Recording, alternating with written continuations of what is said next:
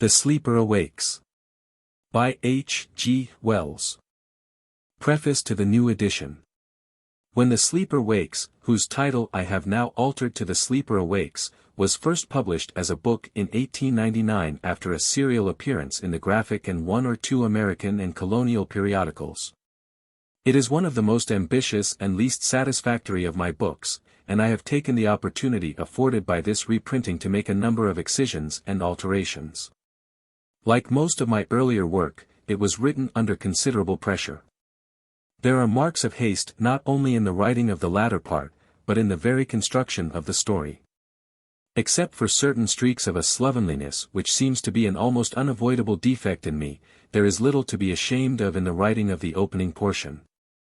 But it will be fairly manifest to the critic that instead of being put aside and thought over through a leisurely interlude, the ill-conceived latter part was pushed to its end.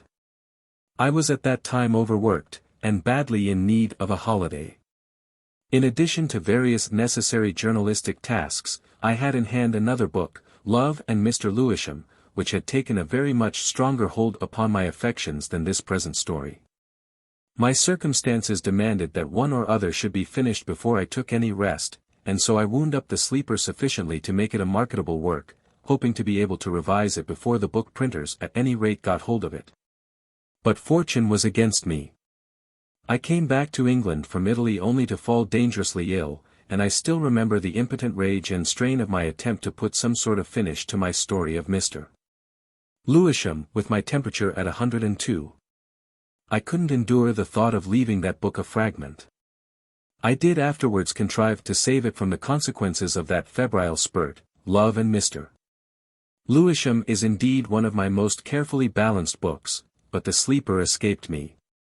It is 12 years now since The Sleeper was written, and that young man of 31 is already too remote for me to attempt any very drastic reconstruction of his work. I have played now merely the part of an editorial elder brother, cut out relentlessly a number of long tiresome passages that showed all too plainly the fag-eat, toiling brain, the heavy sluggish driven pen, and straightened out certain indecisions at the end. Except for that, I have done no more than hack here and there at clumsy phrases and repetitions. The worst thing in the earlier version, and the thing that rankled most in my mind, was the treatment of the relations of Helen Wotton and Graham. Haste in art is almost always vulgarization, and I slipped into the obvious vulgarity of making what the newspaper syndicates call a love interest out of Helen. There was even a clumsy intimation that instead of going up in the flying machine to fight, Graham might have given in to Ostrog, and married Helen. I have now removed the suggestion of these uncanny connubialities. Not the slightest intimation of any sexual interest could in truth have arisen between these two. They loved and kissed one another, but as a girl and her heroic grandfather might love, and in a crisis kiss. I have found it possible, without any very serious disarrangement, to clear all that objectionable stuff out of the story, and so a little ease my conscience on the score of this ungainly lapse. I have also, with a few strokes of the pen, eliminated certain dishonest and regrettable suggestions that the people beat Ostrog. My Graham dies, as all his kind must die, with no certainty of either victory or defeat. Who will win, Ostrog or the people? 1,000 years hence that will still be just the open question we leave today. H. G. Wells. How do you find this book? Any thoughts about the book or the author? Any suggestion for improvement? Please take a moment to share your thoughts in a comment. If you like it, share it with your friends who might enjoy it as well. Subscribe to keep in touch. Visit CompleteAudiobooks.com for more quality content. Chapter 1. Insomnia. One afternoon, at low water, Mr. Isbister, a young artist lodging at Boscastle, walked from that place to the picturesque cove of Pentargon, desiring to examine the caves there. Halfway down the precipitous path to the Pentargon beach he came suddenly upon a man sitting in an attitude of profound distress beneath a projecting mass of rock. The hands of this man hung limply over his knees, his eyes were red and staring before him, and his face was wet with tears. He glanced round at Isbister's footfall. Both men were disconcerted, Isbister the more so, and, to override the awkwardness of his involuntary pause, he remarked, with an air of mature conviction, that the weather was hot for the time of year. Very, answered the stranger shortly, hesitated a second, and added in a colorless tone, I can't sleep. Isbister stopped abruptly. No, was all he said, but his bearing conveyed his helpful impulse. It may sound incredible, said the stranger, turning weary eyes to Isbister's face and emphasizing his words with a languid hand, but I have had no sleep at all for 6 nights. Had advice? Yes. Bad advice for the most part. Drugs. My nervous system. They are all very well for the run of people. It's hard to explain. I dare not take sufficiently powerful drugs. That makes it difficult, said Isbister. He stood helplessly in the narrow path, perplexed what to do. Clearly the man wanted to talk. An idea natural enough under the circumstances, prompted him to keep the conversation going. I've never suffered from sleeplessness myself, he said in a tone of commonplace gossip, but in those cases I have known, people have usually found something. I dare make no experiments. He spoke wearily. He gave a gesture of rejection, and for a space both men were silent. Exercise, suggested Isbister diffidently, with a glance from his interlocutor's face of wretchedness to the touring costume he wore. That is what I have tried. Unwisely perhaps. I have followed the coast, day after day, from New Quay. It has only added muscular fatigue to the mental. The cause of this unrest was overwork, trouble. There was something. He stopped as if from sheer fatigue. He rubbed his forehead with a lean hand. He resumed speech like one who talks to himself. I am a lone wolf, a solitary man, wandering through a world in which I have no part.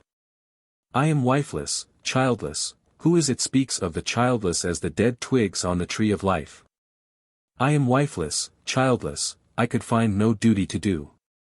No desire even in my heart.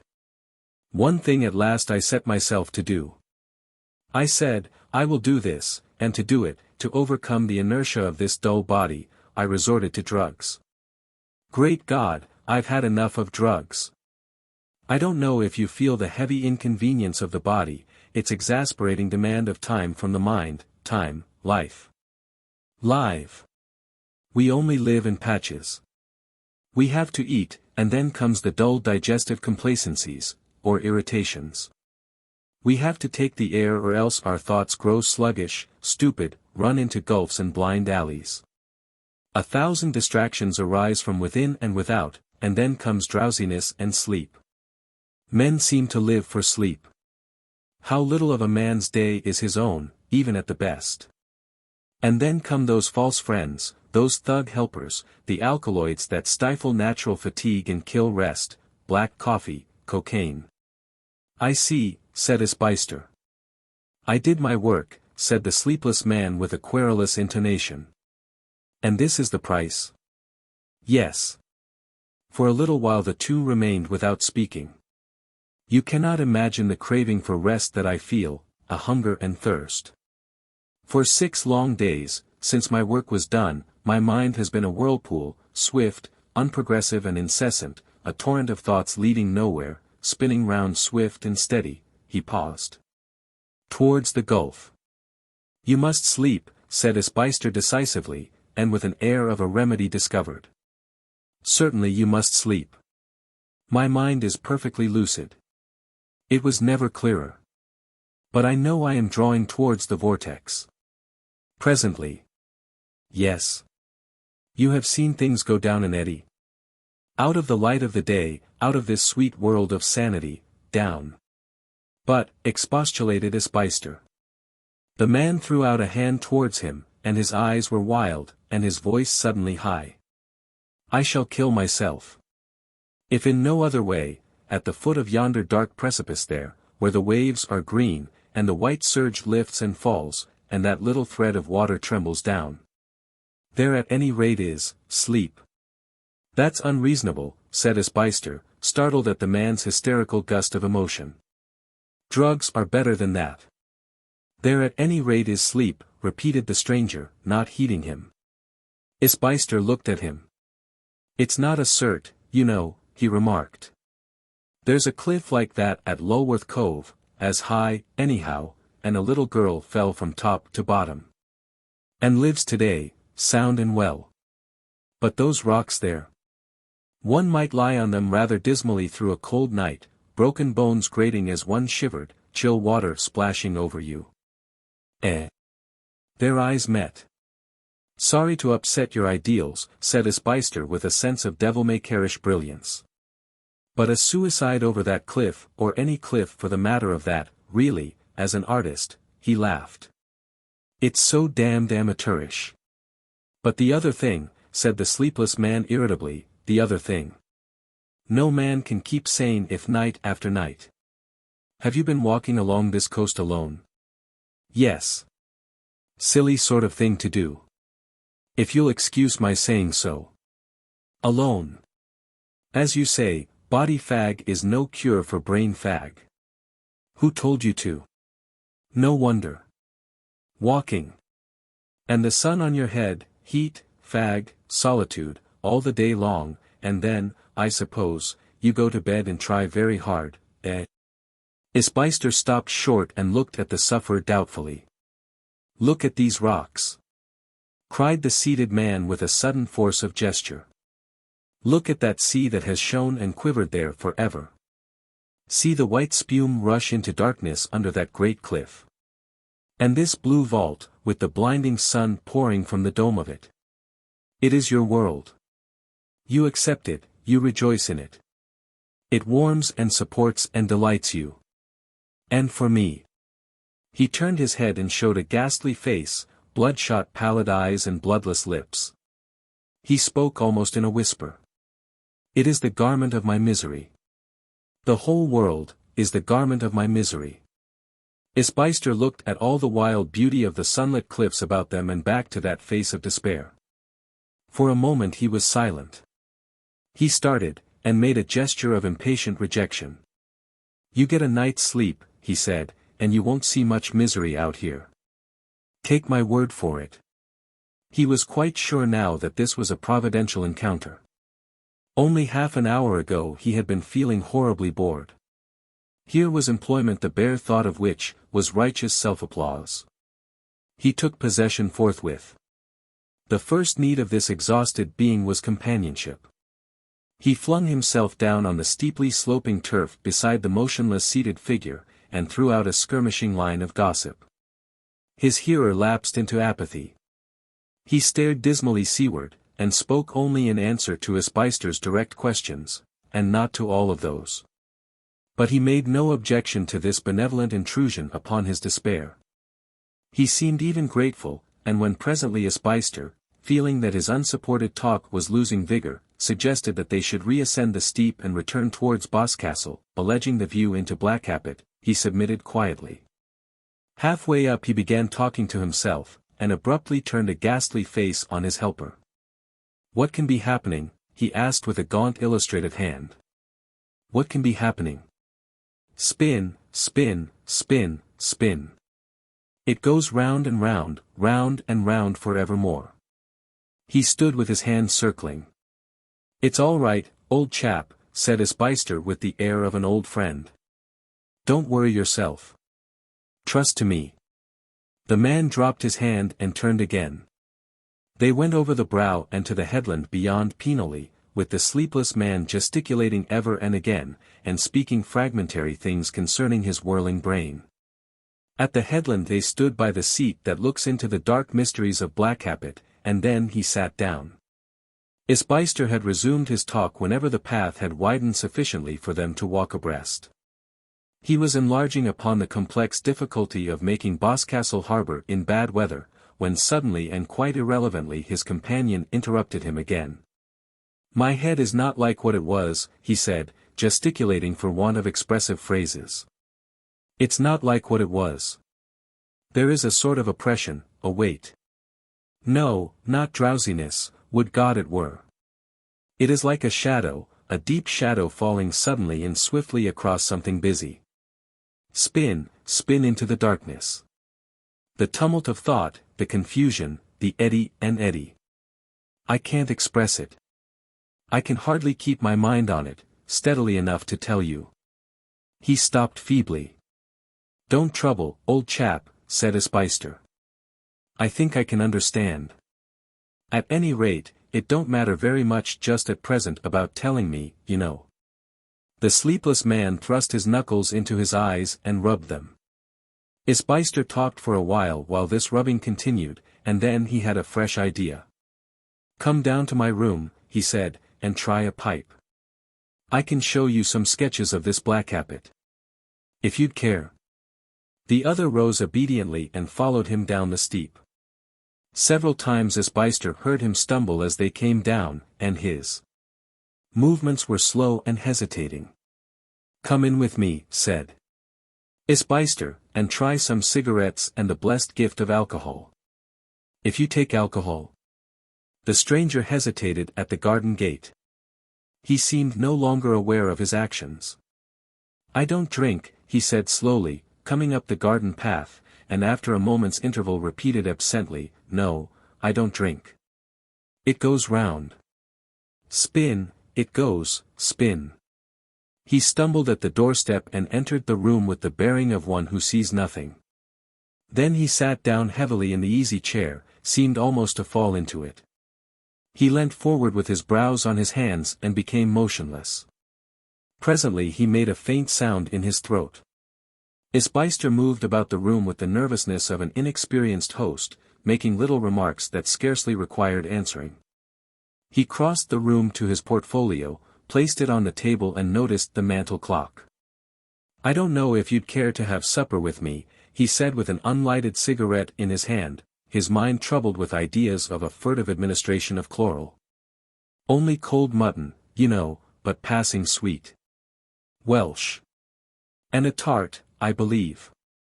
He repeated this after momentary silence. The seated man made no answer. Isbister stopped, match in hand, regarding him. The stillness lengthened.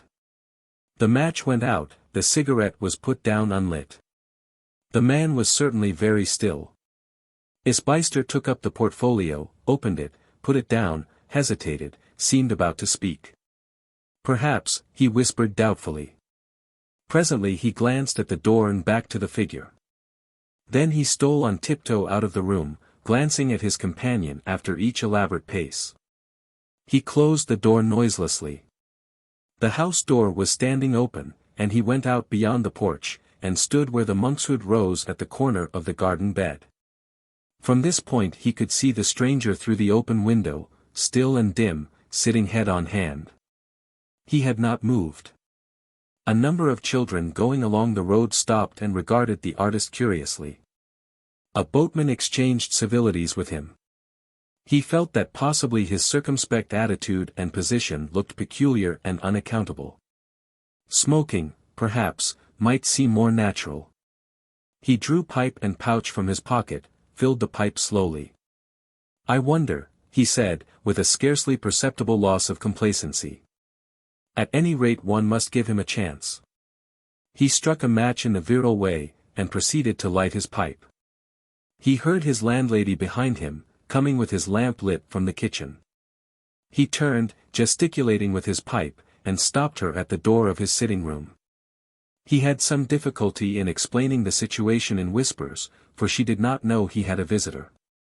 She retreated again with the lamp, still a little mystified to judge from her manner, and he resumed his hovering at the corner of the porch, flushed and less at his ease. Long after he had smoked out his pipe, and when the bats were abroad, curiosity dominated his complex hesitations, and he stole back into his darkling sitting room. He paused in the doorway. The stranger was still in the same attitude, dark against the window. Save for the singing of some sailors aboard one of the little slate-carrying ships in the harbor, the evening was very still. Outside, the spikes of monkshood and delphinium stood erect and motionless against the shadow of the hillside. Something flashed into Isbister's mind. He started, and leaning over the table, listened. An unpleasant suspicion grew stronger. Became conviction. Astonishment seized him and became dread. No sound of breathing came from the seated figure. He crept slowly and noiselessly round the table, pausing twice to listen. At last he could lay his hand on the back of the armchair.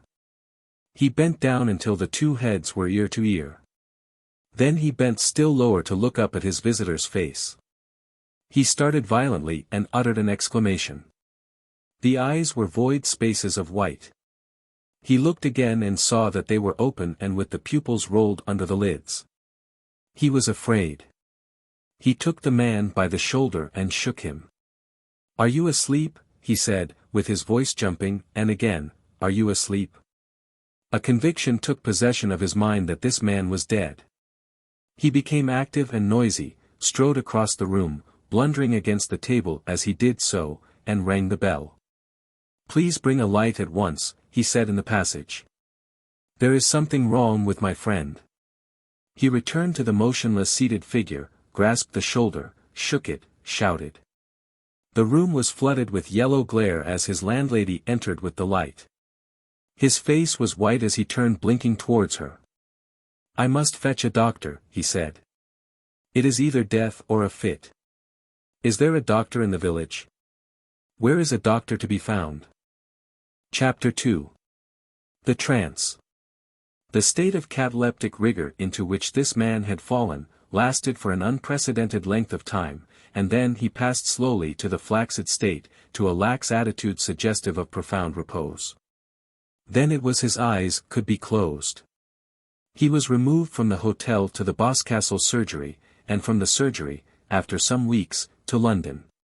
But he still resisted every attempt at reanimation. After a time, for reasons that will appear later, these attempts were discontinued. For a great space he lay in that strange condition, inert and still, neither dead nor living but, as it were, suspended, hanging midway between nothingness and existence. His was a darkness unbroken by a ray of thought or sensation, a dreamless inanition, a vast space of peace. The tumult of his mind had swelled and risen to an abrupt climax of silence. Where was the man? Where is any man when insensibility takes hold of him? "It seems only yesterday," said Isbister. "I remember it all as though it happened yesterday, clearer, perhaps, than if it had happened yesterday."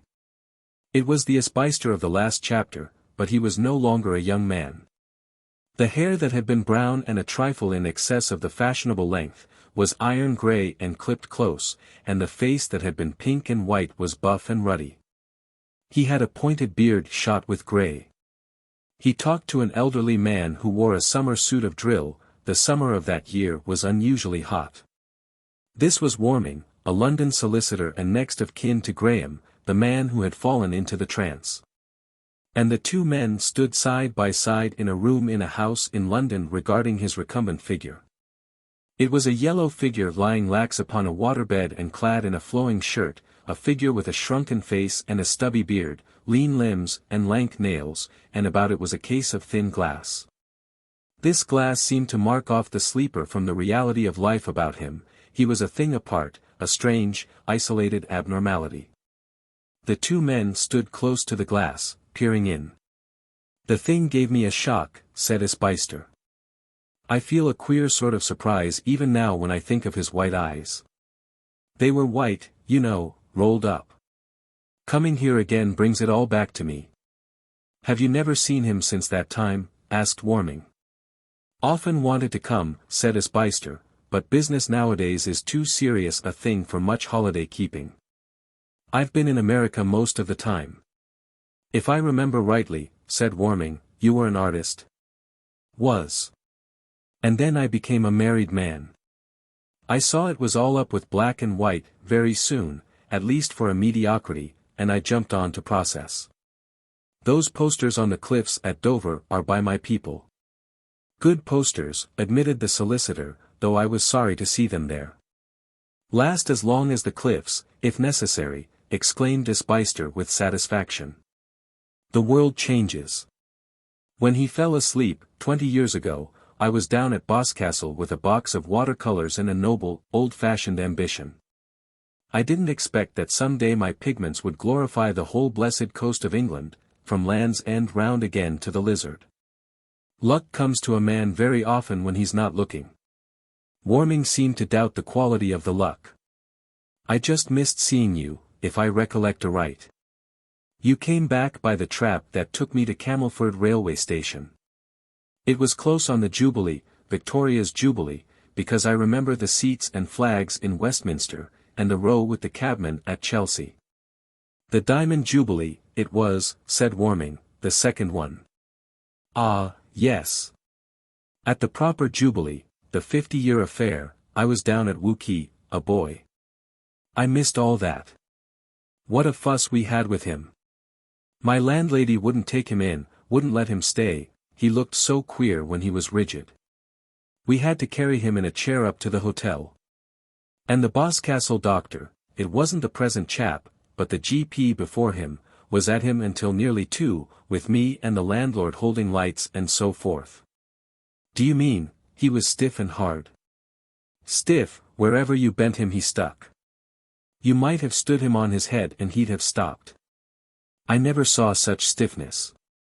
Of course this, he indicated the prostrate figure by a movement of his head, is quite different. And the little doctor, what was his name? Smithers? Smithers it was quite wrong in trying to fetch him round too soon, according to all accounts. The things he did. Even now it makes me feel all, ugh. Mustard, snuff, pricking. And one of those beastly little things, not dynamos. Coils. Yes. You could see his muscles throb and jump, and he twisted about.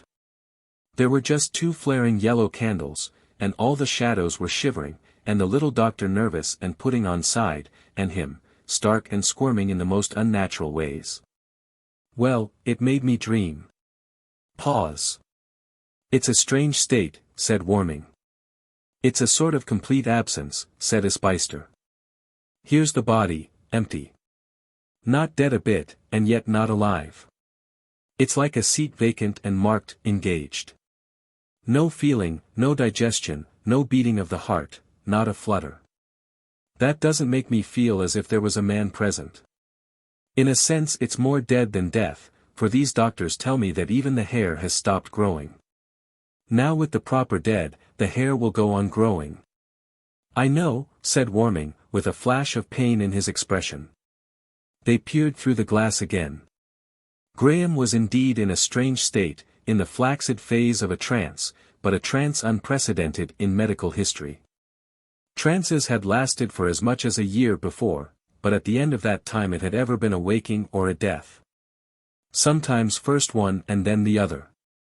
Isbister noted the marks the physicians had made in injecting nourishment, for that had been resorted to postpone collapse. He pointed them out to Warming, who had been trying not to see them.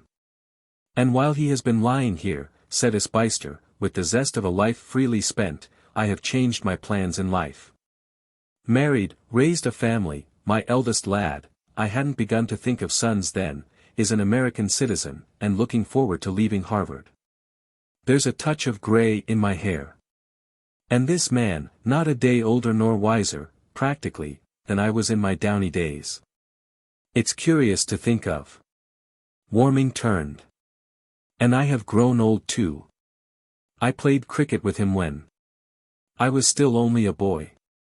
And he looks a young man still. Yellow perhaps. But that is a young man nevertheless.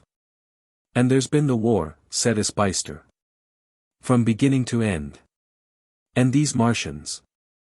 I've understood, said Isbister after a pause, that he had some moderate property of his own. That is so, said Warming. He coughed primly. As it happens, I have charge of it. Ah. Isbister thought, hesitated and spoke, no doubt, his keep here is not expensive, no doubt it will have improved, accumulated. It has. He will wake up very much better off, if he wakes, than when he slept. As a businessman, said Isbister, that thought has naturally been in my mind. I have, indeed, sometimes thought that, speaking commercially, of course, this sleep may be a very good thing for him. That he knows what he is about, so to speak, in being insensible so long. If he had lived straight on. I doubt if he would have premeditated as much, said Warming. He was not a far-sighted man. In fact.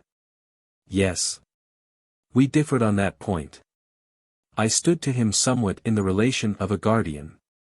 You have probably seen enough of affairs to recognize that occasionally a certain friction. But even if that was the case, there is a doubt whether he will ever wake. This sleep exhausts slowly, but it exhausts. Apparently he is sliding slowly, very slowly and tediously, down a long slope, if you can understand me. It will be a pity to lose his surprise. There's been a lot of change these 20 years. It's Rip Van Winkle come real. There has been a lot of change certainly, said Warming. And, among other changes, I have changed. I am an old man. Isbister hesitated, and then feigned a belated surprise. I shouldn't have thought it. I was 43 when his bankers, you remember you wired to his bankers, sent on to me. I got their address from the check-book in his pocket, said Isbister. Well, the addition is not difficult, said Warming. There was another pause, and then Isbister gave way to an unavoidable curiosity. He may go on for years yet, he said, and had a moment of hesitation. We have to consider that. His affairs, you know, may fall some day into the hands of someone else, you know. That, if you will believe me, Mr. Isbister, is one of the problems most constantly before my mind. We happen to be, as a matter of fact, there are no very trustworthy connections of ours. It is a grotesque and unprecedented position. Rather, said Isbister. It seems to me it's a case of some public body, some practically undying guardian. If he really is going on living, as the doctors, some of them, think. As a matter of fact, I have gone to one or two public men about it. But, so far, nothing has been done. It wouldn't be a bad idea to hand him over to some public body, the British Museum Trustees, or the Royal College of Physicians. Sounds a bit odd, of course, but the whole situation is odd. The difficulty is to induce them to take him. Red tape, I suppose. Partly. Pause. It's a curious business, certainly, said Isbister. And compound interest has a way of mounting up. It has, said Warming. And now the gold supplies are running short, there is a tendency towards appreciation. I've felt that, said Isbister with a grimace. But it makes it better for him. If he wakes. If he wakes, echoed Isbister. Do you notice the pinched-in look of his nose, and the way in which his eyelids sink? Warming looked and thought for a space. I doubt if he will wake, he said at last. I never properly understood, said Isbister, what it was brought this on. He told me something about overstudy. I've often been curious. He was a man of considerable gifts, but spasmodic, emotional. He had grave domestic troubles, divorced his wife, in fact, and it was as a relief from that, I think, that he took up politics of the rabid sort. He was a fanatical radical, a socialist, or typical liberal, as they used to call themselves, of the advanced school. Energetic, flighty, undisciplined. Overwork upon a controversy did this for him. I remember the pamphlet he wrote, a curious production. Wild, whirling stuff. There were one or two prophecies. Some of them are already exploded, some of them are established facts. But for the most part to read such a thesis is to realize how full the world is of unanticipated things. He will have much to learn, much to unlearn, when he wakes.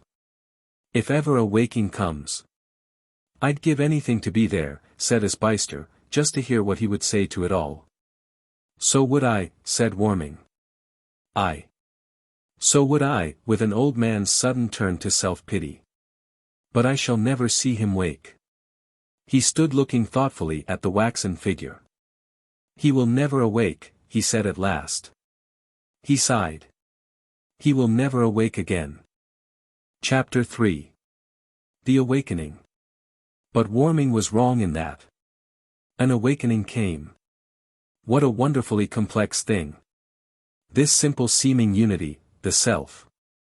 Who can trace its reintegration as morning after morning we awaken, the flux and confluence of its countless factors interweaving, rebuilding, the dim first stirrings of the soul, the growth and synthesis of the unconscious to the subconscious. The subconscious to dawning consciousness, until at last we recognize ourselves again. And as it happens to most of us after the night's sleep, so it was with Graham at the end of his vast slumber. A dim cloud of sensation taking shape, a cloudy dreariness, and he found himself vaguely somewhere, recumbent, faint, but alive. The pilgrimage towards a personal being seemed to traverse vast gulfs, to occupy epochs. Gigantic dreams that were terrible realities at the time, left vague perplexing memories, strange creatures, strange scenery, as if from another planet. There was a distinct impression, too, of a momentous conversation, of a name, he could not tell what name, that was subsequently to recur, of some queer long-forgotten sensation of vein and muscle, of a feeling of vast hopeless effort. The effort of a man near drowning in darkness. Then came a panorama of dazzling unstable confluent scenes. Graham became aware that his eyes were open and regarding some unfamiliar thing. It was something white, the edge of something, a frame of wood. He moved his head slightly, following the contour of this shape. It went up beyond the top of his eyes. He tried to think where he might be. Did it matter, seeing he was so wretched? The color of his thoughts was a dark depression. He felt the featureless misery of one who wakes towards the hour of dawn. He had an uncertain sense of whispers and footsteps hastily receding. The movement of his head involved a perception of extreme physical weakness. He supposed he was in bed in the hotel at the place in the valley, but he could not recall that white edge. He must have slept. He remembered now that he had wanted to sleep. He recalled the cliff and waterfall again, and then recollected something about talking to a passerby. How long had he slept? What was that sound of pattering feet? And that rise and fall, like the murmur of breakers on pebbles? He put out a languid hand to reach his watch from the chair whereon it was his habit to place it, and touched some smooth hard surface like glass. This was so unexpected that it startled him extremely. Quite suddenly he rolled over, stared for a moment, and struggled into a sitting position. The effort was unexpectedly difficult, and it left him giddy and weak, and amazed. He rubbed his eyes. The riddle of his surroundings was confusing, but his mind was quite clear, evidently his sleep had benefited him. He was not in a bed at all as he understood the word, but lying naked on a very soft and yielding mattress, in a trough of dark glass. The mattress was partly transparent, a fact he observed with a sense of insecurity, and below it was a mirror reflecting him greyly. About his arm, and he saw with a shock that his skin was strangely dry and yellow, was bound a curious apparatus of rubber, bound so cunningly that it seemed to pass into his skin above and below. And this bed was placed in a case of greenish-colored glass, as it seemed to him, a bar in the white framework of which had first arrested his attention. In the corner of the case was a stand of glittering and delicately made apparatus, for the most part quite strange appliances, though a maximum and minimum thermometer was recognizable. The slightly greenish tint of the glass-like substance which surrounded him on every hand obscured what lay behind, but he perceived it was a vast apartment of splendid appearance, and with a very large and simple white archway facing him. Close to the walls of the cage were articles of furniture, a table covered with a silvery cloth, silvery like the side of a fish, a couple of graceful chairs, and on the table a number of dishes with substances piled on them. A bottle and 2 glasses. He realized that he was intensely hungry. He could see no one, and after a period of hesitation scrambled off the translucent mattress and tried to stand on the clean white floor of his little apartment. He had miscalculated his strength, however, and staggered and put his hand against the glass-like pane before him to steady himself. For a moment it resisted his hand, bending outward like a distended bladder, then it broke with a slight report and vanished, a pricked bubble. He reeled out into the general space of the hall, greatly astonished. He caught at the table to save himself, knocking one of the glasses to the floor, it rang but did not break, and sat down in one of the armchairs. When he had a little recovered he filled the remaining glass from the bottle and drank, a colorless liquid it was, but not water, with a pleasing faint aroma and taste and a quality of immediate support and stimulus. He put down the vessel and looked about him. The apartment lost none of its size and magnificence now that the greenish transparency that had intervened was removed.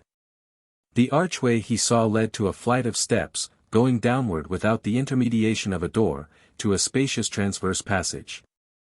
This passage ran between polished pillars of some white-veined substance of deep ultramarine, and along it came the sound of human movements, and voices, and a deep undeviating droning note. He sat, now fully awake, listening alertly, forgetting the viands in his attention. Then with a shock he remembered that he was naked, and casting about him for covering, saw a long black robe thrown on one of the chairs beside him. This he wrapped about him and sat down again, trembling. His mind was still a surging perplexity. Clearly he had slept, and had been removed in his sleep. But where? And who were those people, the distant crowd beyond the deep blue pillars? Boscastle? He poured out and partially drank another glass of the colorless fluid. What was this place that to his senses seemed subtly quivering like a thing alive? He looked about him at the clean and beautiful form of the apartment, unstained by ornament, and saw that the roof was broken in one place by a circular shaft full of light, and, as he looked, a steady, sweeping shadow blotted it out and passed. And came again and passed. Beat, beat, that sweeping shadow had a note of its own in the subdued tumult that filled the air. He would have called out, but only a little sound came into his throat. Then he stood up, and, with the uncertain steps of a drunkard, made his way towards the archway. He staggered down the steps, tripped on the corner of the black cloak he had wrapped about himself, and saved himself by catching at one of the blue pillars. The passage ran down a cool vista of blue and purple and ended remotely in a railed space like a balcony brightly lit and projecting into a space of haze, a space like the interior of some gigantic building. Beyond and remote were vast and vague architectural forms. The tumult of voices rose now loud and clear, and on the balcony and with their backs to him, gesticulating and apparently in animated conversation, were three figures, richly dressed in loose and easy garments of bright soft colorings. The noise of a great multitude of people poured up over the balcony, and once it seemed the top of a banner passed, and once some brightly colored object, a pale blue cap or garment thrown up into the air perhaps, flashed athwart the space and fell. The shout sounded like English, there was a reiteration of "Wake." He heard some indistinct shrill cry, and abruptly these three men began laughing. "Ha, ha, ha," laughed one, a red-haired man in a short purple robe. "When the sleeper wakes, when?" He turned his eyes full of merriment along the passage. His face changed, the whole man changed, became rigid. The other two turned swiftly at his exclamation and stood motionless. Their faces assumed an expression of consternation, an expression that deepened into awe. Suddenly Graham's knees bent beneath him, his arm against the pillar collapsed limply, he staggered forward and fell upon his face. Chapter 4. The sound of a tumult. Graham's last impression before he fainted was of the ringing of bells. He learnt afterwards that he was insensible, hanging between life and death, for the better part of an hour. When he recovered his senses, he was back on his translucent couch, and there was a stirring warmth at heart and throat. The dark apparatus, he perceived, had been removed from his arm, which was bandaged. The white framework was still about him, but the greenish transparent substance that had filled it was altogether gone. A man in a deep violet robe, one of those who had been on the balcony, was looking keenly into his face. Remote but insistent was a clamor of bells and confused sounds, that suggested to his mind the picture of a great number of people shouting together. Something seemed to fall across this tumult, a door suddenly closed. Graham moved his head. "What does this all mean?" he said slowly. "Where am I?" He saw the red-haired man who had been first to discover him. A voice seemed to be asking what he had said, and was abruptly stilled. The man in violet answered in a soft voice, speaking English with a slightly foreign accent, or so at least it seemed to the sleeper's ears. You are quite safe. You were brought hither from where you fell asleep. It is quite safe. You have been here some time, sleeping. In a trance. He said, something further that Graham could not hear, and a little phial was handed across to him. Graham felt a cooling spray, a fragrant mist played over his forehead for a moment, and his sense of refreshment increased. He closed his eyes in satisfaction. Better? Asked the man in violet, as Graham's eyes reopened. He was a pleasant-faced man of 30, perhaps, with a pointed flaxen beard, and a clasp of gold at the neck of his violet robe. Yes, said Graham. You have been asleep some time. In a cataleptic trance. You have heard? Catalepsy. It may seem strange to you at first, but I can assure you everything is well. Graham did not answer, but these words served their reassuring purpose. His eyes went from face to face of the three people about him. They were regarding him strangely. He knew he ought to be somewhere in Cornwall, but he could not square these things with that impression. A matter that had been in his mind during his last waking moments at Boscastle recurred, a thing resolved upon and somehow neglected. He cleared his throat. Have you wired my cousin? He asked. Warming, 27, Chancery Lane. They were all assiduous to hear. But he had to repeat it. What an odd blur in his accent, whispered the red-haired man. Wire, sir. Said the young man with the flaxen beard, evidently puzzled. He means send an electric telegram, volunteered the third, a pleasant-faced youth of 19 or 20. The flaxen-bearded man gave a cry of comprehension. How stupid of me. You may be sure everything shall be done, sir, he said to Graham.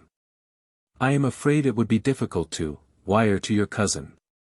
He is not in London now. But don't trouble about arrangements yet. You have been asleep a very long time and the important thing is to get over that, sir. Graham concluded the word was sir, but this man pronounced it sire. Oh, said Graham, and became quiet. It was all very puzzling, but apparently these people in unfamiliar dress knew what they were about. Yet they were odd and the room was odd. It seemed he was in some newly established place. He had a sudden flash of suspicion. Surely this wasn't some hall of public exhibition. If it was he would give Warming a piece of his mind. But it scarcely had that character. And in a place of public exhibition he would not have discovered himself naked. Then suddenly, quite abruptly, he realized what had happened. There was no perceptible interval of suspicion, no dawn to his knowledge. Abruptly he knew that his trance had lasted for a vast interval. As if by some processes of thought-reading he interpreted the awe in the faces that peered into his. He looked at them strangely, full of intense emotion. It seemed they read his eyes. He framed his lips to speak and could not. A queer impulse to hide his knowledge came into his mind almost at the moment of his discovery. He looked at his bare feet, regarding them silently. His impulse to speak passed. He was trembling exceedingly. They gave him some pink fluid with a greenish fluorescence and a meaty taste, and the assurance of returning strength grew. That makes me feel better, he said hoarsely, and there were murmurs of respectful approval. He knew now quite clearly. He made to speak again, and again he could not. He pressed his throat and tried a third time. How long? He asked in a level voice. How long have I been asleep? Some considerable time, said the flaxen-bearded man, glancing quickly at the others. How long? A very long time. Yes, said Graham, suddenly testy. But I want, it is, some years. Many years. There was something, I forget what. I feel confused. But you, he sobbed. You need not fence with me. How long? He stopped, breathing irregularly. He squeezed his eyes with his knuckles and sat waiting for an answer. They spoke in undertones. 5 or 6, he asked faintly. More. Very much more than that. More. More. He looked at them and it seemed as though imps were twitching the muscles of his face. He looked his question. Many years, said the man with the red beard. Graham struggled into a sitting position. He wiped a rheumy tear from his face with a lean hand. Many years, he repeated. He shut his eyes tight, opened them, and sat looking about him from one unfamiliar thing to another. How many years? He asked. You must be prepared to be surprised. Well. More than a gross of years. He was irritated at the strange word. More than a what? Two of them spoke together. Some quick remarks that were made about decimal he did not catch. How long did you say? Asked Graham. How long? Don't look like that. Tell me. Among the remarks in an undertone, his ear caught 6 words, more than a couple of centuries. What? He cried, turning on the youth who he thought had spoken. Who says? What was that? A couple of centuries. Yes, said the man with the red beard. 200 years. Graham repeated the words. He had been prepared to hear of a vast repose, and yet these concrete centuries defeated him. 200 years, he said again, with the figure of a great gulf opening very slowly in his mind, and then, oh, but. They said nothing. Did you say? 200 years. 2 centuries of years, said the man with the red beard. There was a pause. Graham looked at their faces and saw that what he had heard was indeed true. But it can't be, he said querulously.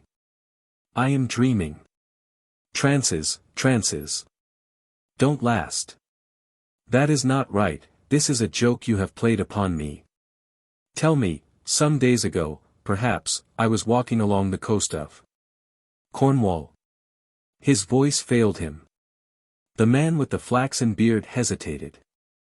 I'm not very strong in history, sir, he said weakly, and glanced at the others. That was it, sir, said the youngster. Boscastle, in the old Duchy of Cornwall, it's in the southwest country beyond the Derry Meadows. There is a house there still. I have been there.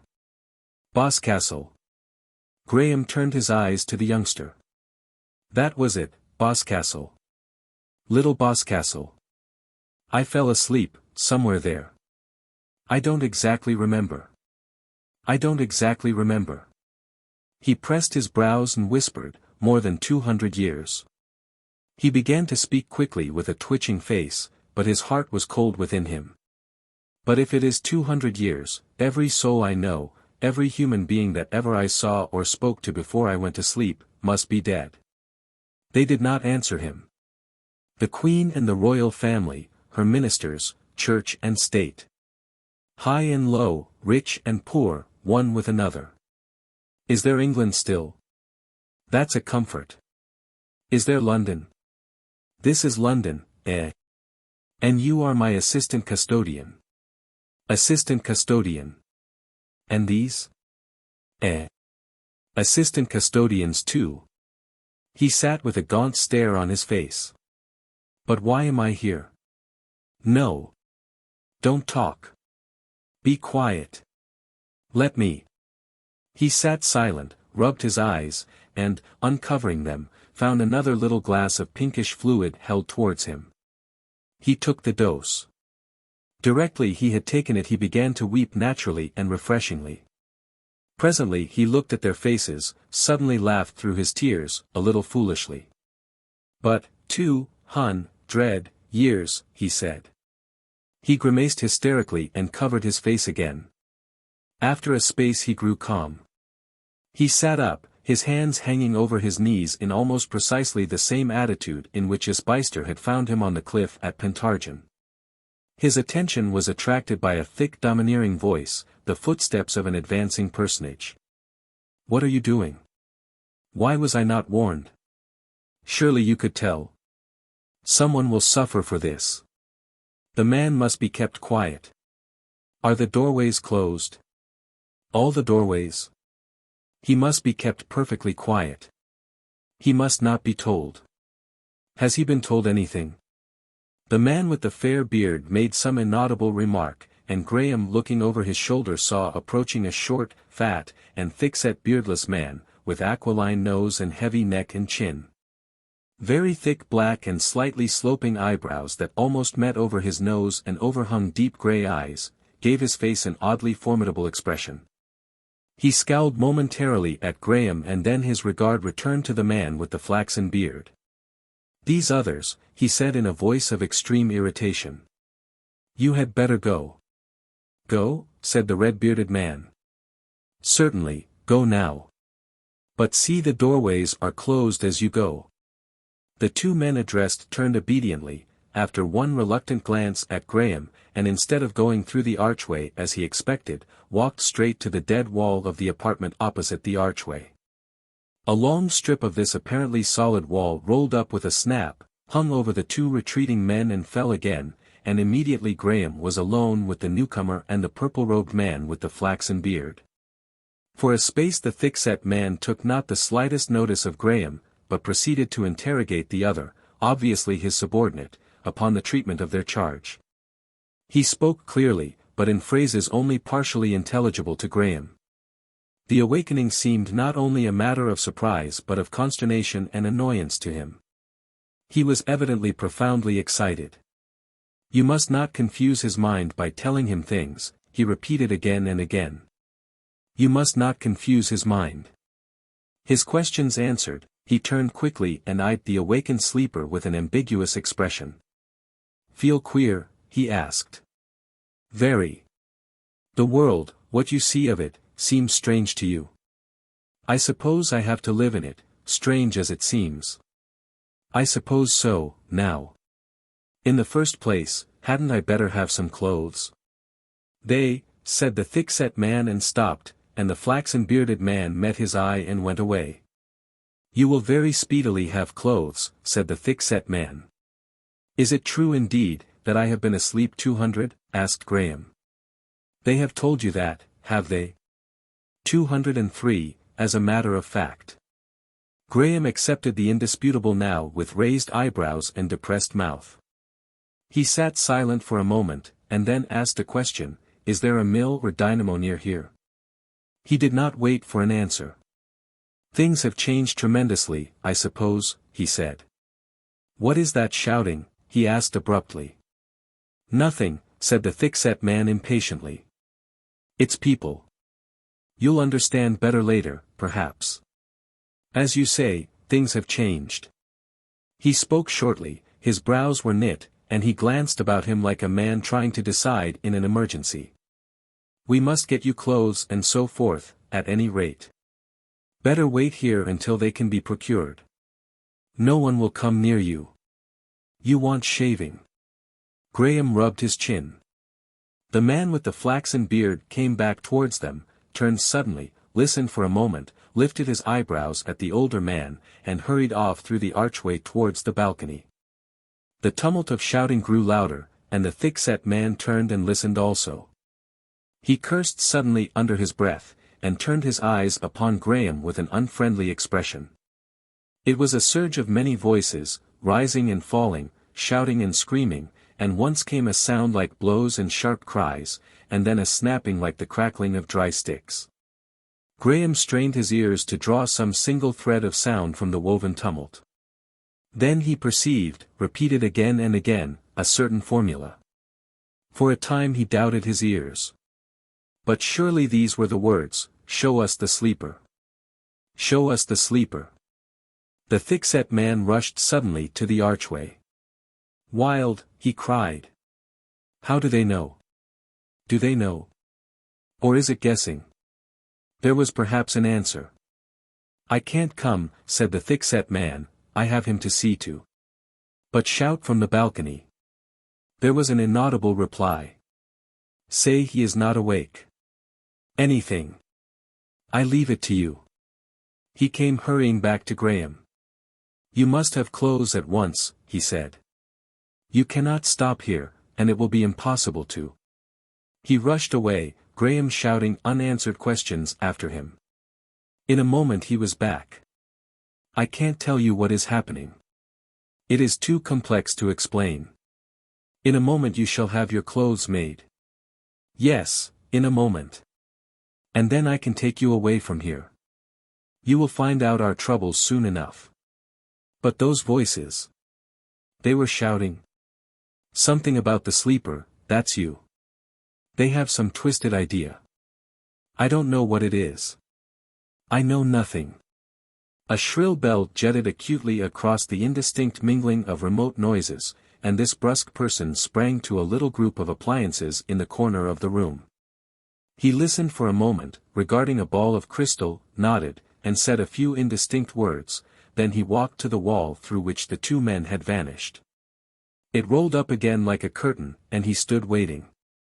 Graham lifted his arm and was astonished to find what strength the restoratives had given him. He thrust one leg over the side of the couch and then the other. His head no longer swam. He could scarcely credit his rapid recovery. He sat feeling his limbs. The man with the flaxen beard re-entered from the archway, and as he did so the cage of a lift came sliding down in front of the thick-set man, and a lean, grey-bearded man, carrying a roll, and wearing a tightly fitting costume of dark green, appeared therein. "This is the tailor," said the thick-set man with an introductory gesture. "It will never do for you to wear that black. I cannot understand how it got here. But I shall. I shall. You will be as rapid as possible," he said to the tailor. The man in green bowed, and, advancing, seated himself by Graham on the bed. His manner was calm, but his eyes were full of curiosity. "You will find the fashions altered, sire," he said. He glanced from under his brows at the thick-set man. He opened the roller with a quick movement, and a confusion of brilliant fabrics poured out over his knees. "You lived, sire, in a period essentially cylindrical, the Victorian. With a tendency to the hemisphere in hats. Circular curves always. Now," he flicked out a little appliance the size and appearance of a keyless watch, whirled the knob, and behold, a little figure in white appeared kinetoscope fashion on the dial, walking and turning. The tailor caught up a pattern of bluish-white satin. "That is my conception of your immediate treatment," he said. The thick-set man came and stood by the shoulder of Graham. "We have very little time," he said. "Trust me," said the tailor. "My machine follows. What do you think of this?"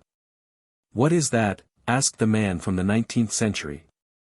"In your days they showed you a fashion plate," said the tailor, "but this is our modern development. See here." The little figure repeated its evolutions, but in a different costume.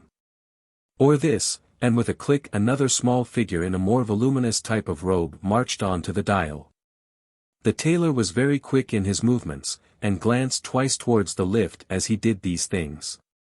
It rumbled again, and a crop-haired anemic lad with features of the Chinese type, clad in coarse pale blue canvas, appeared together with a complicated machine, which he pushed noiselessly on little casters into the room. Incontinently the little kinetoscope was dropped, Graham was invited to stand in front of the machine and the tailor muttered some instructions to the crop-haired lad, who answered in guttural tones and with words Graham did not recognize. The boy then went to conduct an incomprehensible monologue in the corner, and the tailor pulled out a number of slotted arms terminating in little discs, pulling them out until the discs were flat against the body of Graham. One at each shoulder blade, one at the elbows, one at the neck and so forth, so that at last there were, perhaps, 20 of them upon his body and limbs. At the same time, some other person entered the room by the lift, behind Graham. The tailor set moving a mechanism that initiated a faint-sounding rhythmic movement of parts in the machine, and in another moment he was knocking up the levers and Graham was released. The tailor replaced his cloak of black, and the man with the flaxen beard proffered him a little glass of some refreshing fluid. Graham saw over the rim of the glass a pale-faced young man regarding him with a singular fixity. The thick-set man had been pacing the room fretfully, and now turned and went through the archway towards the balcony, from which the noise of a distant crowd still came in gusts and cadences. The crop-headed lad handed the tailor a roll of the bluish satin and the two began fixing this in the mechanism in a manner reminiscent of a roll of paper in a 19th-century printing machine. Then they ran the entire thing on its easy, noiseless bearings across the room to a remote corner where a twisted cable looped rather gracefully from the wall. They made some connection and the machine became energetic and swift. "What is that doing?" asked Graham, pointing with the empty glass to the busy figures and trying to ignore the scrutiny of the newcomer. "Is that some sort of force laid on?" "Yes," said the man with the flaxen beard. "Who is that?" He indicated the archway behind him. The man in purple stroked his little beard, hesitated, and answered in an undertone, "He is Howard, your chief guardian." "You see, sire, it's a little difficult to explain. The council appoints a guardian and assistants. This hall has under certain restrictions been public. In order that people might satisfy themselves. We have barred the doorways for the first time. But I think, if you don't mind, I will leave him to explain." "Odd," said Graham. "Guardian? Council?" Then turning his back on the newcomer, he asked in an undertone, "Why is this man glaring at me? Is he a mesmerist?" "Mesmerist. He is a capillotomist." "Capillotomist. Yes, one of the chief. His yearly fee is 6 lions. It sounded sheer nonsense. Graham snatched at the last phrase with an unsteady mind. 6 lions, he said. Didn't you have lions? I suppose not. You had the old pounds? They are our monetary units. But what was that you said, 6? Yes. 6, sire. Of course things, even these little things, have altered. You lived in the days of the decimal system, the Arab system, tens, and little hundreds and thousands. We have 11 numerals now. We have single figures for both 10 and 11, 2 figures for a dozen, and a dozen makes a gross, a great hundred, you know, a dozen gross a dozen, and a dozen a myriad. Very simple. I suppose so, said Graham. But about this cap, what was it? The man with the flaxen beard glanced over his shoulder. Here are your clothes, he said. Graham turned round sharply and saw the tailor standing at his elbow smiling, and holding some palpably new garments over his arm. The crop-headed boy, by means of one wringer, was impelling the complicated machine towards the lift by which he had arrived. Graham stared at the completed suit. You don't mean to say. Just made, said the tailor. He dropped the garments at the feet of Graham, walked to the bed, on which Graham had so recently been lying, flung out the translucent mattress, and turned up the looking-glass. As he did so a furious bell summoned the thick-set man to the corner. The man with the flaxen beard rushed across to him and then hurried out by the archway. The tailor was assisting Graham into a dark purple combination garment, stockings, vest, and pants in one, as the thick-set man came back from the corner to meet the man with the flaxen beard returning from the balcony.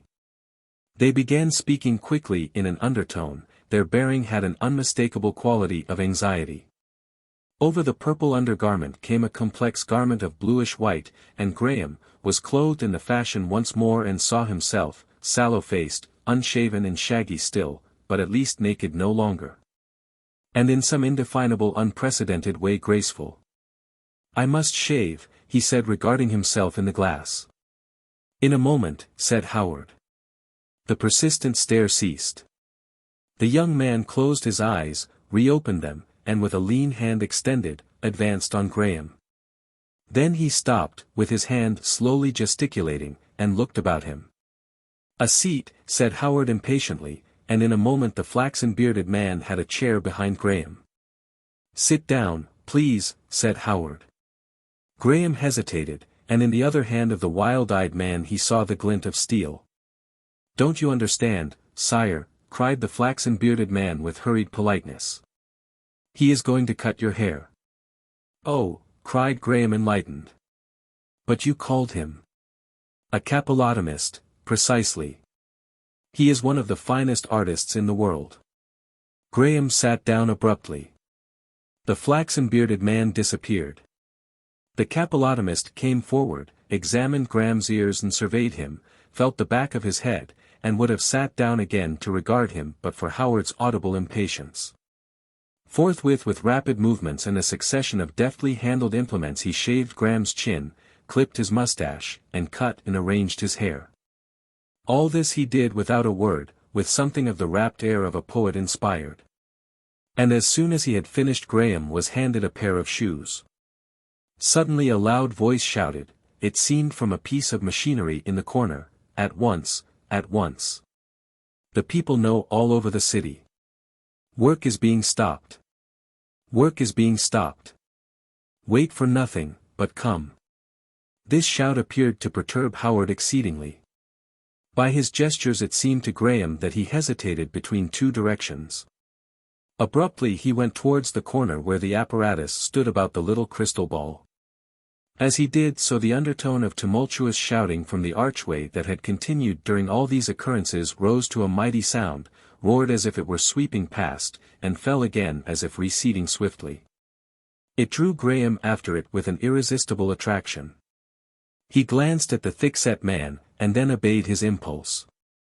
In 2 strides he was down the steps and in the passage, and in a score he was out upon the balcony upon which the 3 men had been standing. Chapter 5. The Moving Ways. He went to the railings of the balcony and stared upward. An exclamation of surprise at his appearance, and the movements of a number of people came from the great area below. His first impression was of overwhelming architecture. The place into which he looked was an aisle of titanic buildings, curving spaciously in either direction. Overhead mighty cantilevers sprang together across the huge width of the place, and a tracery of translucent material shut out the sky.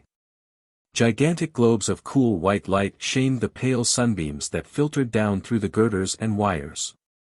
Here and there a gossamer suspension bridge dotted with foot passengers flung across the chasm, and the air was webbed with slender cables.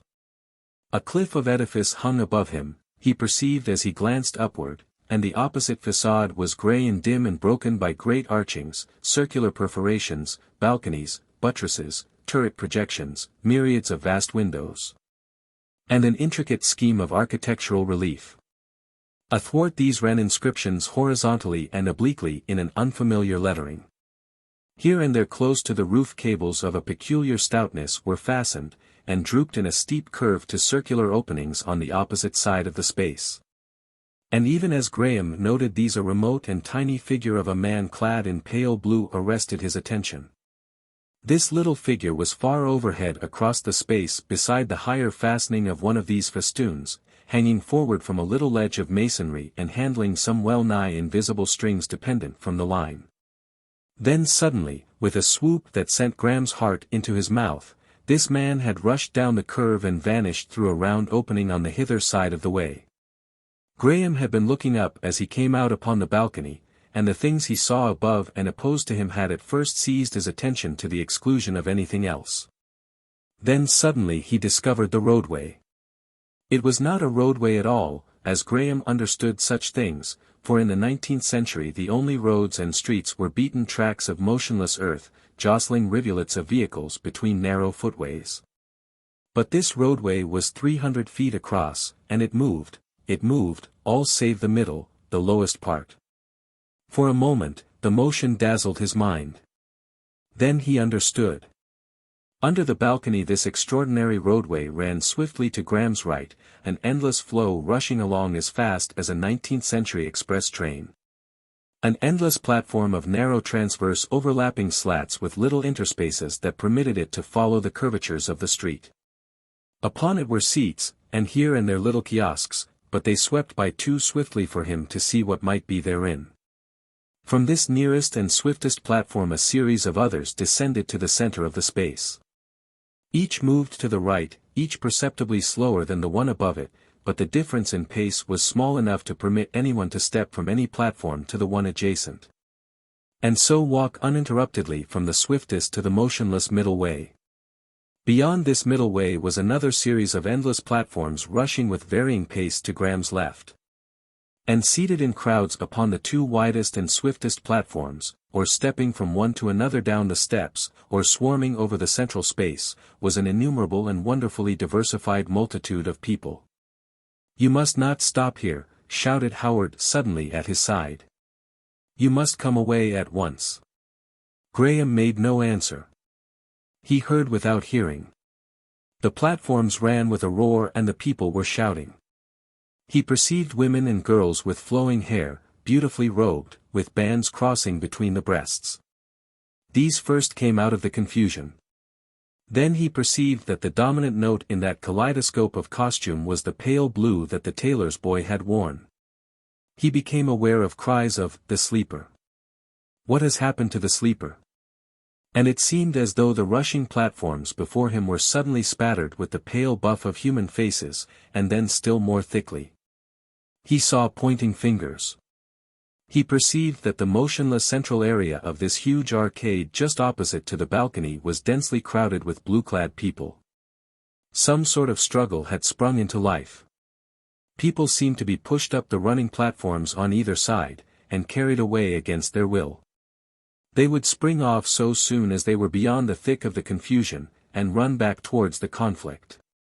"It is the sleeper. Verily it is the sleeper," shouted voices. "That is never the sleeper," shouted others. More and more faces were turned to him. At the intervals along this central area Graham noted openings, pits, apparently the heads of staircases going down with people ascending out of them and descending into them. The struggle it seemed centered about the one of these nearest to him.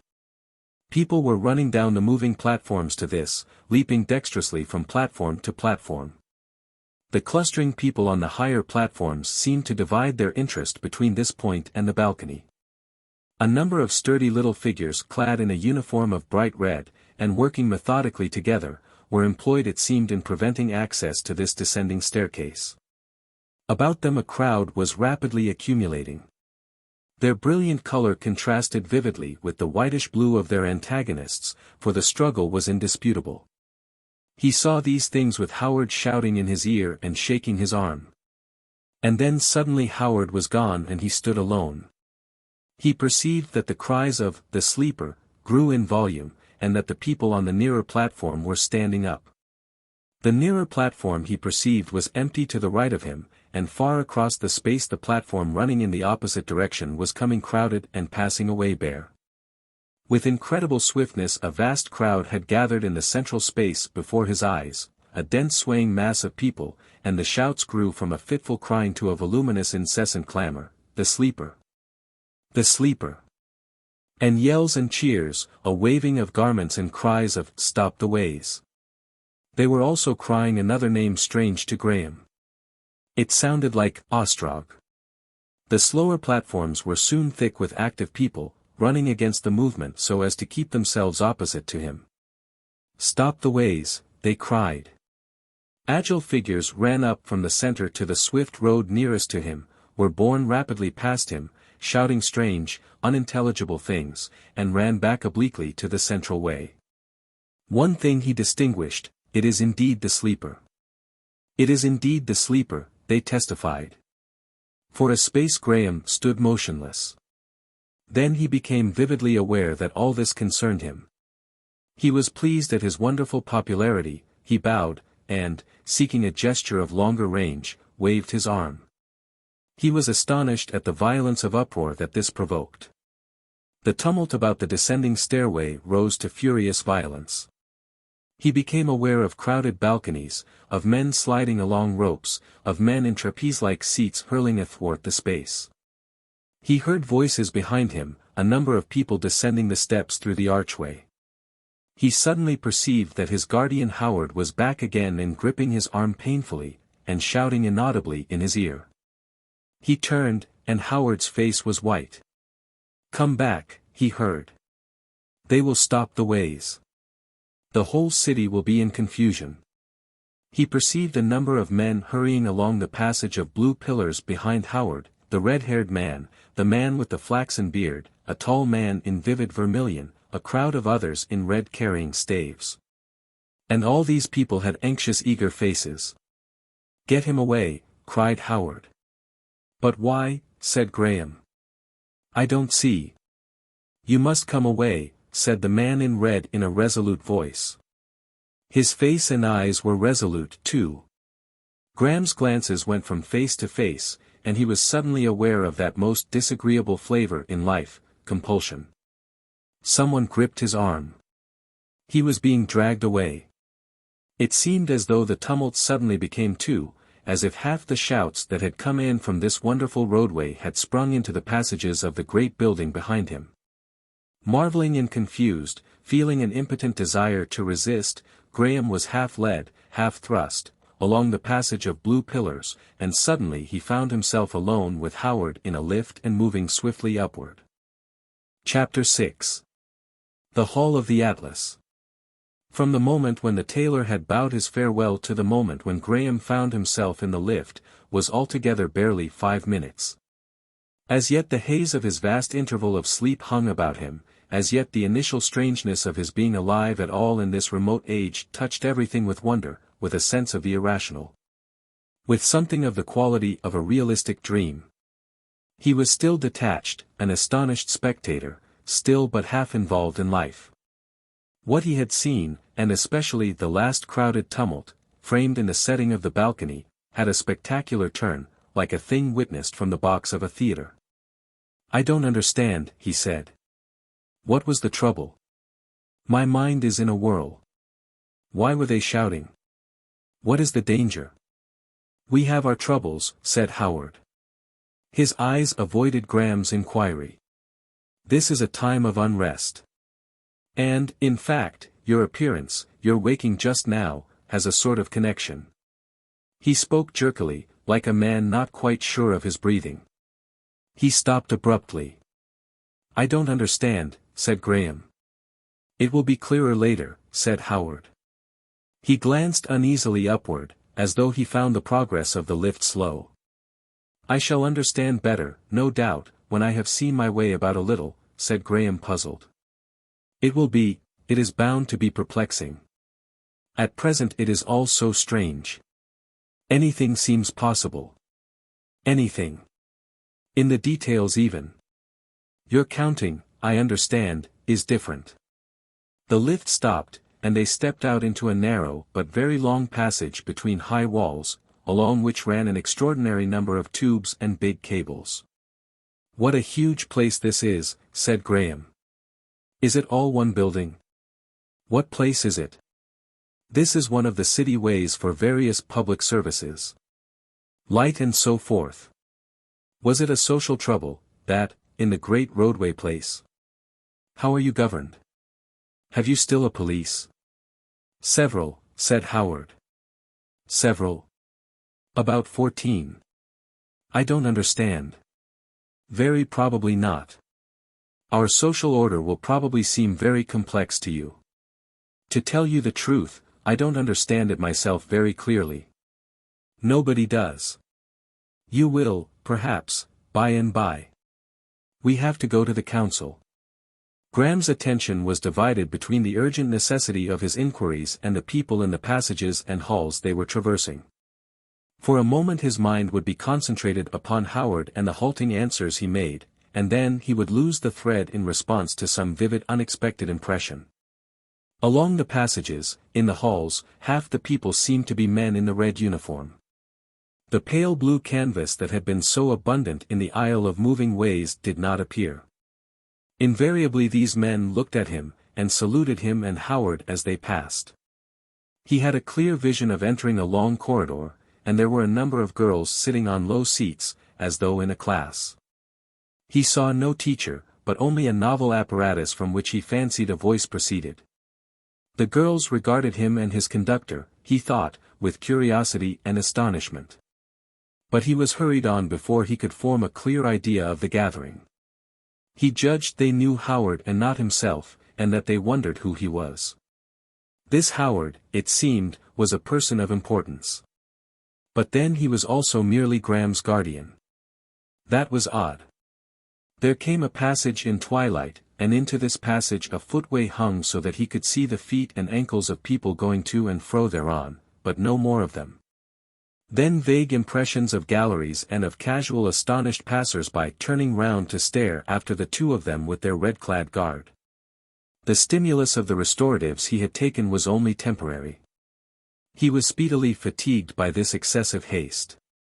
He asked Howard to slacken his speed.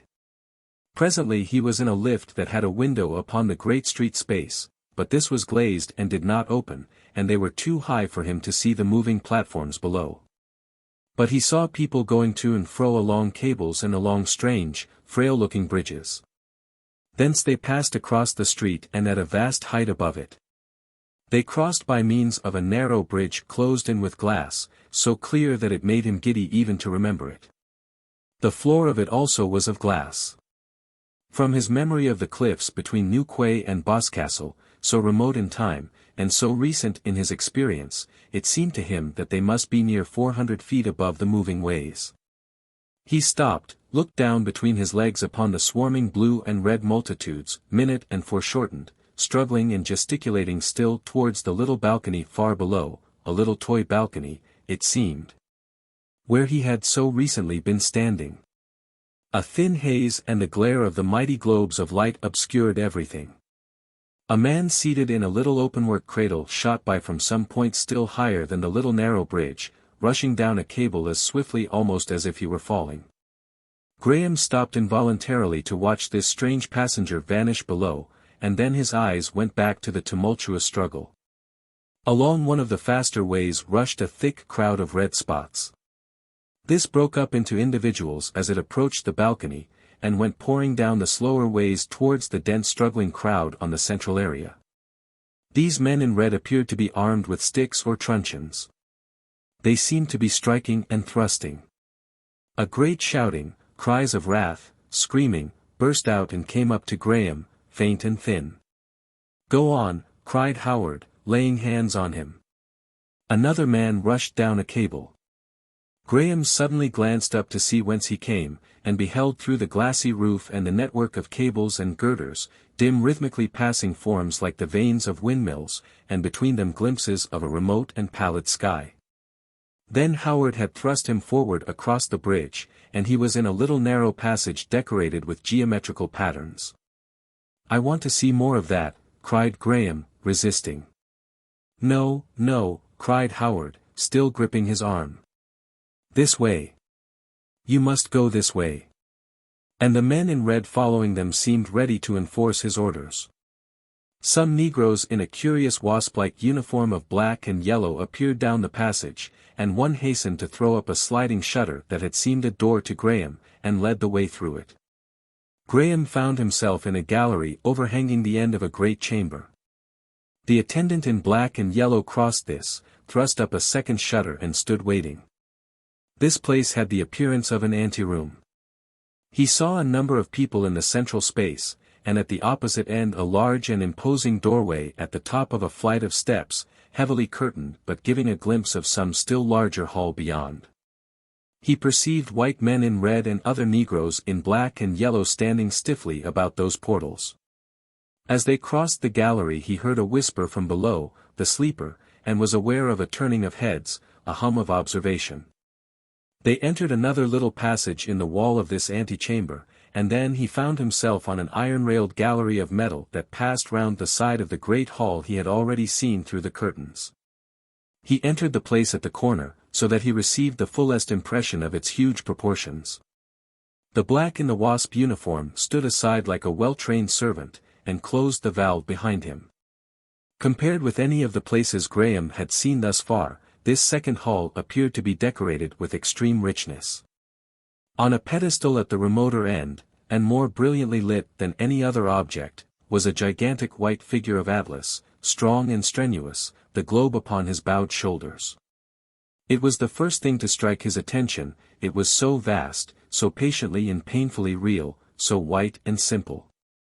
Save for this figure and for a dais in the center, the wide floor of the place was a shining vacancy. The dais was remote in the greatness of the area. It would have looked a mere slab of metal had it not been for the group of 7 men who stood about a table on it, and gave an inkling of its proportions. They were all dressed in white robes, they seemed to have arisen that moment from their seats, and they were regarding Graham steadfastly. At the end of the table he perceived the glitter of some mechanical appliances. Howard led him along the end gallery until they were opposite this mighty laboring figure. Then he stopped. The two men in red who had followed them into the gallery came and stood on either hand of Graham.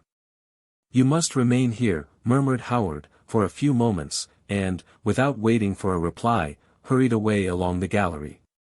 "But, why?" began Graham. He moved as if to follow Howard, and found his path obstructed by one of the men in red. "You have to wait here, sire," said the man in red. "Why?" "Orders, sire." "Whose orders?" "Our orders, sire." Graham looked his exasperation. "What place is this?" he said presently. "Who are those men?" "They are the lords of the council, sire." "What council?" "The council." "Oh," said Graham, and after an equally ineffectual attempt at the other man, went to the railing and stared at the distant men in white, who stood watching him and whispering together. The council? He perceived there were now 8, though how the newcomer had arrived he had not observed. They made no gestures of greeting. They stood regarding him as in the 19th century a group of men might have stood in the street regarding a distant balloon that had suddenly floated into view. What council could it be that gathered there, that little body of men beneath the significant white atlas, secluded from every eavesdropper in this impressive spaciousness? And why should he be brought to them, and be looked at strangely and spoken of inaudibly? Howard appeared beneath, walking quickly across the polished floor towards them. As he drew near he bowed and performed certain peculiar movements, apparently of a ceremonious nature. Then he ascended the steps of the dais, and stood by the apparatus at the end of the table. Graham watched that visible inaudible conversation. Occasionally, one of the white-robed men would glance towards him. He strained his ears in vain. The gesticulation of 2 of the speakers became animated. He glanced from them to the passive faces of his attendants. When he looked again Howard was extending his hands and moving his head like a man who protests. He was interrupted, it seemed, by one of the white-robed men rapping the table. The conversation lasted an interminable time to Graham's sense. His eyes rose to the still giant at whose feet the council sat. Thence they wandered to the walls of the hall. It was decorated in long painted panels of a quasi-Japanese type, many of them very beautiful. These panels were grouped in a great and elaborate framing of dark metal, which passed into the metallic caryatidity of the galleries, and the great structural lines of the interior. The facile grace of these panels enhanced the mighty white effort that labored in the center of the scheme. Graham's eyes came back to the council, and Howard was descending the steps. As he drew nearer his features could be distinguished, and Graham saw that he was flushed and blowing out his cheeks. His countenance was still disturbed when presently he reappeared along the gallery. "This way," he said concisely, and they went on in silence to a little door that opened at their approach. The 2 men in red stopped on either side of this door. Howard and Graham passed in, and Graham, glancing back, saw the white-robed council still standing in a close group and looking at him. Then the door closed behind him with a heavy thud, and for the first time since his awakening he was in silence. The floor, even, was noiseless to his feet. Howard opened another door, and they were in the first of 2 contiguous chambers furnished in white and green. "What council was that?" began Graham. "What were they discussing? What have they to do with me?" Howard closed the door carefully, heaved a huge sigh, and said something in an undertone. He walked slanting ways across the room and turned, blowing out his cheeks again. "Ugh," he grunted, a man relieved. Graham stood regarding him.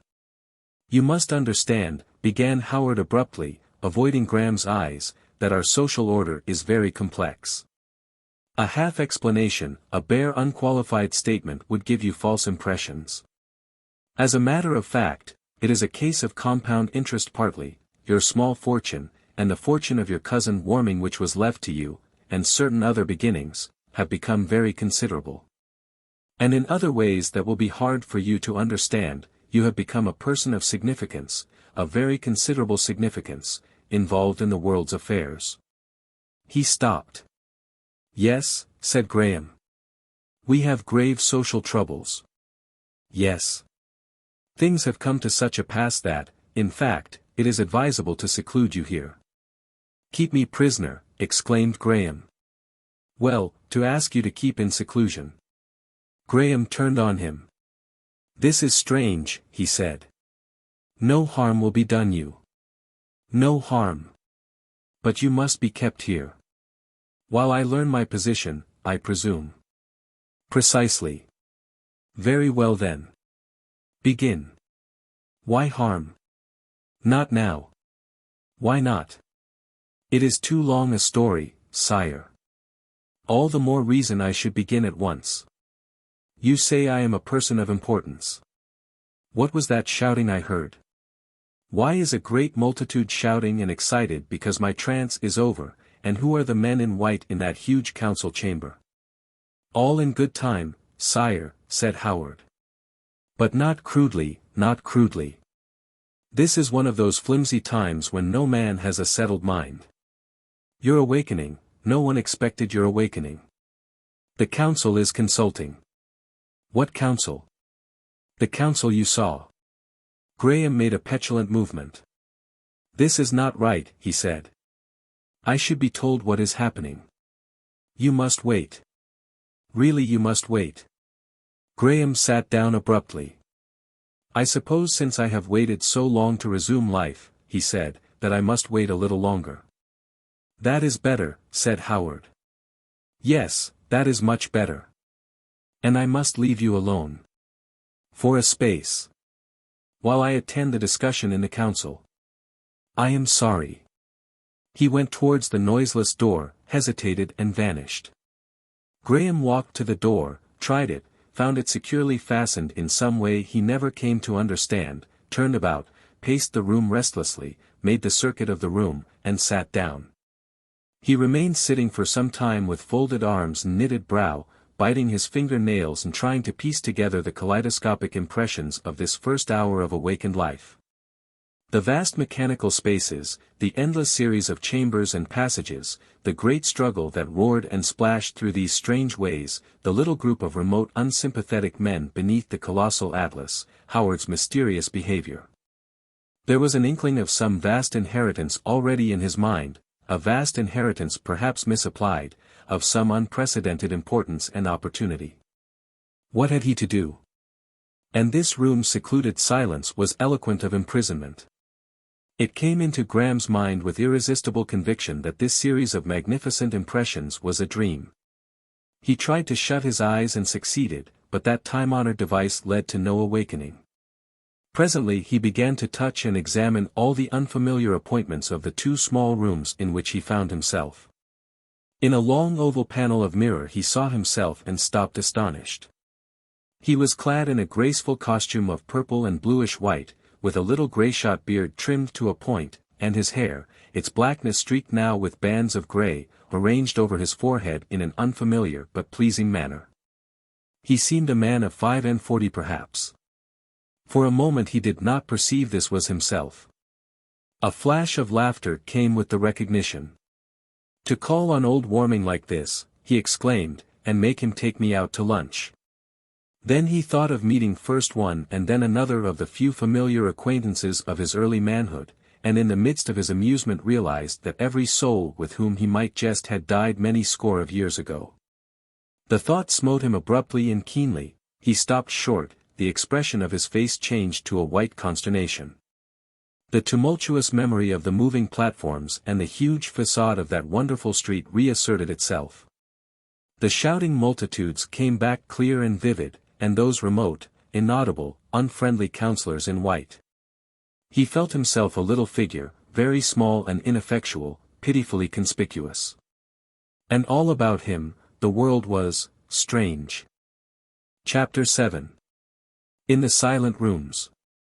Presently Graham resumed his examination of his apartments. Curiosity kept him moving in spite of his fatigue. The inner room, he perceived, was high, and its ceiling dome-shaped, with an oblong aperture in the center, opening into a funnel in which a wheel of broad vanes seemed to be rotating, apparently driving the air up the shaft. The faint humming note of its easy motion was the only clear sound in that quiet place. As these vanes sprang up one after the other, Graham could get transient glimpses of the sky. He was surprised to see a star. This drew his attention to the fact that the bright lighting of these rooms was due to a multitude of very faint glow lamps set about the cornices. There were no windows. And he began to recall that along all the vast chambers and passages he had traversed with Howard he had observed no windows at all. Had there been windows? There were windows on the street indeed, but were they for light? Or was the whole city lit day and night forevermore, so that there was no night there? And another thing dawned upon him. There was no fireplace in either room.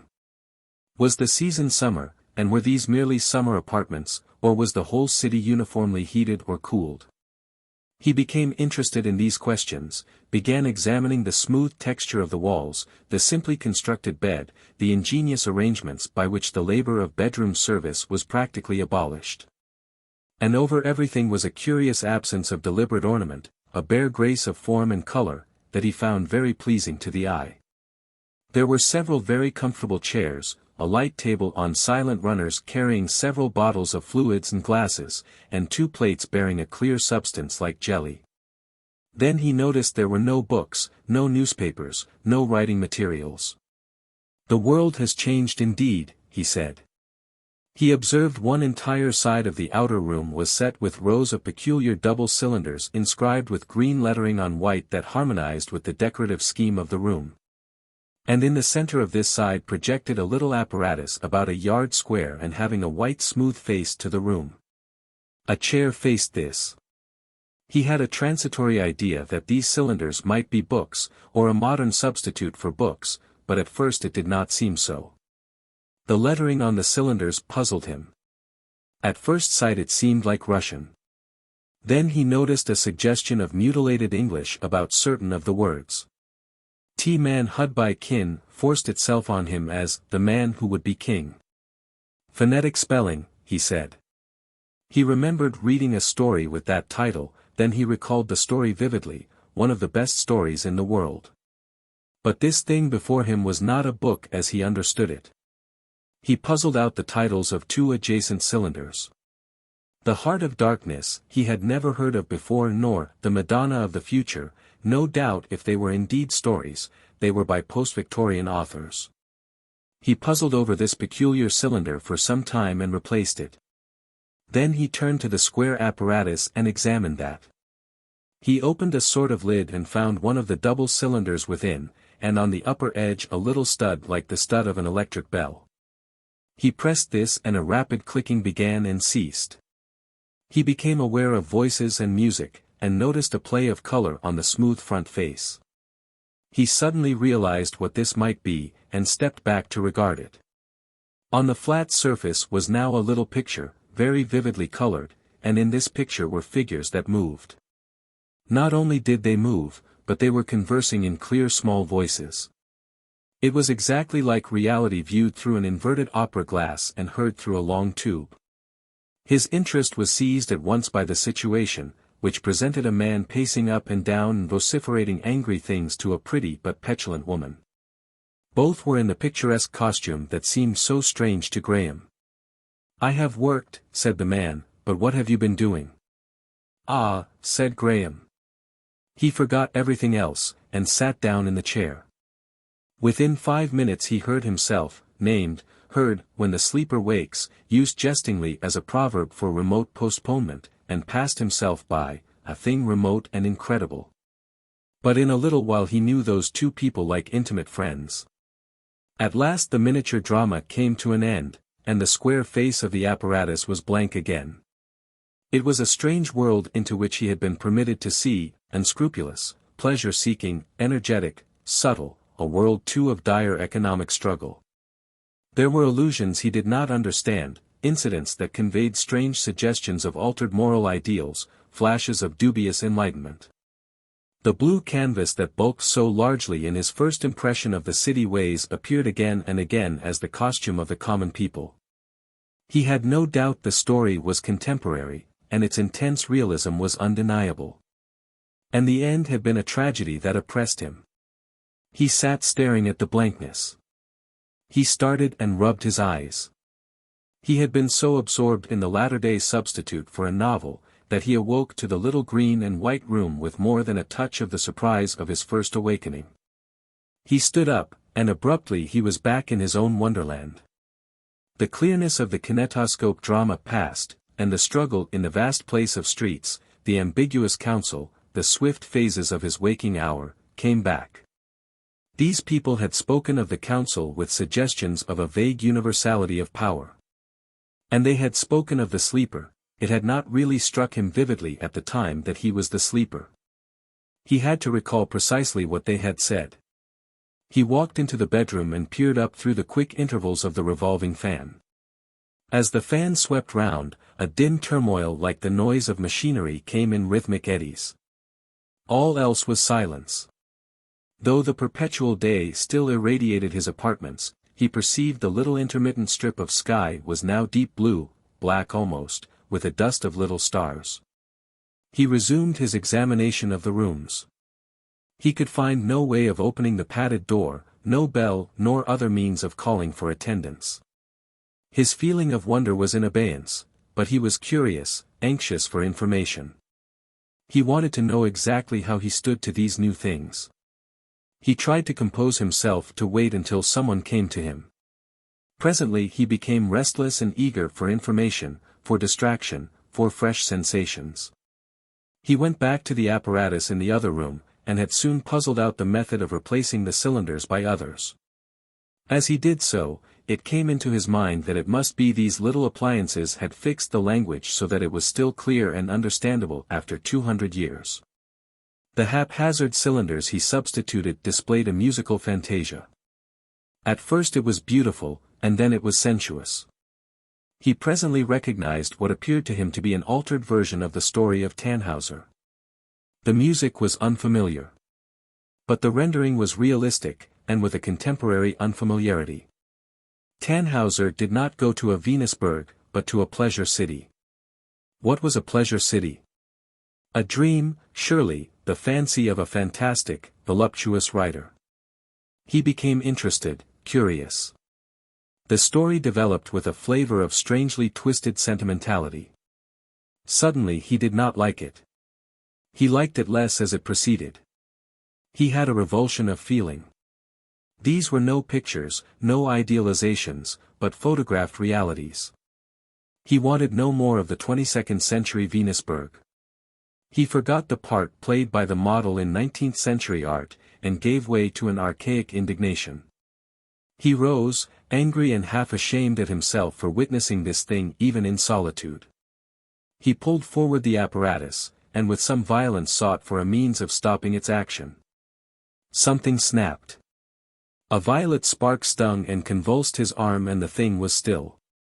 When he attempted next day to replace these Tannhauser cylinders by another pair, he found the apparatus broken. He struck out a path oblique to the room and paced to and fro, struggling with intolerable vast impressions. The things he had derived from the cylinders and the things he had seen, conflicted, confused him.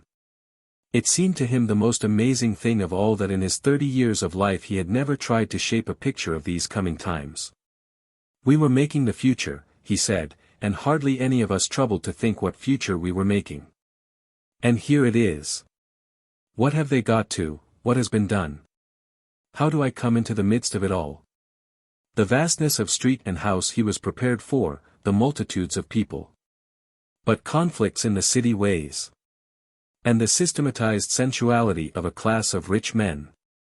He thought of Bellamy, the hero of whose socialistic utopia had so oddly anticipated this actual experience. But here was no utopia, no socialistic state. He had already seen enough to realize that the ancient antithesis of luxury, waste and sensuality on the one hand and abject poverty on the other, still prevailed. He knew enough of the essential factors of life to understand that correlation. And not only were the buildings of the city gigantic and the crowds in the street gigantic, but the voices he had heard in the ways, the uneasiness of Howard, the very atmosphere spoke of gigantic discontent. What country was he in? Still England it seemed, and yet strangely, un-English. His mind glanced at the rest of the world, and saw only an enigmatical veil. He prowled about his apartment, examining everything as a caged animal might do. He was very tired, with that feverish exhaustion that does not admit of rest. He listened for long spaces under the ventilator to catch some distant echo of the tumults he felt must be proceeding in the city. He began to talk to himself. 203 years, he said to himself over and over again, laughing stupidly. Then I am 233 years old. The oldest inhabitant. Surely they haven't reversed the tendency of our time and gone back to the rule of the oldest. My claims are indisputable. Mumble, mumble. I remember the Bulgarian atrocities as though it was yesterday. 'Tis a great age. Ha ha. He was surprised at first to hear himself laughing, and then laughed again deliberately and louder. Then he realized that he was behaving foolishly. Steady, he said. Steady. His pacing became more regular. This new world, he said. I don't understand it. Why? But it is all why. I suppose they can fly and do all sorts of things. Let me try and remember just how it began. He was surprised at first to find how vague the memories of his first 30 years had become. He remembered fragments, for the most part trivial moments, things of no great importance that he had observed. His boyhood seemed the most accessible at first. He recalled school books and certain lessons in mensuration. Then he revived the more salient features of his life, memories of the wife long since dead, her magic influence now gone beyond corruption, of his rivals and friends and betrayers, of the decision of this issue and that. And then of his last years of misery, of fluctuating resolves, and at last of his strenuous studies. In a little while he perceived he had it all again, dim perhaps, like metal long laid aside, but in no way defective or injured, capable of repolishing. And the hue of it was a deepening misery. Was it worth repolishing? By a miracle he had been lifted out of a life that had become intolerable. He reverted to his present condition. He wrestled with the facts in vain. It became an inextricable tangle. He saw the sky through the ventilator pink with dawn. An old persuasion came out of the dark recesses of his memory. I must sleep, he said. It appeared as a delightful relief from this mental distress and from the growing pain and heaviness of his limbs. He went to the strange little bed, lay down and was presently asleep. He was destined to become very familiar indeed with these apartments before he left them, for he remained imprisoned for 3 days. During that time no one, except Howard, entered the rooms. The marvel of his fate mingled with and in some way minimized the marvel of his survival. He had awakened to mankind, it seemed, only to be snatched away into this unaccountable solitude. Howard came regularly with subtly sustaining and nutritive fluids, and light and pleasant foods, quite strange to Graham. He always closed the door carefully as he entered. On matters of detail he was increasingly obliging, but the bearing of Graham on the great issues that were evidently being contested so closely beyond the soundproof walls that enclosed him, he would not elucidate. He evaded, as politely as possible, every question on the position of affairs in the outer world. And in those 3 days Graham's incessant thoughts went far and wide. All that he had seen, all this elaborate contrivance to prevent him seeing, worked together in his mind. Almost every possible interpretation of his position he debated, even as it chanced, the right interpretation. Things that presently happened to him, came to him at last credible, by virtue of this seclusion. When at length the moment of his release arrived, it found him prepared. Howard's bearing went far to deepen Graham's impression of his own strange importance. The door between its opening and closing seemed to admit with him a breath of momentous happening. His inquiries became more definite and searching. Howard retreated through protests and difficulties. The awakening was unforeseen, he repeated, it happened to have fallen in with the trend of a social convulsion. To explain it I must tell you the history of a gross and a half of years, protested Howard. The thing is this, said Graham. You are afraid of something I shall do. In some way I am arbitrator, I might be arbitrator. It is not that. But you have, I may tell you this much, the automatic increase of your property puts great possibilities of interference in your hands. And in certain other ways you have influence, with your 18th century notions. 19th century, corrected Graham. With your old world notions, anyhow, ignorant as you are of every feature of our state. Am I a fool? Certainly not. Do I seem to be the sort of man who would act rashly? You were never expected to act at all. No one counted on your awakening. No one dreamt you would ever awake. The council had surrounded you with antiseptic conditions. As a matter of fact, we thought that you were dead, a mere arrest of decay. But it is too complex. We dare not suddenly, while you are still half awake. It won't do, said Graham. Suppose it is as you say, why am I not being crammed night and day with facts and warnings and all the wisdom of the time to fit me for my responsibilities? Am I any wiser now than 2 days ago, if it is 2 days, when I awoke? Howard pulled his lip. I am beginning to feel, every hour I feel more clearly, a system of concealment of which you are the face. Is this council, or committee, or whatever they are, cooking the accounts of my estate? Is that it? That note of suspicion, said Howard. Ugh, said Graham. Now, mark my words, it will be ill for those who have put me here. It will be ill. I am alive. Make no doubt of it, I am alive. Every day my pulse is stronger and my mind clearer and more vigorous. No more quiescence. I am a man come back to life. And I want to live. Live. Howard's face lit with an idea. He came towards Graham and spoke in an easy confidential tone. The council secludes you here for your good. You are restless. Naturally, an energetic man. You find it dull here. But we are anxious. That everything you may desire, every sort of desire. There may be something. Is there any sort of company? He paused meaningly. Yes, said Graham thoughtfully. There is. Ah. Now. We have treated you neglectfully. The crowds in yonder streets of yours. That, said Howard, I am afraid, but. Graham began pacing the room. Howard stood near the door watching him. The implication of Howard's suggestion was only half evident to Graham. Company.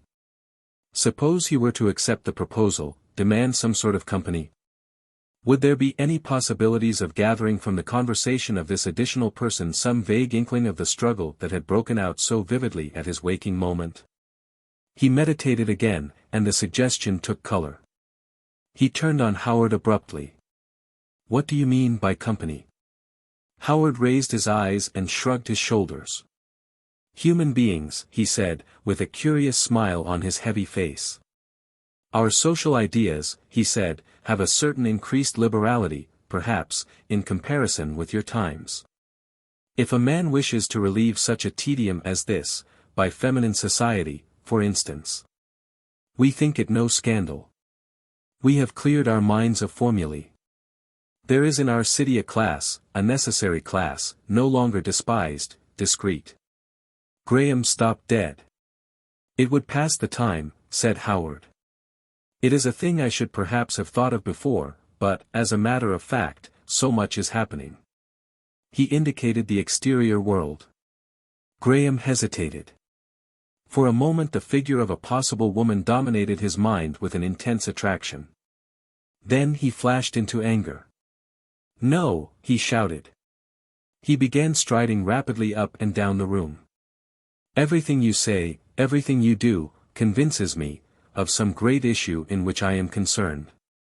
I do not want to pass the time, as you call it. Yes, I know. Desire and indulgence are life in a sense, and death. Extinction. In my life before I slept I had worked out that pitiful question. I will not begin again. There is a city, a multitude. And meanwhile I am here like a rabbit in a bag. His rage surged high. He choked for a moment and began to wave his clenched fists. He gave way to an anger fit, he swore archaic curses. His gestures had the quality of physical threats. I do not know who your party may be. I am in the dark, and you keep me in the dark. But I know this, that I am secluded here for no good purpose. For no good purpose. I warn you of the consequences. Once I come at my power. He realized that to threaten thus might be a danger to himself. He stopped. Howard stood regarding him with a curious expression. I take it this is a message to the council, said Howard. Graham had a momentary impulse to leap upon the man, fell or stun him. It must have shown upon his face, at any rate Howard's movement was quick. In a second the noiseless door had closed again, and the man from the 19th century was alone. For a moment he stood rigid, with clenched hands half raised. Then he flung them down. What a fool I have been, he said, and gave way to his anger again, stamping about the room and shouting curses. For a long time he kept himself in a sort of frenzy, raging at his position, at his own folly, at the knaves who had imprisoned him. He did this because he did not want to look calmly at his position. He clung to his anger, because he was afraid of fear. Presently he found himself reasoning with himself. This imprisonment was unaccountable, but no doubt the legal forms, new legal forms, of the time permitted it. It must, of course, be legal. These people were 200 years further on in the march of civilization than the Victorian generation. It was not likely they would be less humane. Yet they had cleared their minds of formulae. Was humanity a formula as well as chastity? His imagination set to work to suggest things that might be done to him. The attempts of his reason to dispose of these suggestions, though for the most part logically valid, were quite unavailing. Why should anything be done to me? If the worst comes to the worst, he found himself saying at last, I can give up what they want. But what do they want? And why don't they ask me for it instead of cooping me up? He returned to his former preoccupation with the council's possible intentions. He began to reconsider the details of Howard's behavior, sinister glances, inexplicable hesitations. Then, for a time, his mind circled about the idea of escaping from these rooms, but whither could he escape into this vast, crowded world? He would be worse off than a Saxon yeoman suddenly dropped into 19th century London. And besides, how could anyone escape from these rooms? How can it benefit anyone if harm should happen to me? He thought of the tumult, the great social trouble of which he was so unaccountably the axis. A text, irrelevant enough, and yet curiously insistent, came floating up out of the darkness of his memory. This also a council had said. It is expedient for us that one man should die for the people. Chapter 8. The Roof Spaces. As the fans in the circular aperture of the inner room rotated and permitted glimpses of the night, dim sounds drifted in thereby. And Graham, standing underneath, was startled by the sound of a voice. He peered up and saw in the intervals of the rotation, dark and dim, the face and shoulders of a man regarding him. Then a dark hand was extended, the swift vein struck it, swung round and beat on with a little brownish patch on the edge of its thin blade, and something began to fall therefrom upon the floor, dripping silently. Graham looked down, and there were spots of blood at his feet. He looked up again in a strange excitement. The figure had gone. He remained motionless, his every sense intent upon the flickering patch of darkness. He became aware of some faint, remote, dark specks floating lightly through the outer air. They came down towards him, fitfully, eddyingly, and passed aside out of the uprush from the fan. A gleam of light flickered, the specks flashed white, and then the darkness came again. Warmed and lit as he was, he perceived that it was snowing within a few feet of him. Graham walked across the room and came back to the ventilator again.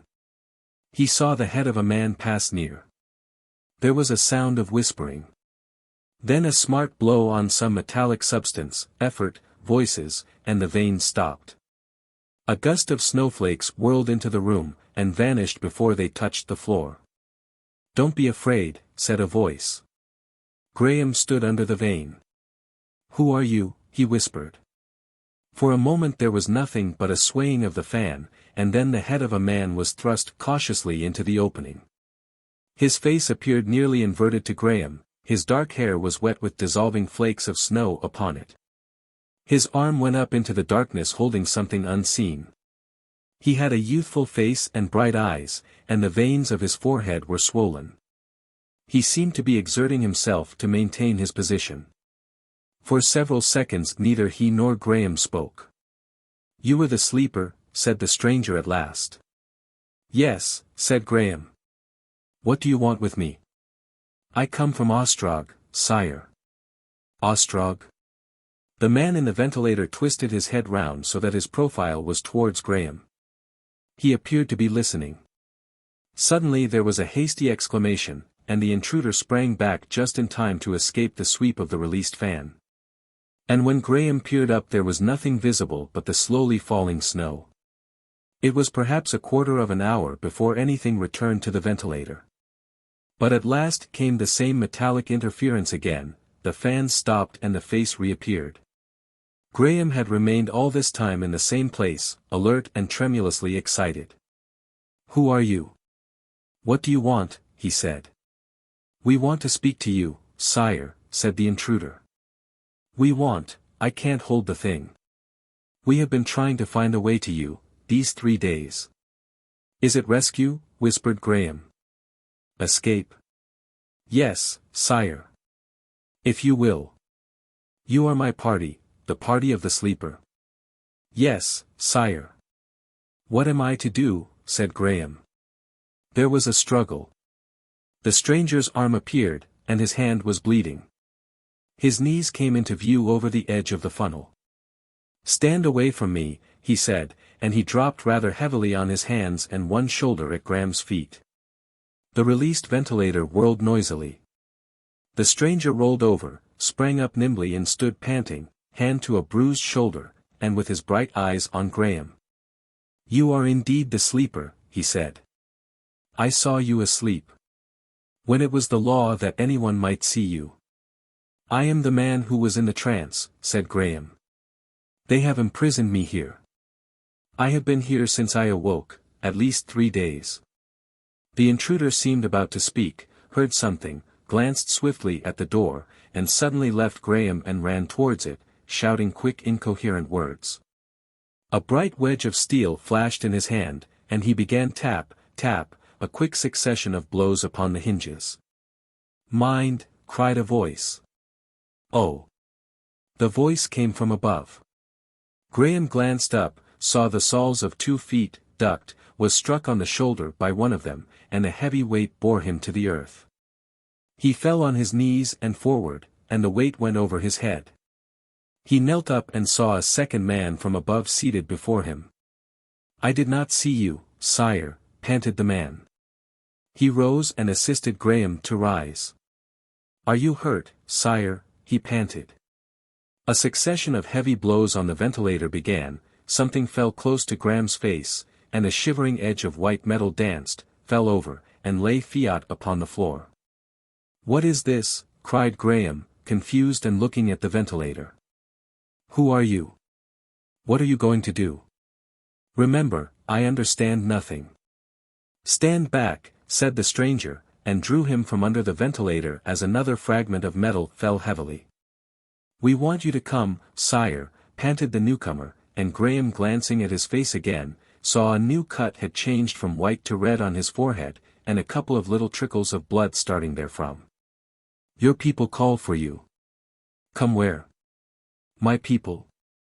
To the hall about the markets. Your life is in danger here. We have spies. We learned but just in time. The council has decided, this very day, either to drug or kill you. And everything is ready. The people are drilled, the wind vane police, the engineers, and half the waygearers are with us. We have the halls crowded, shouting. The whole city shouts against the council. We have arms." He wiped the blood with his hand. "Your life here is not worth. But why arms? The people have risen to protect you, sire." "What? He turned quickly as the man who had first come down made a hissing with his teeth. Graham saw the latter start back, gesticulate to them to conceal themselves, and move as if to hide behind the opening door. As he did so Howard appeared, a little tray in one hand and his heavy face downcast. He started, looked up, the door slammed behind him, the tray tilted sideways, and the steel wedge struck him behind the ear. He went down like a felled tree, and lay as he fell athwart the floor of the outer room. The man who had struck him bent hastily, studied his face for a moment, rose, and returned to his work at the door. "You're poison," said a voice in Graham's ear. Then abruptly they were in darkness. The innumerable cornice lights had been extinguished. Graham saw the aperture of the ventilator with ghostly snow whirling above it and dark figures moving hastily. 3 knelt on the vane. Some dim thing, a ladder, was being lowered through the opening, and a hand appeared holding a fitful yellow light. He had a moment of hesitation. But the manner of these men, their swift alacrity, their words, marched so completely with his own fears of the council, with his idea and hope of a rescue, that it lasted not a moment. And his people awaited him. "I do not understand," he said. "I trust. Tell me what to do." The man with the cut brow gripped Graham's arm. "Clamber up the ladder," he whispered. "Quick. They will have heard." Graham felt for the ladder with extended hands, put his foot on the lower rung, and, turning his head, saw over the shoulder of the nearest man, in the yellow flicker of the light, the first comer astride over Howard and still working at the door. Graham turned to the ladder again, and was thrust by his conductor and helped up by those above, and then he was standing on something hard and cold and slippery outside the ventilating funnel. He shivered. He was aware of a great difference in the temperature. Half a dozen men stood about him, and light flakes of snow touched hands and face and melted. For a moment it was dark, then for a flash a ghastly violet white, and then everything was dark again. He saw he had come out upon the roof of the vast city structure which had replaced the miscellaneous houses, streets and open spaces of Victorian London. The place upon which he stood was level, with huge serpentine cables lying athwart it in every direction. The circular wheels of a number of windmills loomed indistinct and gigantic through the darkness and snowfall, and roared with a varying loudness as the fitful wind rose and fell. Some way off an intermittent white light smote up from below, touched the snow eddies with a transient glitter, and made an evanescent spectre in the night. And here and there, low down, some vaguely outlined wind-driven mechanism flickered with livid sparks. All this he appreciated in a fragmentary manner as his rescuers stood about him. Someone threw a thick soft cloak of fur-like texture about him, and fastened it by buckled straps at waist and shoulders. Things were said briefly, decisively. Someone thrust him forward. Before his mind was yet clear a dark shape gripped his arm. "This way," said this shape, urging him along, and pointed Graham across the flat roof in the direction of a dim semicircular haze of light. Graham obeyed. "Mind," said a voice, as Graham stumbled against a cable. "Between them and not across them," said the voice. "And, we must hurry." "Where are the people?" said Graham. "The people you said awaited me." The stranger did not answer. He left Graham's arm as the path grew narrower, and led the way with rapid strides. Graham followed blindly. In a minute he found himself running. "Are the others coming?" he panted, but received no reply. His companion glanced back and ran on. They came to a sort of pathway of open metalwork, transverse to the direction they had come, and they turned aside to follow this. Graham looked back, but the snowstorm had hidden the others. "Come on," said his guide. Running now, they drew near a little windmill spinning high in the air. "Stoop," said Graham's guide, and they avoided an endless band running roaring up to the shaft of the vane. "This way." And they were ankle-deep in a gutter full of drifted thawing snow, between two low walls of metal that presently rose waist-high. "I will go first," said the guide. Graham drew his cloak about him and followed. Then suddenly came a narrow abyss across which the gutter leapt to the snowy darkness of the further side. Graham peeped over the side once and the gulf was black. For a moment he regretted his flight. He dared not look again, and his brain spun as he waded through the half-liquid snow. Then out of the gutter they clambered and hurried across a wide flat space damp with thawing snow, and for half its extent dimly translucent to lights that went to and fro underneath. He hesitated at this unstable-looking substance, but his guide ran on unheeding, and so they came to and clambered up slippery steps to the rim of a great dome of glass. Round this they went. Far below a number of people seemed to be dancing, and music filtered through the dome. Graham fancied he heard a shouting through the snowstorm, and his guide hurried him on with a new spurt of haste. They clambered panting to a space of huge windmills, one so vast that only the lower edge of its vanes came rushing into sight and rushed up again and was lost in the night and the snow. They hurried for a time through the colossal metallic tracery of its supports, and came at last above a place of moving platforms like the place into which Graham had looked from the balcony. They crawled across the sloping transparency that covered this street of platforms, crawling on hands and knees because of the slipperiness of the snowfall. For the most part the glass was bedewed, and Graham saw only hazy suggestions of the forms below, but near the pitch of the transparent roof the glass was clear, and he found himself looking sheerly down upon it all. For a while, in spite of the urgency of his guide, he gave way to vertigo and lay spread-eagled on the glass, sick and paralyzed. Far below, mere stirring specks and dots, went the people of the unsleeping city in their perpetual daylight, and the moving platforms ran on their incessant journey. Messengers and men on unknown businesses shot along the drooping cables and the frail bridges were crowded with men.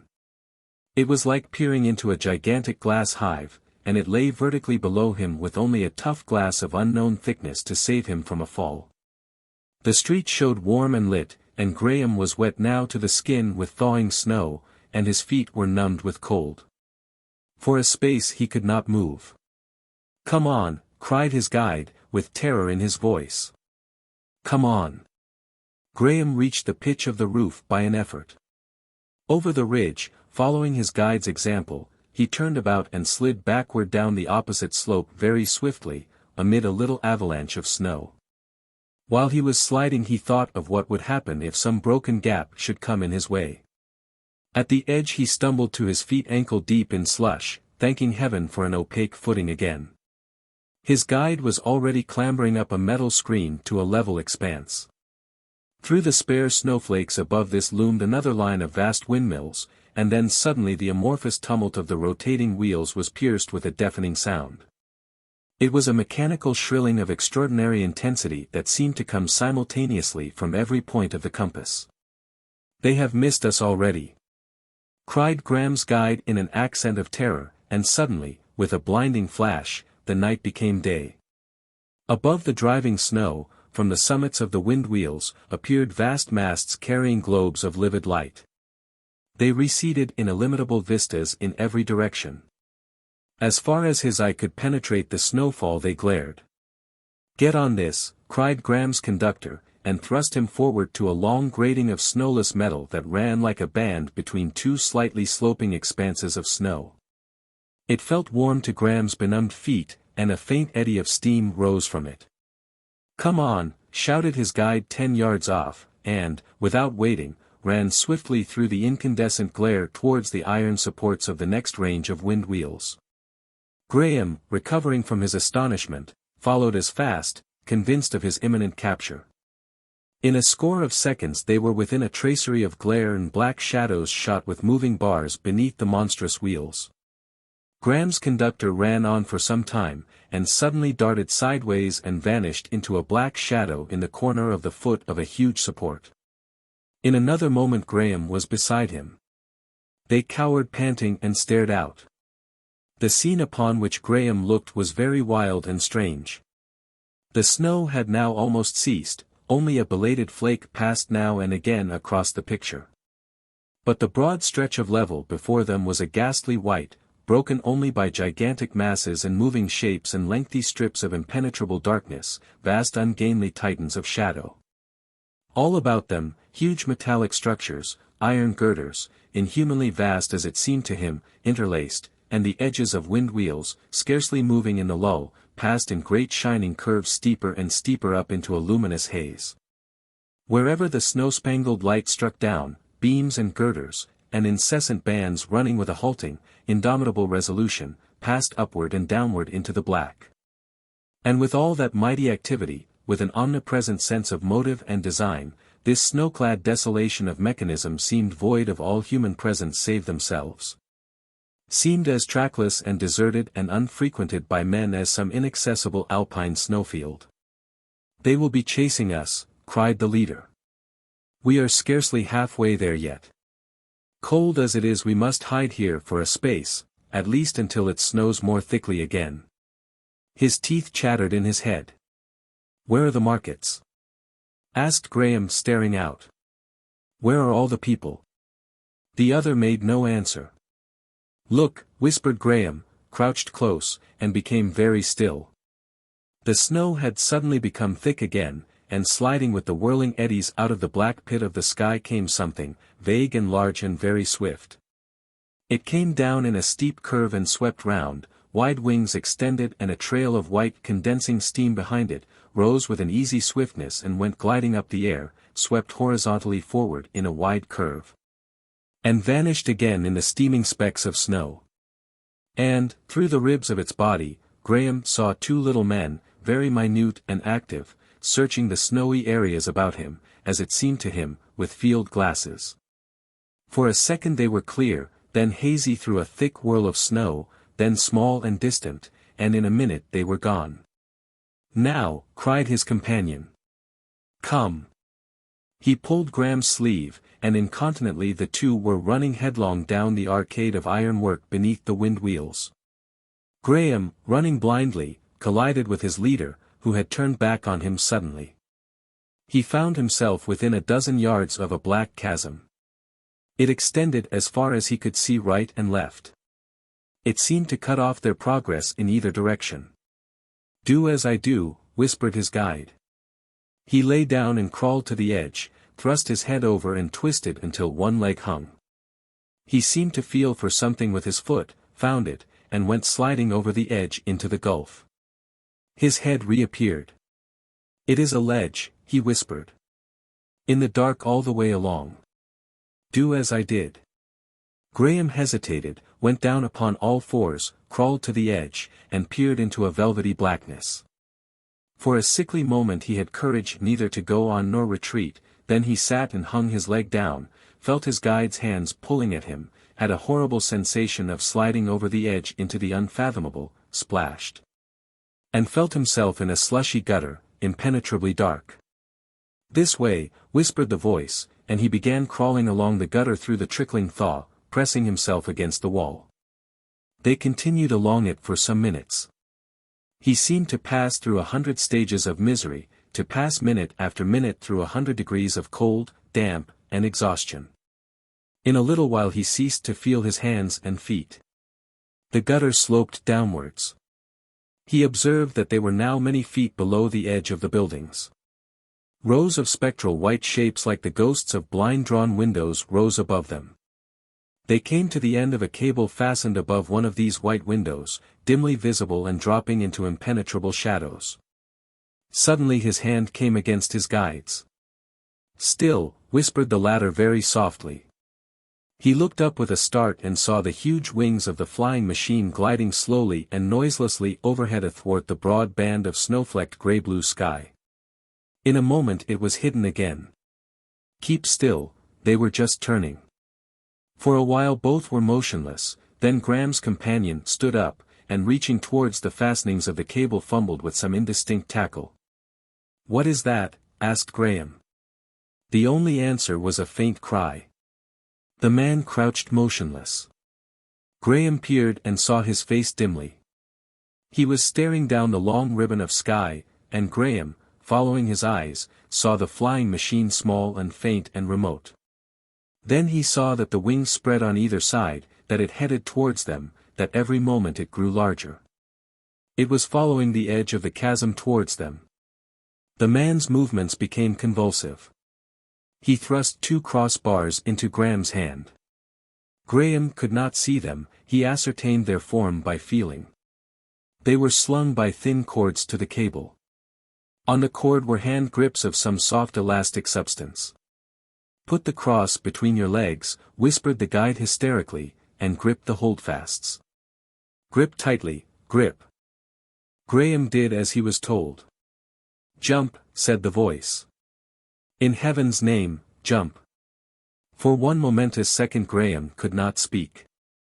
He was glad afterwards that darkness hid his face. He said nothing. He began to tremble violently. He looked sideways at the swift shadow that swallowed up the sky as it rushed upon him. "Jump! Jump, in God's name! Or they will have us," cried Graham's guide, and in the violence of his passion thrust him forward.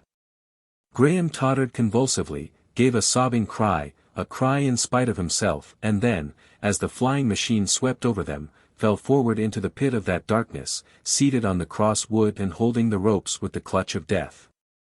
Something cracked, something rapped smartly against a wall. He heard the pulley of the cradle hum on its rope. He heard the aeronauts shout. He felt a pair of knees digging into his back. He was sweeping headlong through the air, falling through the air. All his strength was in his hands. He would have screamed but he had no breath. He shot into a blinding light that made him grip the tighter. He recognized the great passage with the running ways, the hanging lights and interlacing girders. They rushed upward and by him. He had a momentary impression of a great round mouth yawning to swallow him up. He was in the dark again, falling, gripping with aching hands, and behold. A clap of sound, a burst of light, and he was in a brightly lit hall with a roaring multitude of people beneath his feet. The people. His people. A proscenium, a stage rushed up towards him, and his cable swept down to a circular aperture to the right of this. He felt he was traveling slower, and suddenly very much slower. He distinguished shouts of, "Saved! The Master! He is safe!" The stage rushed up towards him with rapidly diminishing swiftness. Then he heard the man clinging behind him shout as if suddenly terrified, and this shout was echoed by a shout from below. He felt that he was no longer gliding along the cable but falling with it. There was a tumult of yells, screams, and cries. He felt something soft against his extended hand, and the impact of a broken fall quivering through his arm. He wanted to be still and the people were lifting him. He believed afterwards he was carried to the platform and given some drink, but he was never sure. He did not notice what became of his guide. When his mind was clear again he was on his feet. Eager hands were assisting him to stand. He was in a big alcove, occupying the position that in his previous experience had been devoted to the lower boxes. If this was indeed a theater.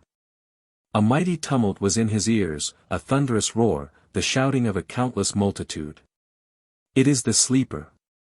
The sleeper is with us. The sleeper is with us. The Master, the owner. The Master is with us. He is safe. Graham had a surging vision of a great hall crowded with people. He saw no individuals, he was conscious of a froth of pink faces, of waving arms and garments, he felt the occult influence of a vast crowd pouring over him, buoying him up. There were balconies, galleries, great archways giving remoter perspectives, and everywhere people, a vast arena of people, densely packed and cheering. Across the nearer space lay the collapsed cable like a huge snake. It had been cut by the men of the flying machine at its upper end, and had crumpled down into the hull. Men seemed to be hauling this out of the way. But the whole effect was vague, the very buildings throbbed and leapt with the roar of the voices. He stood unsteadily and looked at those about him. Someone supported him by one arm. "Let me go into a little room," he said, weeping, a little room, and could say no more. A man in black stepped forward, took his disengaged arm. He was aware of officious men opening a door before him. Someone guided him to a seat. He staggered. He sat down heavily and covered his face with his hands. He was trembling violently, his nervous control was at an end. He was relieved of his cloak, he could not remember how, his purple hose he saw were black with wet. People were running about him, things were happening, but for some time he gave no heed to them. He had escaped. A myriad of cries told him that he was safe. These were the people who were on his side. For a space he sobbed for breath, and then he sat still with his face covered. The air was full of the shouting of innumerable men. Chapter 9. The People March. He became aware of someone urging a glass of clear fluid upon his attention, looked up and discovered this was a dark young man in a yellow garment. He took the dose forthwith, and in a moment he was glowing. A tall man in a black robe stood by his shoulder, and pointed to the half-open door into the hall. This man was shouting close to his ear, and yet what was said was indistinct because of the tremendous uproar from the great theater. Behind the man was a girl in a silvery grey robe, whom Graham, even in this confusion, perceived to be beautiful. Her dark eyes, full of wonder and curiosity, were fixed on him, her lips trembled apart. A partially opened door gave a glimpse of the crowded hall, and admitted a vast uneven tumult, a hammering, clapping and shouting that died away and began again, and rose to a thunderous pitch. And so continued intermittently all the time that Graham remained in the little room. He watched the lips of the man in black and gathered that he was making some explanation. He stared stupidly for some moments at these things and then stood up abruptly. He grasped the arm of this shouting person. "Tell me," he cried. "Who am I? Who am I?" The others came nearer to hear his words. "Who am I?" His eyes searched their faces. "They have told him nothing," cried the girl. Tell me," cried Graham. "You are the master of the earth. You are owner of the world." He did not believe he heard aright. He resisted the persuasion. He pretended not to understand, not to hear. He lifted his voice again. "I have been awake 3 days, a prisoner 3 days. I judge there is some struggle between a number of people in this city. It is London." "Yes," said the younger man. "And those who meet in the great hall with the white atlas. How does it concern me? In some way it has to do with me. Why, I don't know. Drugs? It seems to me that while I have slept the world has gone mad. I have gone mad. Who are those counselors under the atlas? Why should they try to drug me?" "To keep you insensible," said the man in yellow. "To prevent your interference." "But why?" "Because you are the atlas, sire," said the man in yellow. "The world is on your shoulders. They rule it in your name." The sounds from the hall had died into a silence threaded by one monotonous voice. Now suddenly, trampling on these last words, came a deafening tumult, a roaring and thundering, cheer crowded on cheer, voices hoarse and shrill, beating, overlapping. And while it lasted the people in the little room could not hear each other shout. Graham stood, his intelligence clinging helplessly to the thing he had just heard. "The council," he repeated blankly, and then snatched at a name that had struck him. "But who is Ostrog?" he said. "He is the organizer of the revolt. Our leader, in your name. In my name, and you. Why is he not here? He has deputed us. I am his brother, his half-brother, Lincoln. He wants you to show yourself to these people and then come on to him. That is why he has sent. He is at the Wind Vane offices directing. The people are marching. In your name," shouted the younger man. "They have ruled, crushed, tyrannized. At last even. In my name. My name. Master." The younger man suddenly became audible in a pause of the outer thunder, indignant and vociferous, a high penetrating voice under his red aquiline nose and bushy mustache. "No one expected you to wake. No one expected you to wake. They were cunning. Damned tyrants. But they were taken by surprise. They did not know whether to drug you, hypnotize you, kill you.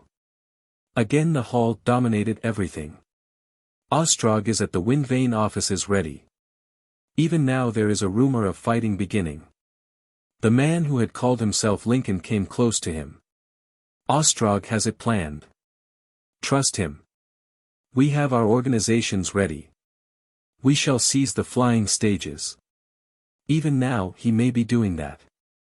Then. This public theater, bawled the man in yellow, is only a contingent. We have 5 myriads of drilled men. We have arms, cried Lincoln. We have plans. A leader. Their police have gone from the streets and are massed in the inaudible. It is now or never. The council is rocking, they cannot trust even their drilled men. Hear the people calling to you. Graham's mind was like a night of moon and swift clouds, now dark and hopeless, now clear and ghastly. He was master of the earth, he was a man sodden with thawing snow. Of all his fluctuating impressions the dominant ones presented an antagonism.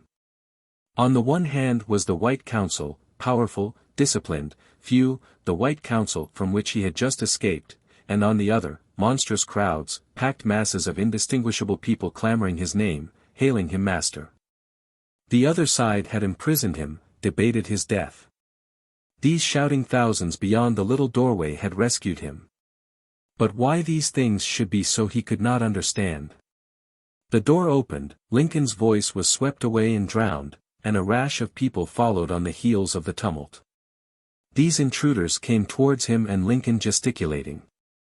The voices without explained their soundless lips. "Show us the sleeper, was the burden of the uproar. Men were bawling for order. Silence. Graham glanced towards the open doorway, and saw a tall, oblong picture of the hall beyond, a waving, incessant confusion of crowded, shouting faces, men and women together, waving pale blue garments, extended hands. Many were standing, one man in rags of dark brown, a gaunt figure, stood on the seat and waved a black cloth. He met the wonder and expectation of the girl's eyes. What did these people expect from him? He was dimly aware that the tumult outside had changed its character, was in some way beating, marching. His own mind, too, changed. For a space he did not recognize the influence that was transforming him. But a moment that was near to panic passed. He tried to make audible inquiries of what was required of him. Lincoln was shouting in his ear, but Graham was deafened to that. All the others save the woman gesticulated towards the hall. He perceived what had happened to the uproar. The whole mass of people was chanting together. It was not simply a song, the voices were gathered together and upborne by a torrent of instrumental music, music like the music of an organ, a woven texture of sounds, full of trumpets, full of flaunting banners. Full of the march and pageantry of opening war. And the feet of the people were beating time, tramp, tramp. He was urged towards the door. He obeyed mechanically. The strength of that chant took hold of him, stirred him, emboldened him. The hall opened to him, a vast welter of fluttering color swaying to the music. "Wave your arm to them," said Lincoln. "Wave your arm to them." "This," said a voice on the other side, "he must have this." Arms were about his neck detaining him in the doorway, and a black subtly folding mantle hung from his shoulders. He threw his arm free of this and followed Lincoln. He perceived the girl in gray close to him, her face lit, her gesture onward. For the instant she became to him, flushed and eager as she was, an embodiment of the song. He emerged in the alcove again. Incontinently the mounting waves of the song broke upon his appearing, and flashed up into a foam of shouting. Guided by Lincoln's hand he marched obliquely across the center of the stage, facing the people. The hall was a vast and intricate space, galleries, balconies, broad spaces of amphitheatral steps, and great archways. Far away, high up, seemed the mouth of a huge passage full of struggling humanity. The whole multitude was swaying in congested masses. Individual figures sprang out of the tumult, impressed him momentarily, and lost definition again. Close to the platform swayed a beautiful fair woman, carried by 3 men, her hair across her face and brandishing a green staff.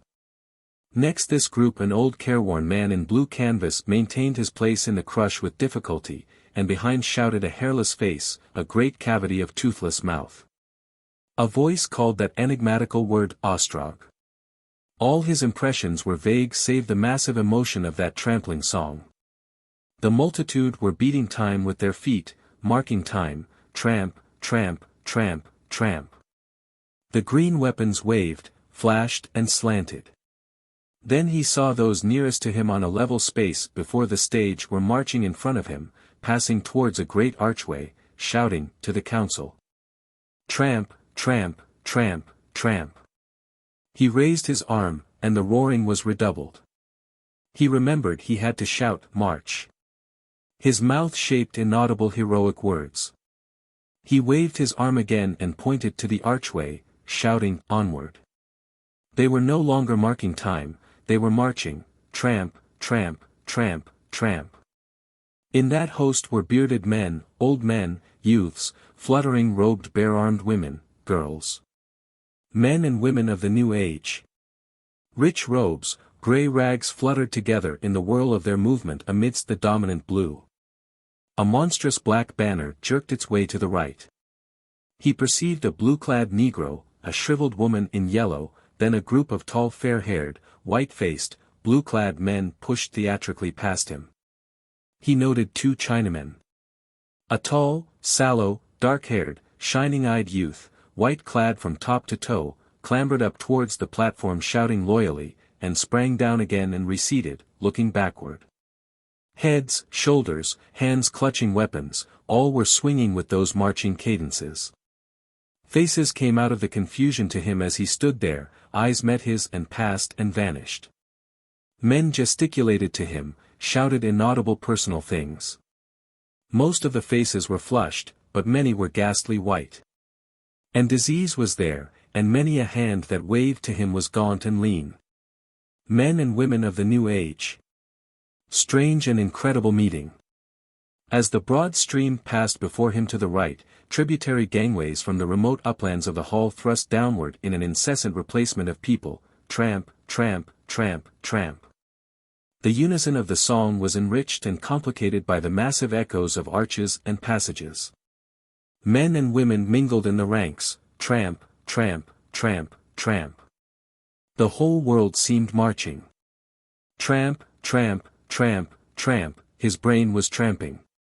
The garments waved onward, the faces poured by more abundantly. Tramp, tramp, tramp, tramp, at Lincoln's pressure he turned towards the archway, walking unconsciously in that rhythm, scarcely noticing his movement for the melody and stir of it. The multitude, the gesture and song, all moved in that direction, the flow of people smote downward until the upturned faces were below the level of his feet. He was aware of a path before him, of a suite about him, of guards and dignities, and Lincoln on his right hand. Attendants intervened, and ever and again blotted out the sight of the multitude to the left. Before him went the backs of the guards in black, 3 and 3 and 3. He was marched along a little railed way, and crossed above the archway, with the torrent dipping to flow beneath, and shouting up to him. He did not know whither he went. He did not want to know. He glanced back across a flaming spaciousness of hall. Tramp, tramp, tramp, tramp. Chapter 10. The Battle of the Darkness. He was no longer in the hall. He was marching along a gallery overhanging one of the great streets of the moving platforms that traversed the city. Before him and behind him tramped his guards. The whole concave of the moving ways below was a congested mass of people marching, tramping to the left, shouting, waving hands and arms, pouring along a huge vista, shouting as they came into view, shouting as they passed. Shouting as they receded, until the globes of electric light receding in perspective dropped down it seemed and hid the swarming bare heads.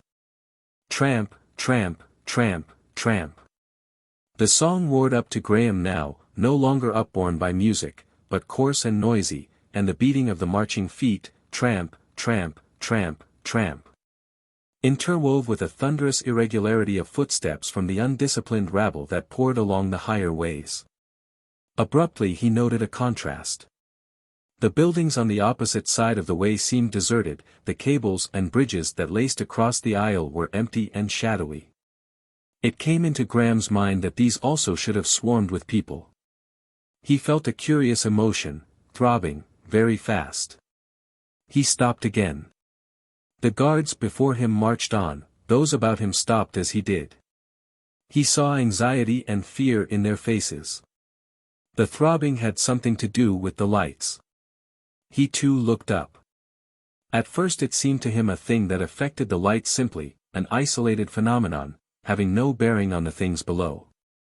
Each huge globe of blinding whiteness was as it were clutched, compressed in a systole that was followed by a transitory diastole, and again a systole like a tightening grip, darkness, light, darkness, in rapid alternation. Graham became aware that this strange behavior of the lights had to do with the people below. The appearance of the houses and ways, the appearance of the packed masses changed, became a confusion of vivid lights and leaping shadows. He saw a multitude of shadows had sprung into aggressive existence, seemed rushing up, broadening, widening, growing with steady swiftness, to leap suddenly back and return reinforced. The song and the tramping had ceased. The unanimous march, he discovered, was arrested. There were eddies, a flow sideways, shouts of, the lights. Voices were crying together one thing. The lights, cried these voices. The lights. He looked down. In this dancing death of the lights the area of the street had suddenly become a monstrous struggle. The huge white globes became purple-white, purple with a reddish glow, flickered faster and faster, fluttered between light and extinction, ceased to flicker and became mere fading specks of glowing red in a vast obscurity. In 10 seconds the extinction was accomplished, and there was only this roaring darkness, a black monstrosity that had suddenly swallowed up those glittering myriads of men. He felt invisible forms about him, his arms were gripped. Something rapped sharply against his shin. A voice bawled in his ear, "It is all right, all right." Graham shook off the paralysis of his first astonishment. He struck his forehead against Lincoln's and bawled, "What is this darkness? The council has cut the currents that light the city. We must wait, stop. The people will go on. They will." His voice was drowned. Voices were shouting, "Save the sleeper. Take care of the sleeper." A guard stumbled against Graham and hurt his hand by an inadvertent blow of his weapon. A wild tumult tossed and whirled about him, growing, as it seemed, louder, denser, more furious each moment. Fragments of recognizable sounds drove towards him, were whirled away from him as his mind reached out to grasp them. Voices seemed to be shouting conflicting orders, other voices answered. There were suddenly a succession of piercing screams close beneath them. A voice bawled in his ear, "The Red Police," and receded forthwith beyond his questions. A crackling sound grew to distinctness, and therewith a leaping of faint flashes along the edge of the further ways. By their light Graham saw the heads and bodies of a number of men, armed with weapons like those of his guards, leap into an instant's dim visibility. The whole area began to crackle, to flash with little instantaneous streaks of light, and abruptly the darkness rolled back like a curtain. A glare of light dazzled his eyes, a vast seething expanse of struggling men confused his mind. A shout, a burst of cheering, came across the ways. He looked up to see the source of the light. A man hung far overhead from the upper part of a cable, holding by a rope the blinding star that had driven the darkness back. Graham's eyes fell to the ways again. A wedge of red a little way along the vista caught his eye. He saw it was a dense mass of red-clad men jammed on the higher further way, their backs against the pitiless cliff of building, and surrounded by a dense crowd of antagonists. They were fighting. Weapons flashed and rose and fell, heads vanished at the edge of the contest, and other heads replaced them. The little flashes from the green weapons became little jets of smoky gray while the light lasted. Abruptly the flare was extinguished and the ways were in inky darkness once more, a tumultuous mystery. He felt something thrusting against him. He was being pushed along the gallery. Someone was shouting, it might be at him. He was too confused to hear. He was thrust against the wall, and a number of people blundered past him. It seemed to him that his guards were struggling with one another. Suddenly the cable-hung star-holder appeared again, and the whole scene was white and dazzling. The band of redcoats seemed broader and nearer, its apex was halfway down the ways towards the central aisle. And raising his eyes, Graham saw that a number of these men had also appeared now in the darkened lower galleries of the opposite building, and were firing over the heads of their fellows below at the boiling confusion of people on the lower ways. The meaning of these things dawned upon him. The march of the people had come upon an ambush at the very outset. Thrown into confusion by the extinction of the lights, they were now being attacked by the Red Police. Then he became aware that he was standing alone, that his guards and Lincoln were along the gallery in the direction along which he had come before the darkness fell. He saw they were gesticulating to him wildly, running back towards him. A great shouting came from across the ways. Then it seemed as though the whole face of the darkened building opposite was lined and speckled with red-clad men. And they were pointing over to him and shouting. "The sleeper! Save the sleeper!" shouted a multitude of throats. Something struck the wall above his head. He looked up at the impact and saw a star-shaped splash of silvery metal. He saw Lincoln near him. Felt his arm gripped. Then, pat, pat, he had been missed twice. For a moment he did not understand this. The street was hidden, everything was hidden, as he looked. The second flare had burned out. Lincoln had gripped Graham by the arm, was lugging him along the gallery. Before the next light, he cried. His haste was contagious. Graham's instinct of self-preservation overcame the paralysis of his incredulous astonishment. He became for a time the blind creature of the fear of death. He ran, stumbling because of the uncertainty of the darkness, blundered into his guards as they turned to run with him. Haste was his one desire, to escape this perilous gallery upon which he was exposed. A third glare came close on its predecessors. With it came a great shouting across the ways, an answering tumult from the ways. The redcoats below, he saw, had now almost gained the central passage. Their countless faces turned towards him, and they shouted. The white facade opposite was densely stippled with red. All these wonderful things concerned him, turned upon him as a pivot. These were the guards of the council attempting to recapture him. Lucky it was for him that these shots were the first fired in anger for 150 years. He heard bullets whacking over his head, felt a splash of molten metal sting his ear, and perceived without looking that the whole opposite facade, an unmasked ambuscade of Red Police, was crowded and bawling and firing at him. Down went one of his guards before him, and Graham, unable to stop, leapt the writhing body. In another second he had plunged, unhurt, into a black passage, and incontinently someone, coming, it may be, in a transverse direction, blundered violently into him. He was hurling down a staircase in absolute darkness. He reeled, and was struck again, and came against a wall with his hands. He was crushed by a weight of struggling bodies, whirled round, and thrust to the right. A vast pressure pinned him. He could not breathe, his ribs seemed cracking. He felt a momentary relaxation, and then the whole mass of people moving together, bore him back towards the great theatre from which he had so recently come. There were moments when his feet did not touch the ground. Then he was staggering and shoving. He heard shouts of, "They are coming," and a muffled cry close to him. His foot blundered against something soft, he heard a hoarse scream underfoot. He heard shouts of, "The sleeper." But he was too confused to speak. He heard the green weapons crackling. For a space he lost his individual will, became an atom in a panic, blind, unthinking, mechanical. He thrust and pressed back and writhed in the pressure, kicked presently against a step, and found himself ascending a slope.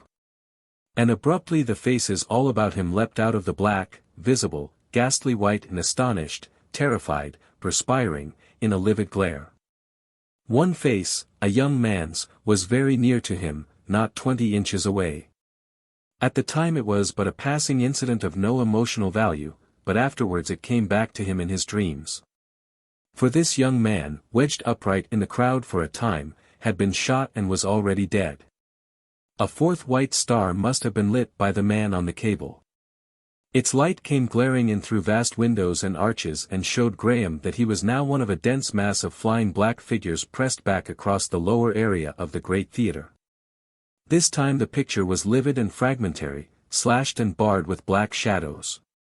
He saw that quite near to him the Red Guards were fighting their way through the people. He could not tell whether they saw him. He looked for Lincoln and his guards. He saw Lincoln near the stage of the theatre surrounded in a crowd of black-badged revolutionaries, lifted up and staring to and fro as if seeking him.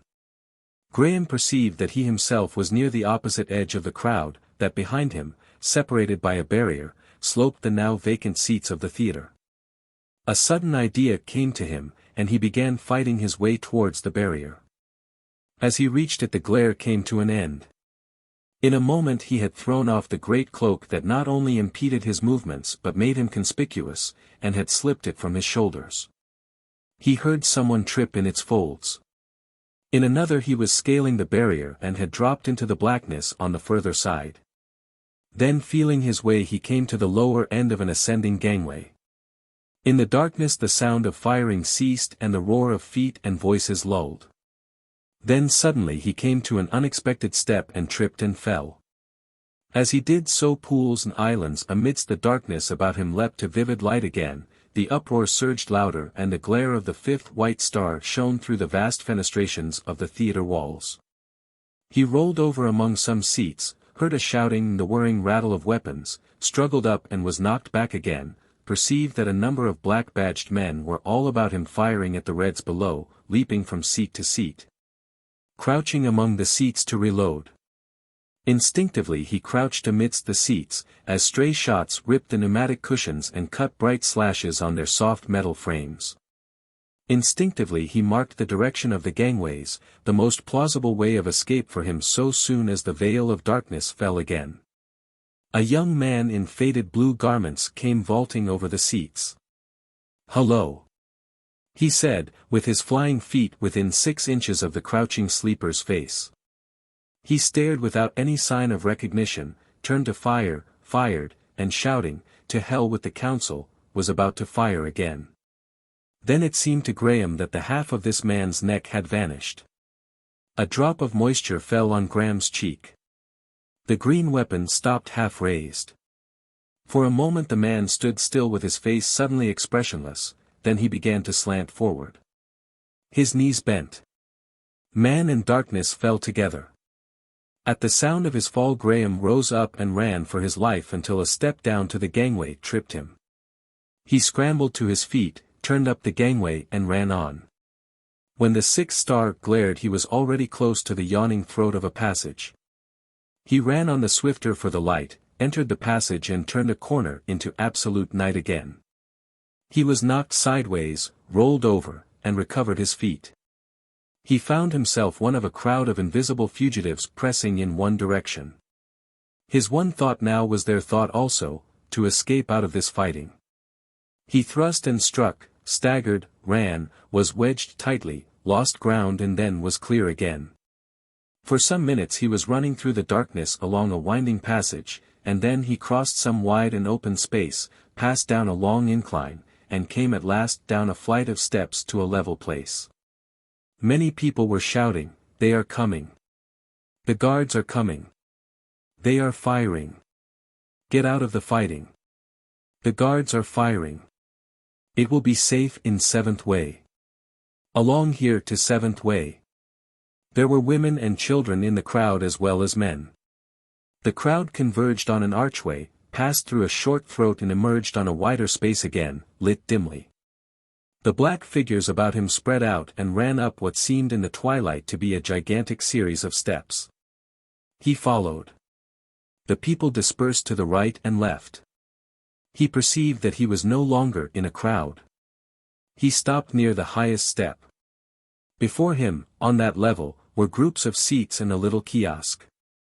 He went up to this and, stopping in the shadow of its eaves, looked about him panting. Everything was vague and grey, but he recognized that these great steps were a series of platforms of the ways, now motionless again. The platforms slanted up on either side, and the tall buildings rose beyond, vast dim ghosts, their inscriptions and advertisements indistinctly seen, and up through the girders and cables was a faint interrupted ribbon of pallid sky. A number of people hurried by. From their shouts and voices, it seemed they were hurrying to join the fighting. Other less noisy figures flitted timidly among the shadows. From very far away down the street he could hear the sound of a struggle. But it was evident to him that this was not the street into which the theater opened.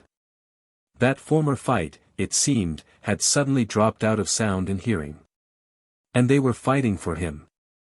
For a space he was like a man who pauses in the reading of a vivid book, and suddenly doubts what he has been taking unquestionably. At that time he had little mind for details, the whole effect was a huge astonishment. Oddly enough, while the flight from the council prison, the great crowd in the hall, and the attack of the Red Police upon the swarming people were clearly present in his mind. It cost him an effort to piece in his awakening and to revive the meditative interval of the silent rooms. At first his memory leapt these things and took him back to the cascade of Pentargon quivering in the wind, and all the somber splendors of the sunlit Cornish coast. The contrast touched everything with unreality. And then the gap filled, and he began to comprehend his position. It was no longer absolutely a riddle, as it had been in the silent rooms. At least he had the strange, bare outline now. He was in some way the owner of the world, and great political parties were fighting to possess him.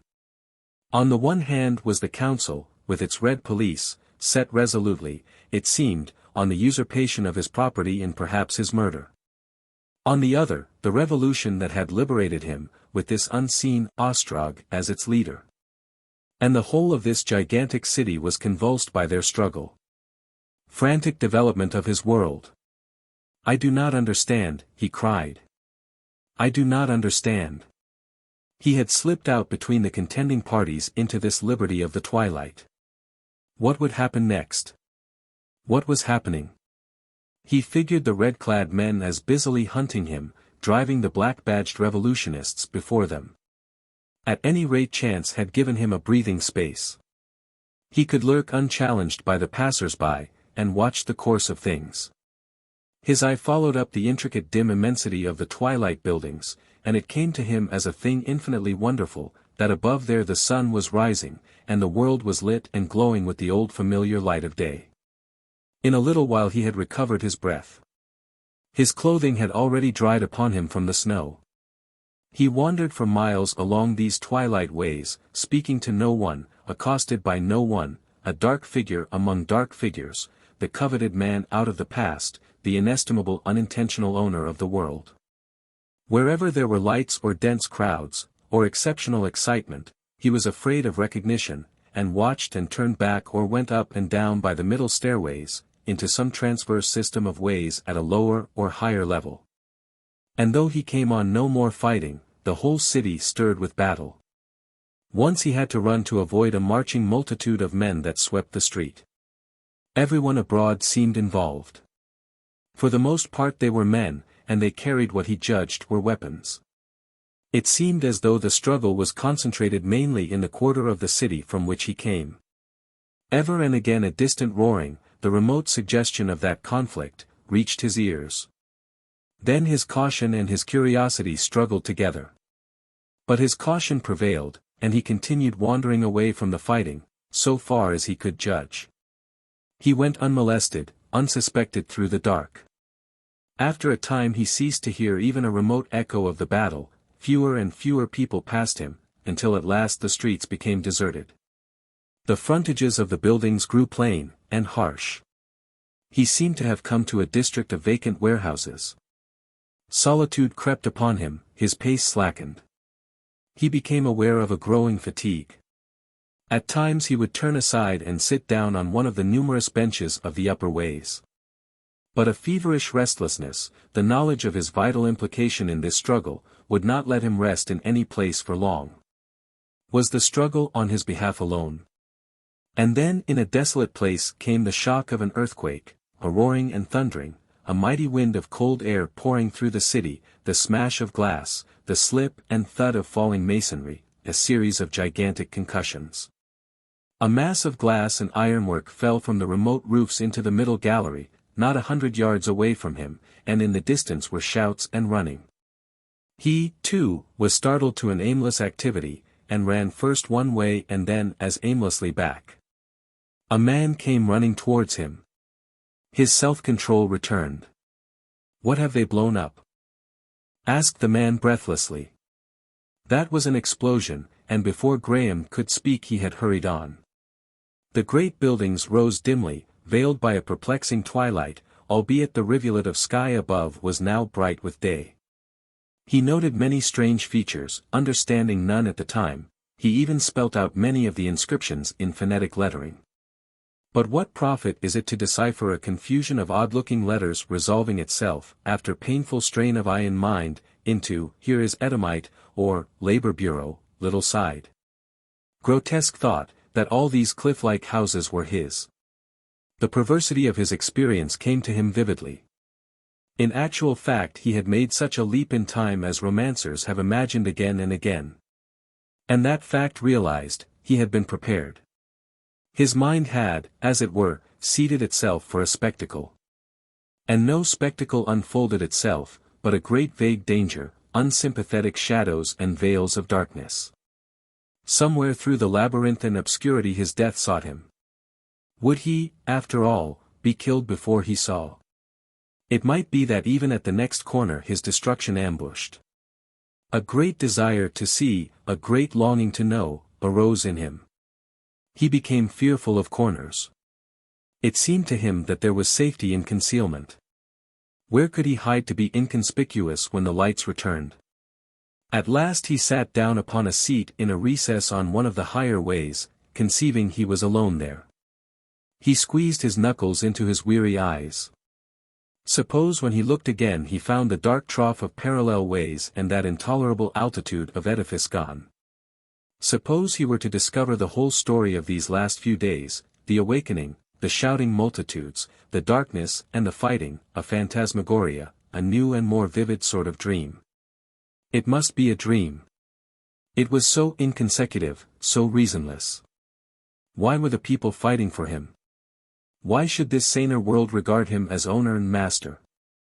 So he thought, sitting blinded, and then he looked again, half hoping in spite of his ears to see some familiar aspect of the life of the 19th century, to see, perhaps, the little harbor of Boscastle about him, the cliffs of Pentargon.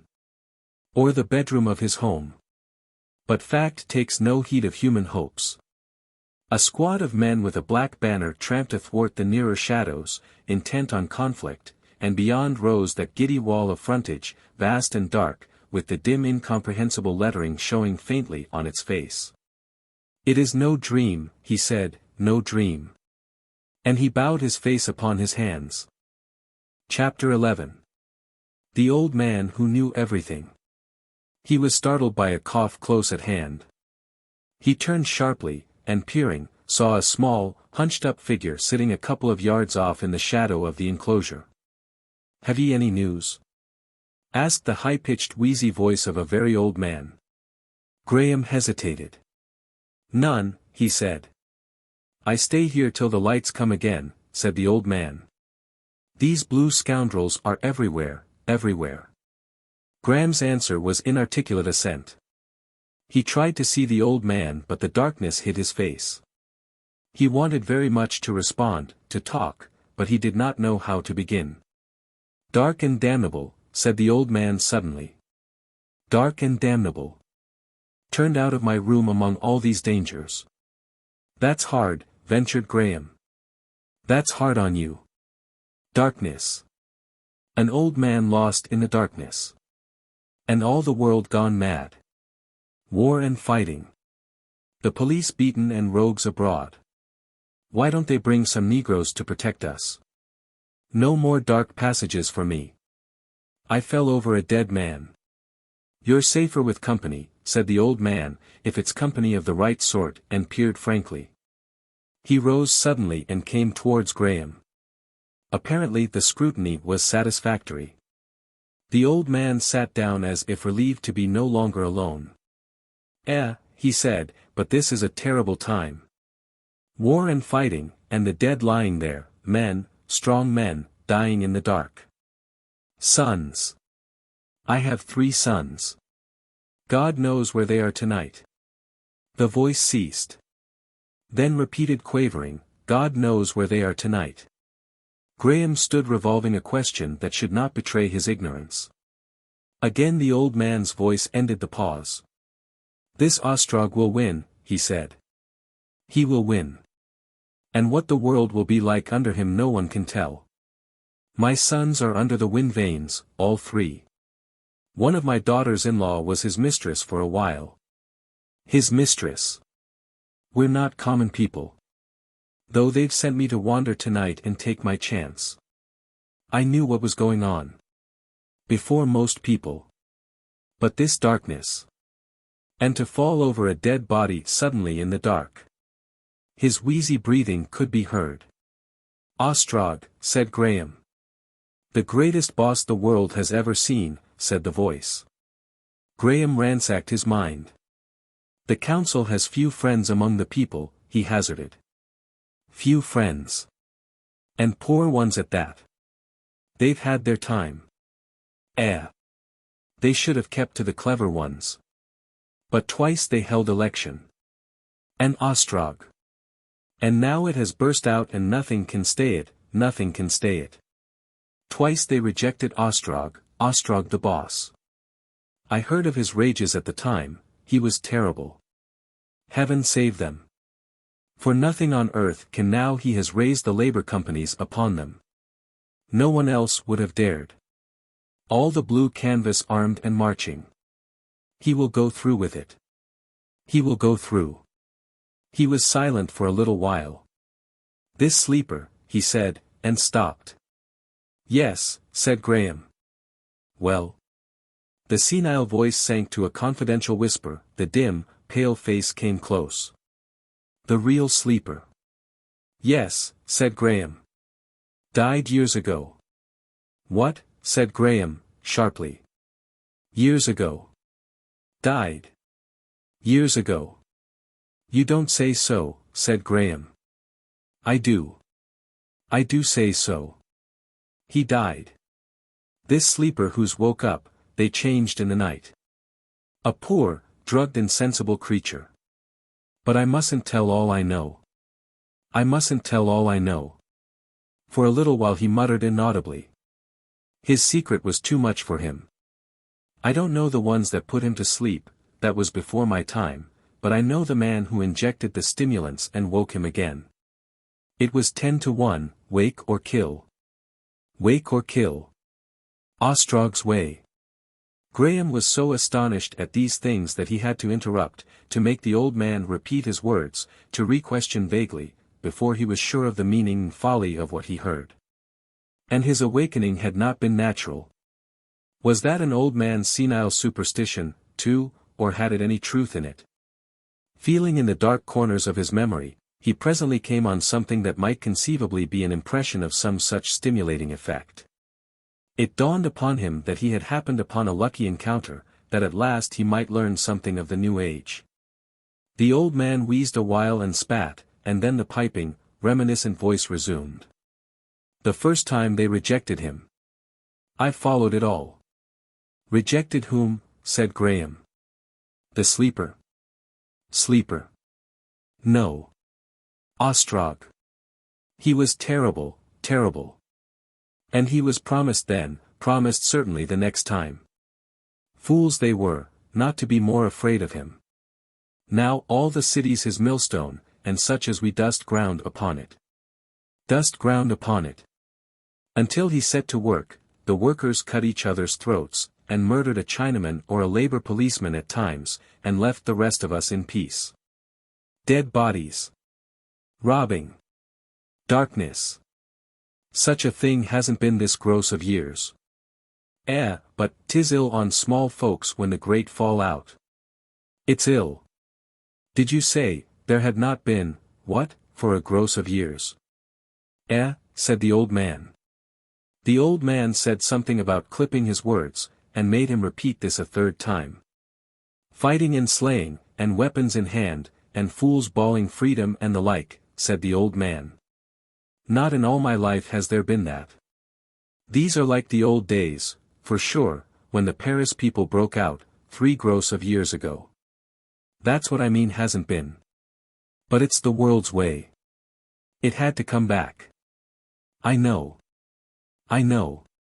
This 5 years Ostrog has been working, and there has been trouble, and hunger and threats and high talk and arms. Blue canvas and murmurs. No one safe. Everything sliding and slipping. And now here we are. Revolt and fighting, and the council come to its end. You are rather well informed on these things, said Graham. I know what I hear. It isn't all babble machine with me. No, said Graham, wondering what babble machine might be. And you are certain this Ostrog, you are certain Ostrog organized this rebellion and arranged for the waking of the sleeper? Just to assert himself, because he was not elected to the council. Everyone knows that, I should think, said the old man. Except, just fools. He meant to be master somehow. In the council or not. Everyone who knows anything knows that. And here we are with dead bodies lying in the dark. Why, where have you been if you haven't heard all about the trouble between Ostrog and the Vernies? And what do you think the troubles are about? The sleeper. You think the sleeper's real and woke of his own accord, I'm a dull man, older than I look, and forgetful, said Graham. Lots of things that have happened, especially of late years.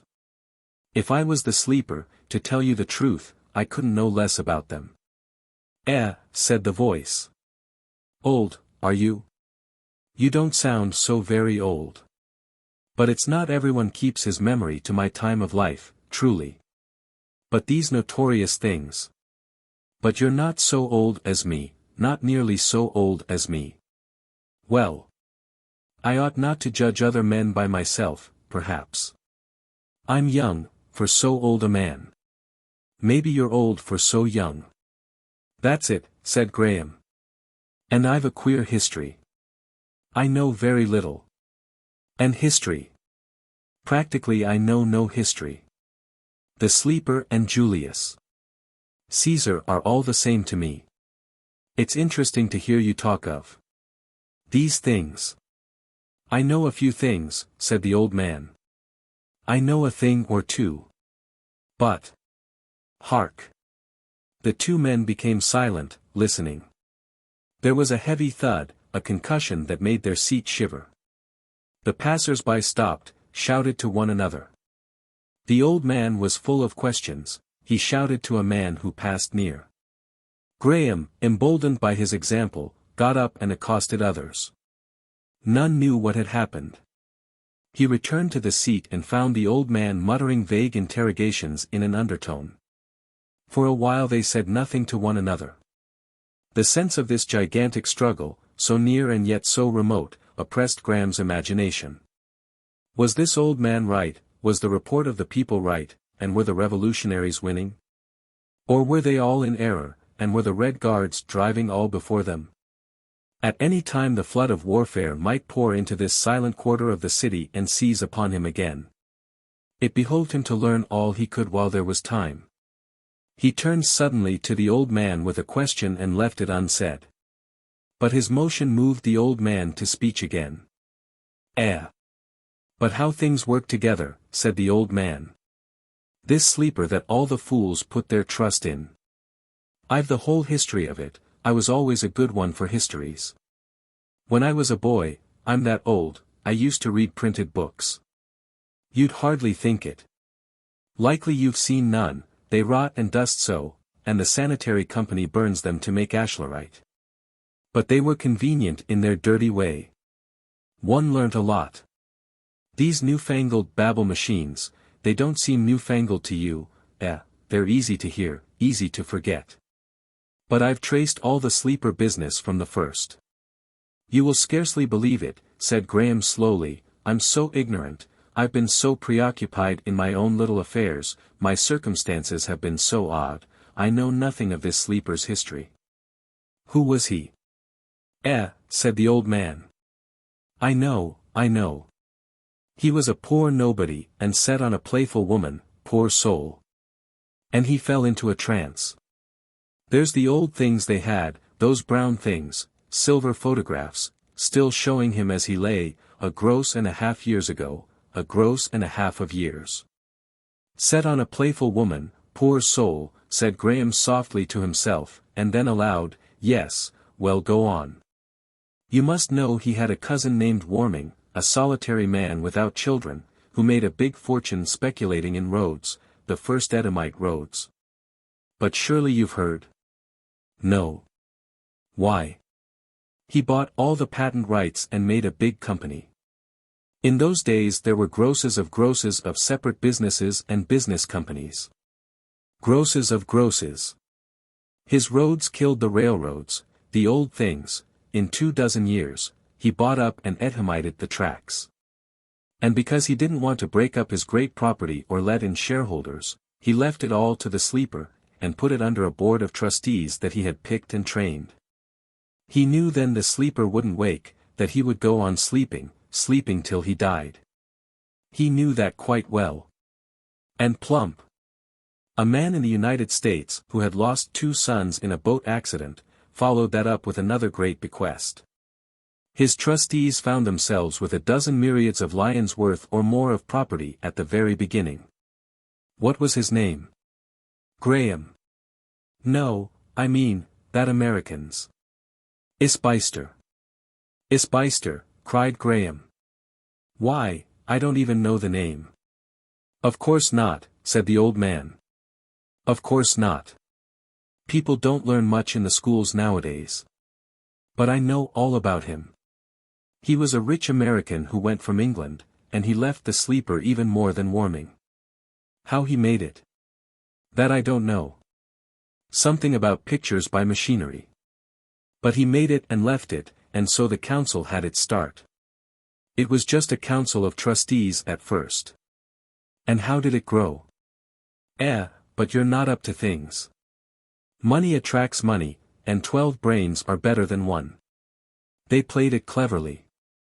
They worked politics with money, and kept on adding to the money by working currency and tariffs. They grew. And for years the 12 trustees hid the growing of the sleeper's estate under double names and company titles and all that. The council spread by title deed, mortgage, share, every political party, every newspaper they bought. If you listen to the old stories you will see the council growing and growing. Billions and billions of lions at last, the sleeper's estate. And all growing out of a whim, out of this Warming's will, and an accident to Isbister's sons. Men are strange, said the old man. The strange thing to me is how the council worked together so long. As many as 12. But they worked in cliques from the first. And they've slipped back. In my young days speaking of the council was like an ignorant man speaking of God. We didn't think they could do wrong. We didn't know of their women and all that. Or else I've got wiser. Men are strange, said the old man. Here are you, young and ignorant, and me, 70 years old, and I might reasonably before explaining it all to you short and clear. 70, he said, 70, and I hear and hear better than I see. And reason clearly, and keep myself up to all the happenings of things. 70. Life is strange. I was 20 before Ostrog was a baby. I remember him long before he'd pushed his way to the head of the wind vanes control. I've seen many changes. I've worn the blue. And at last I've come to see this crush and darkness and tumult and dead men carried by in heaps on the ways. And all his doing. All his doing. His voice died away in scarcely articulate praises of Ostrog. Graham thought. Let me see, he said, if I have it right. He extended a hand and ticked off points upon his fingers. The sleeper has been asleep. Changed, said the old man. Perhaps. And meanwhile the sleeper's property grew in the hands of 12 trustees, until it swallowed up nearly all the great ownership of the world. The 12 trustees, by virtue of this property have become masters of the world. Because they are the paying power, just as the old English Parliament used to be. Said the old man. That's so, that's a good comparison. You're not so. And now this Ostrog has suddenly revolutionized the world by waking the sleeper, whom no one but the superstitious, common people had ever dreamt would wake again, raising the sleeper to claim his property from the council. After all these years. The old man endorsed this statement with a cough. It's strange, he said, to meet a man who learns these things for the first time tonight. Aye, said Graham, it's strange. Have you been in a pleasure city? Said the old man. All my life I've longed, he laughed. Even now, he said, I could enjoy a little fun. Enjoy seeing things, anyhow. He mumbled a sentence Graham did not understand. The sleeper, when did he awake? Said Graham suddenly. 3 days ago. Where is he? Ostrog has him. He escaped from the council not 4 hours ago. My dear sir, where were you at the time? He was in the hall of the markets, where the fighting has been. All the city was screaming about it. All the Babel machines. Everywhere it was shouted. Even the fools who speak for the council were admitting it. Everyone was rushing off to see him, everyone was getting arms. Were you drunk or asleep? And even then. But you're joking. Surely you're pretending. It was to stop the shouting of the Babel machines and prevent the people gathering that they turned off the electricity, and put this damned darkness upon us. Do you mean to say? I had heard the sleeper was rescued, said Graham. But, to come back a minute. Are you sure Ostrog has him? He won't let him go, said the old man. And the sleeper? Are you sure he is not genuine? I have never heard. So all the fools think. So they think. As if there wasn't 1,000 things that were never heard. I know Ostrog too well for that. Did I tell you? In a way I'm a sort of relation of Ostrog's. A sort of relation. Through my daughter-in-law. I suppose. Well. I suppose there's no chance of this sleeper asserting himself. I suppose he's certain to be a puppet, in Ostrog's hands or the council's, as soon as the struggle is over. In Ostrog's hands, certainly. Why shouldn't he be a puppet? Look at his position. Everything done for him, every pleasure possible. Why should he want to assert himself? What are these pleasure cities? Said Graham, abruptly. The old man made him repeat the question. When at last he was assured of Graham's words, he nudged him violently. That's too much, said he. You're poking fun at an old man. I've been suspecting you no more than you pretend. Perhaps I do, said Graham. But no. Why should I go on acting? No, I do not know what a pleasure city is. The old man laughed in an intimate way. What is more, I do not know how to read your letters, I do not know what money you use, I do not know what foreign countries there are. I do not know where I am. I cannot count. I do not know where to get food, nor drink, nor shelter. Come, come, said the old man, if you had a glass of drink now, would you put it in your ear or your eye? I want you to tell me all these things. He. Well, gentlemen who dress in silk must have their fun. A withered hand caressed Graham's arm for a moment. Silk. Well. But, all the same, I wish I was the man who was put up as the sleeper. He'll have a fine time of it. All the pomp and pleasure. He's a queer-looking face. When they used to let anyone go to see him, I've got tickets and been. The image of the real one, as the photographs show him, this substitute used to be yellow. But he'll get fed up. It's a queer world. Think of the luck of it. The luck of it. I expect he'll be sent to Capri. It's the best fun for a greener. His cough overtook him again. Then he began mumbling enviously of pleasures and strange delights. The luck of it, the luck of it. All my life I've been in London, hoping to get my chance. But you don't know that the sleeper died, said Graham, suddenly. The old man made him repeat his words. Men don't live beyond 10 dozen. It's not in the order of things, said the old man. I'm not a fool. Fools may believe it, but not me. Graham became angry with the old man's assurance. Whether you are a fool or not, he said, it happens you are wrong about the sleeper. You are wrong about the sleeper. I haven't told you before, but I will tell you now. You are wrong about the sleeper. How do you know? I thought you didn't know anything, not even about pleasure cities. Graham paused. You don't know, said the old man. How are you to know? It's very few men. I am the sleeper. He had to repeat it. There was a brief pause. There's a silly thing to say, sir, if you'll excuse me. It might get you into trouble in a time like this, said the old man. Graham, slightly dashed, repeated his assertion. I was saying I was the sleeper. That years and years ago I did, indeed, fall asleep, in a little stone-built village, in the days when there were hedgerows, and villages, and inns, and all the countryside cut up into little pieces, little fields. Have you never heard of those days? And it is I who speak to you, who awakened again these 4 days since. 4 days since, the sleeper. But they've got the sleeper. They have him and they won't let him go. Nonsense. You've been talking sensibly enough up to now. I can see it as though I was there.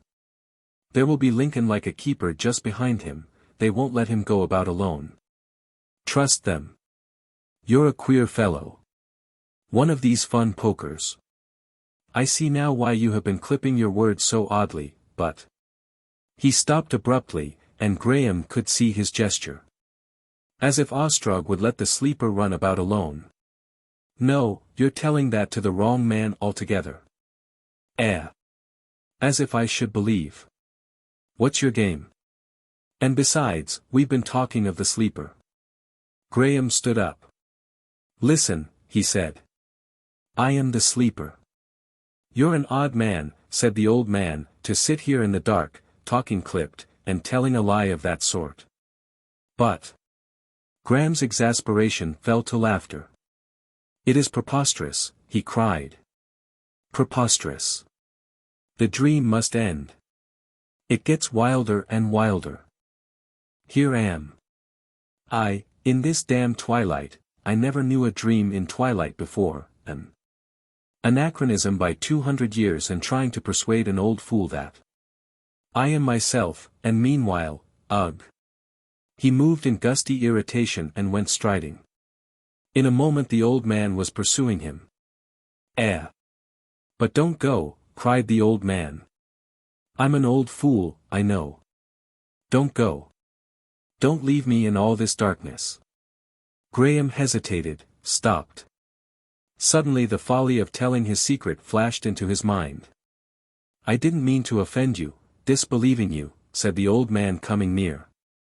It's no manner of harm. Call yourself the sleeper if it pleases you. 'Tis a foolish trick. Graham hesitated, turned abruptly and went on his way.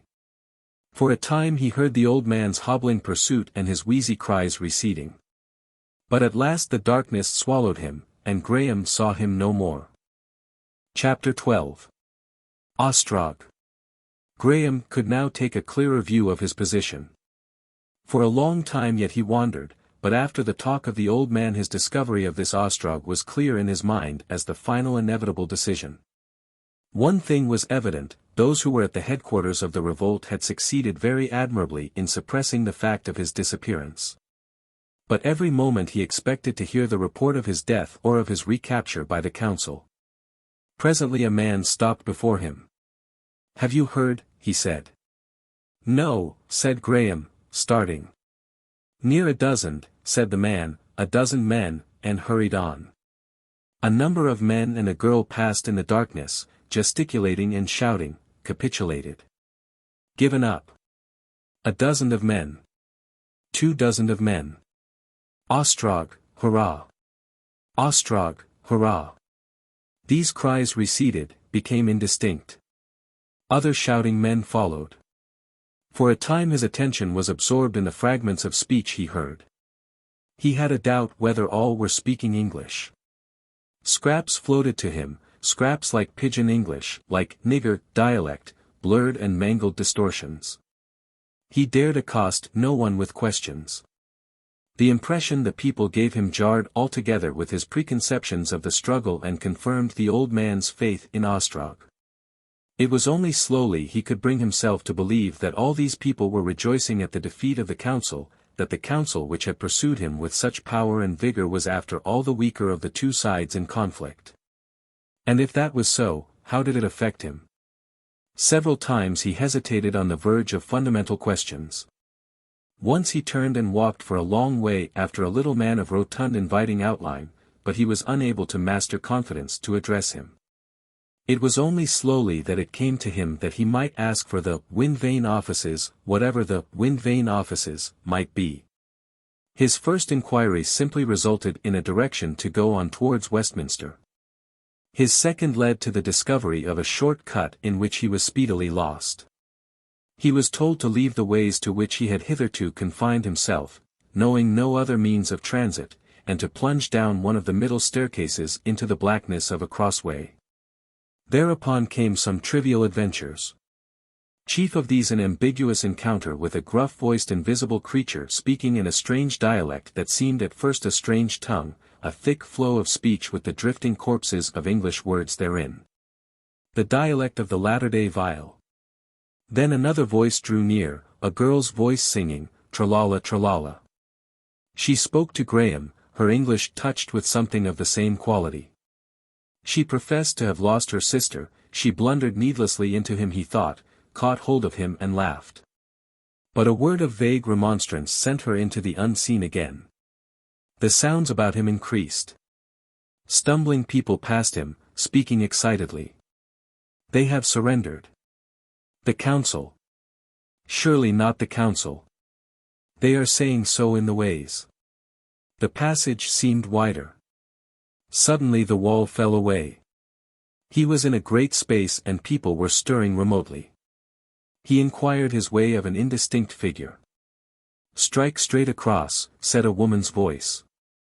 He left his guiding wall, and in a moment had stumbled against a little table on which were utensils of glass. Graham's eyes, now attuned to darkness, made out a long vista with tables on either side. He went down this. At one or two of the tables he heard a clang of glass and a sound of eating. There were people then cool enough to dine, or daring enough to steal a meal in spite of social convulsion and darkness. Far off and high up he presently saw a pallid light of a semicircular shape. As he approached this, a black edge came up and hid it. He stumbled at steps and found himself in a gallery. He heard a sobbing, and found 2 scared little girls crouched by a railing. These children became silent at the near sound of feet.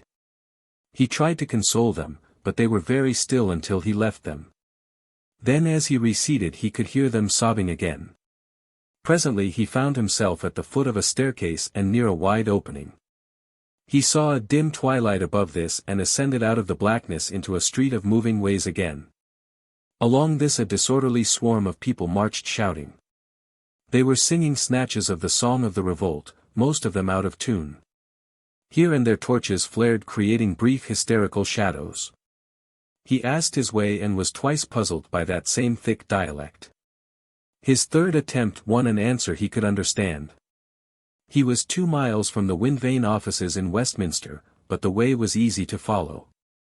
When at last he did approach the district of the wind vane offices it seemed to him, from the cheering processions that came marching along the ways, from the tumult of rejoicing, and finally from the restoration of the lighting of the city, that the overthrow of the council must already be accomplished. And still no news of his absence came to his ears. The re-illumination of the city came with startling abruptness. Suddenly he stood blinking, all about him men halted dazzled, and the world was incandescent. The light found him already upon the outskirts of the excited crowds that choked the ways near the wind vane offices, and the sense of visibility and exposure that came with it turned his colorless intention of joining Ostrog to a keen anxiety. For a time he was jostled, obstructed, and endangered by men hoarse and weary with cheering his name, some of them bandaged and bloody in his cause. The frontage of the wind vane offices was illuminated by some moving picture, but what it was he could not see, because in spite of his strenuous attempts the density of the crowd prevented his approaching it. From the fragments of speech he caught, he judged it conveyed news of the fighting about the council house. Ignorance and indecision made him slow and ineffective in his movements. For a time he could not conceive how he was to get within the unbroken facade of this place. He made his way slowly into the midst of this mass of people, until he realized that the descending staircase of the central way led to the interior of the buildings. This gave him a goal, but the crowding in the central path was so dense that it was long before he could reach it. And even then he encountered intricate obstruction, and had an hour of vivid argument first in this guard room and then in that before he could get a note taken to the one man of all men who was most eager to see him. His story was laughed to scorn at one place, and wiser for that, when at last he reached a second stairway he professed simply to have news of extraordinary importance for Ostrog. What it was he would not say. They sent his note reluctantly. For a long time he waited in a little room at the foot of the lift shaft, and thither at last came Lincoln, eager, apologetic, astonished. He stopped in the doorway scrutinizing Graham, then rushed forward effusively. "Yes," he cried. "It is you. And you are not dead." Graham made a brief explanation. "My brother is waiting," explained Lincoln. "He is alone in the wind vane offices. We feared you had been killed in the theater. He doubted, and things are very urgent still in spite of what we are telling them there, or he would have come to you." They ascended a lift, passed along a narrow passage, crossed a great hall, empty save for two hurrying messengers, and entered a comparatively little room, whose only furniture was a long settee in a large oval disk of cloudy, shifting grey, hung by cables from the wall. There Lincoln left Graham for a space, and he remained alone without understanding the smoky shapes that drove slowly across this disk. His attention was arrested by a sound that began abruptly. It was cheering, the frantic cheering of a vast but very remote crowd, a roaring exultation. This ended as sharply as it had begun, like a sound heard between the opening and shutting of a door. In the outer room was a noise of hurrying steps and a melodious clinking as if a loose chain was running over the teeth of a wheel. Then he heard the voice of a woman, the rustle of unseen garments. "It is Ostrog," he heard her say. A little bell rang fitfully, and then everything was still again. Presently came voices, footsteps and movement without. The footsteps of some one person detached itself from the other sounds, and drew near, firm, evenly measured steps. The curtain lifted slowly. A tall, white-haired man, clad in garments of cream-colored silk, appeared, regarding Graham from under his raised arm. For a moment the white form remained holding the curtain, then dropped it and stood before it. Graham's first impression was of a very broad forehead, very pale blue eyes deep sunken under white brows, an aquiline nose, and a heavily lined resolute mouth. The folds of flesh over the eyes, the drooping of the corners of the mouth contradicted the upright bearing, and said the man was old. Graham rose to his feet instinctively, and for a moment the two men stood in silence, regarding each other. "You are Ostrog," said Graham. "I am Ostrog." "The boss?" "So I am called." Graham felt the inconvenience of the silence. "I have to thank you chiefly, I understand, for my safety," he said presently. "We were afraid you were killed," said Ostrog. "Or sent to sleep again, forever. We have been doing everything to keep our secret, the secret of your disappearance. Where have you been? How did you get here?" Graham told him briefly. Ostrog listened in silence. He smiled faintly. Do you know what I was doing when they came to tell me you had come? How can I guess? Preparing your double. My double? A man as like you as we could find. We were going to hypnotize him, to save him the difficulty of acting. It was imperative. The whole of this revolt depends on the idea that you are awake, alive, and with us. Even now a great multitude of people has gathered in the theater clamoring to see you. They do not trust. You know, of course, something of your position. Very little, said Graham. It is like this. Ostrog walked a pace or two into the room and turned. You are absolute owner, he said, of the world. You are king of the earth. Your powers are limited in many intricate ways, but you are the figurehead, the popular symbol of government. This White Council, the Council of Trustees as it is called. I have heard the vague outline of these things. I wondered. I came upon a garrulous old man. I see. Our masses, the word comes from your days, you know, of course, that we still have masses, regard you as our actual ruler. Just as a great number of people in your days regarded the crown as the ruler. They are discontented, the masses all over the earth, with the rule of your trustees. For the most part it is the old discontent, the old quarrel of the common man with his commonness, the misery of work and discipline and unfitness. But your trustees have ruled ill. In certain matters, in the administration of the labor companies, for example, they have been unwise. They have given endless opportunities. Already we of the popular party were agitating for reforms, when your waking came. If it had been contrived it could not have come more opportunely. He smiled. The public mind, making no allowance for your years of quiescence, had already hit on the thought of waking you and appealing to you, and, flash. He indicated the outbreak by a gesture, and Graham moved his head to show that he understood. The council muddled, quarreled. They always do. They could not decide what to do with you. You know how they imprisoned you. I see. And now, we win. We win. Indeed we win. Tonight, in 5 swift hours. Suddenly we struck everywhere. The wind-vane people, the labor company in its millions, burst the bonds. We got the pull of the aeroplanes. Yes, said Graham. That was, of course, essential. Or they could have got away. All the city rose, every third man almost was in it. All the blue, all the public services, save only just a few aeronauts and about half the red police. You were rescued, and their own police of the ways, not half of them could be massed at the council house, have been broken up, disarmed or killed. All London is ours, now. Only the council house remains. Half of those who remained to them of the red police were lost in that foolish attempt to recapture you. They lost their heads when they lost you. They flung all they had at the theater. We cut them off from the council house there. Truly tonight has been a night of victory.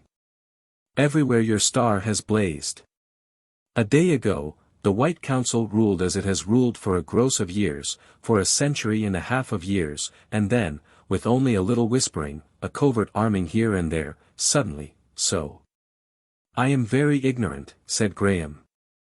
I suppose, I do not clearly understand the conditions of this fighting. If you could explain. Where is the council? Where is the fight? Ostrog stepped across the room, something clicked, and suddenly, save for an oval glow, they were in darkness. For a moment Graham was puzzled. Then he saw that the cloudy grey disk had taken depth and color, had assumed the appearance of an oval window looking out upon a strange unfamiliar scene. At the first glance he was unable to guess what this scene might be. It was a daylight scene, the daylight of a wintry day, grey and clear. Across the picture, and halfway as it seemed between him and the remoter view, a stout cable of twisted white wire stretched vertically. Then he perceived that the rows of great wind wheels he saw, the wide intervals, the occasional gulfs of darkness, were akin to those through which he had fled from the council house. He distinguished an orderly file of red figures marching across an open space between files of men in black, and realized before Ostrog spoke that he was looking down on the upper surface of latter-day London. The overnight snows had gone. He judged that this mirror was some modern replacement of the camera obscura, but that matter was not explained to him. He saw that though the file of red figures was trotting from left to right, yet they were passing out of the picture to the left.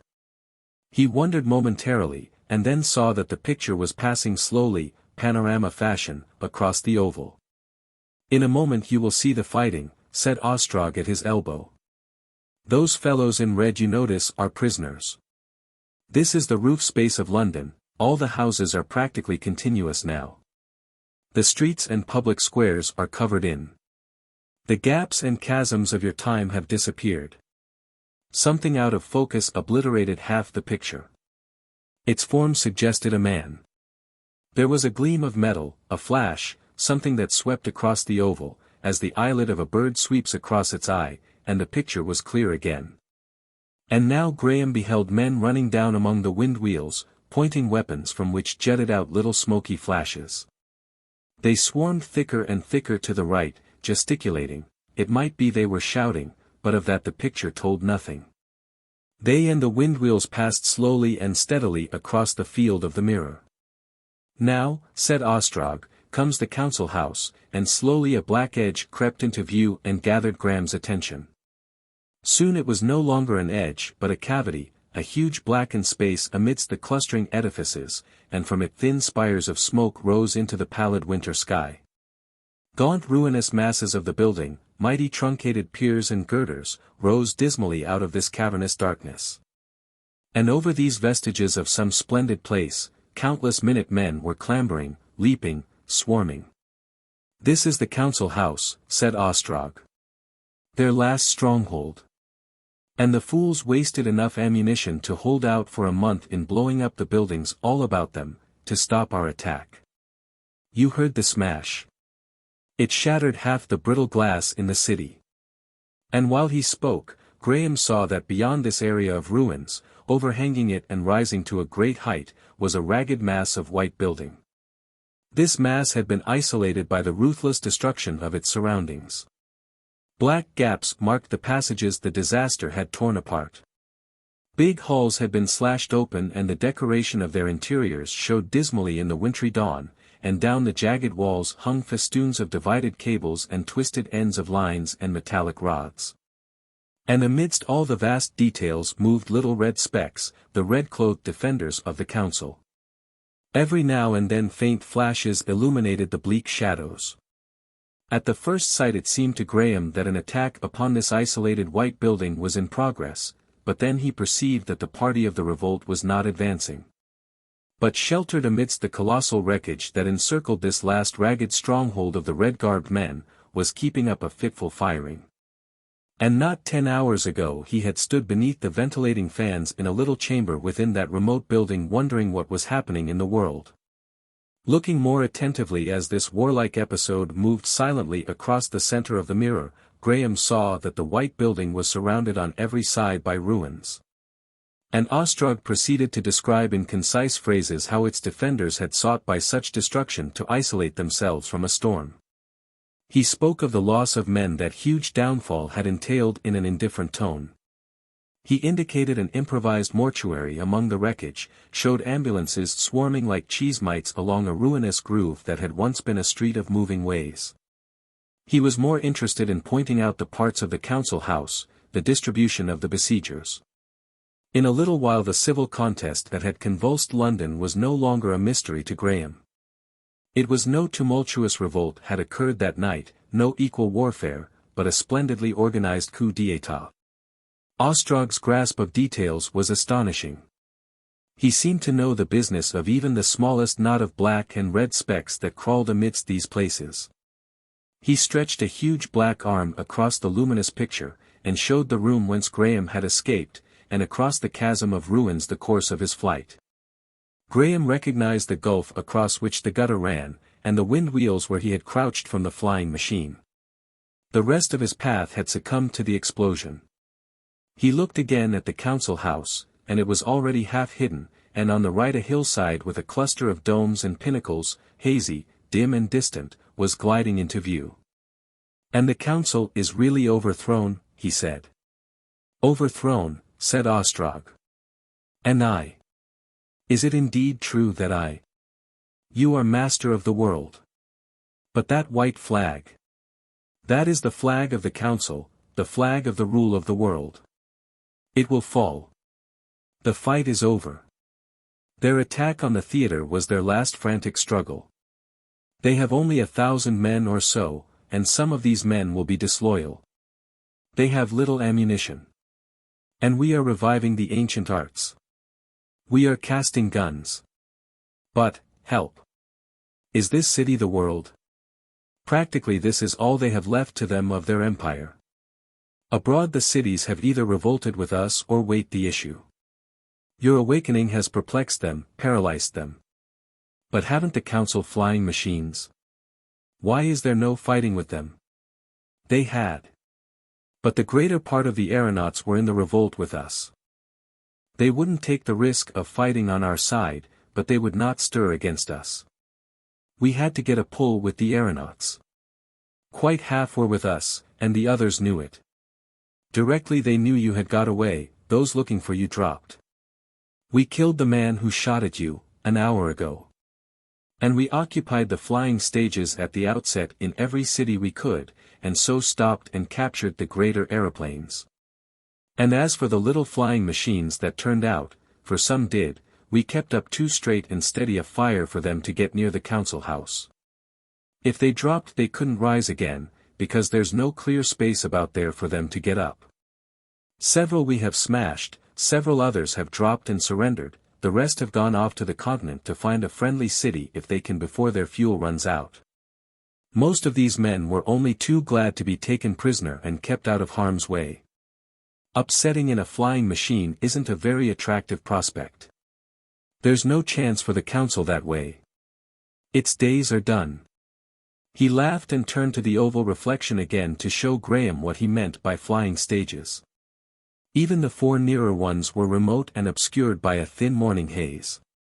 But Graham could perceive they were very vast structures, judged even by the standard of the things about them. And then as these dim shapes passed to the left there came again the sight of the expanse across which the disarmed men in red had been marching. And then the black ruins, and then again the beleaguered white fastness of the council. It appeared no longer a ghostly pile, but glowing amber in the sunlight, for a cloud shadow had passed. About it the pygmy struggle still hung in suspense, but now the red defenders were no longer firing. So, in a dusky stillness, the man from the 19th century saw the closing scene of the Great Revolt, the forcible establishment of his rule. With a quality of startling discovery it came to him that this was his world, and not that other he had left behind, that this was no spectacle to culminate and cease. That in this world lay whatever life was still before him, lay all his duties and dangers and responsibilities. He turned with fresh questions. Ostrog began to answer them, and then broke off abruptly. But these things I must explain more fully later. At present there are duties. The people are coming by the moving ways towards this ward from every part of the city, the markets and theaters are densely crowded. You are just in time for them. They are clamoring to see you. And abroad they want to see you. Paris, New York, Chicago, Denver, Capri, thousands of cities are up and in a tumult, undecided, and clamoring to see you.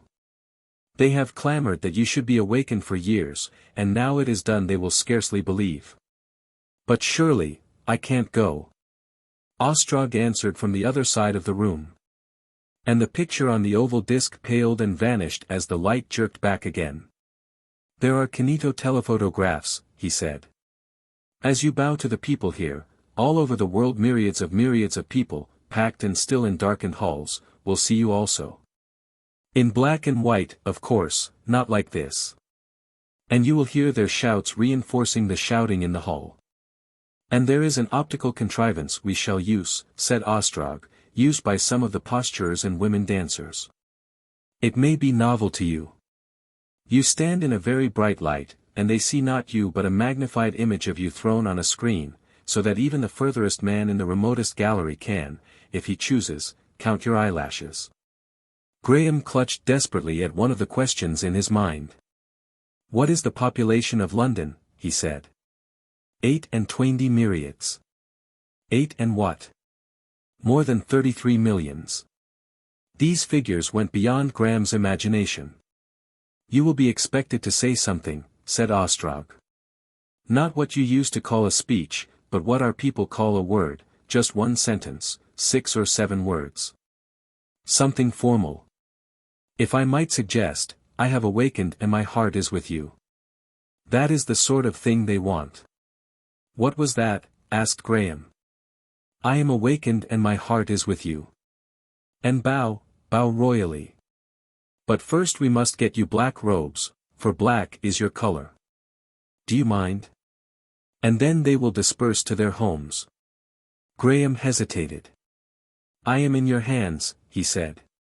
Ostrog was clearly of that opinion. He thought for a moment, turned to the curtain and called brief directions to some unseen attendants. Almost immediately a black robe, the very fellow of the black robe Graham had worn in the theatre, was brought. And as he threw it about his shoulders there came from the room without the shrilling of a high-pitched bell. Ostrog turned an interrogation to the attendant, then suddenly seemed to change his mind, pulled the curtain aside and disappeared. For a moment Graham stood with the deferential attendant listening to Ostrog's retreating steps. There was a sound of quick question and answer and of men running. The curtain was snatched back and Ostrog reappeared, his massive face glowing with excitement. He crossed the room in a stride, clicked the room into darkness, gripped Graham's arm and pointed to the mirror. Even as we turned away, he said. Graham saw his index finger, black and colossal, above the mirrored council house. For a moment he did not understand. And then he perceived that the flagstaff that had carried the white banner was bare. Do you mean, he began. The council has surrendered. Its rule is at an end forevermore. Look. And Ostrog pointed to a coil of black that crept in little jerks up the vacant flagstaff, unfolding as it rose. The oval picture paled as Lincoln pulled the curtain aside and entered. They are clamorous, he said. Ostrog kept his grip of Graham's arm. We have raised the people, he said. We have given them arms. For today at least their wishes must be law. Lincoln held the curtain open for Graham and Ostrog to pass through. On his way to the markets Graham had a transitory glance of a long narrow white-walled room in which men in the universal blue canvas were carrying covered things like biers, and about which men in medical purple hurried to and fro. From this room came groans and wailing. He had an impression of an empty blood-stained couch, of men on other couches, bandaged and blood-stained. It was just a glimpse from a railed footway and then a buttress hid the place and they were going on towards the markets. The roar of the multitude was near now, it leapt to thunder. And, arresting his attention, a fluttering of black banners, the waving of blue canvas and brown rags, and the swarming vastness of the theatre here the public markets came into view down a long passage. The picture opened out. He perceived they were entering the great theatre of his first appearance, the great theatre he had last seen as a checkerwork of glare and blackness in his flight from the Red Police. This time he entered it along a gallery at a level high above the stage. The place was now brilliantly lit again. His eyes sought the gangway up which he had fled, but he could not tell it from among its dozens of fellows. Nor could he see anything of the smashed seats, deflated cushions, and such like traces of the fight because of the density of the people. Except the stage the whole place was closely packed. Looking down the effect was a vast area of stippled pink, each dot a still upturned face regarding him. At his appearance with Ostrog the cheering died away, the singing died away, a common interest stilled and unified the disorder. It seemed as though every individual of those myriads was watching him. Chapter 13. The End of the Old Order. So far as Graham was able to judge, it was near midday when the white banner of the council fell. But some hours had to elapse before it was possible to effect the formal capitulation, and so after he had spoken his word he retired to his new apartments in the wind vane offices. The continuous excitement of the last 12 hours had left him inordinately fatigued, even his curiosity was exhausted. For a space he sat inert and passive with open eyes, and for a space he slept. He was roused by 2 medical attendants, come prepared with stimulants to sustain him through the next occasion. After he had taken their drugs and bathed by their advice in cold water, he felt a rapid return of interest and energy, and was presently able and willing to accompany Ostrog through several miles, as it seemed, of passages, lifts, and slides to the closing scene of the White Council's rule. The way ran deviously through a maze of buildings. They came at last to a passage that curved about, and showed broadening before him an oblong opening, clouds hot with sunset, and the ragged skyline of the ruinous council house. A tumult of shouts came drifting up to him. In another moment they had come out high up on the brow of the cliff of torn buildings that overhung the wreckage. The vast area opened to Graham's eyes, none the less strange and wonderful for the remote view he had had of it in the oval mirror. This rudely amphitheatral space seemed now the better part of a mile to its outer edge. It was gold-lit on the left hand, catching the sunlight, and below and to the right clear and cold in the shadow.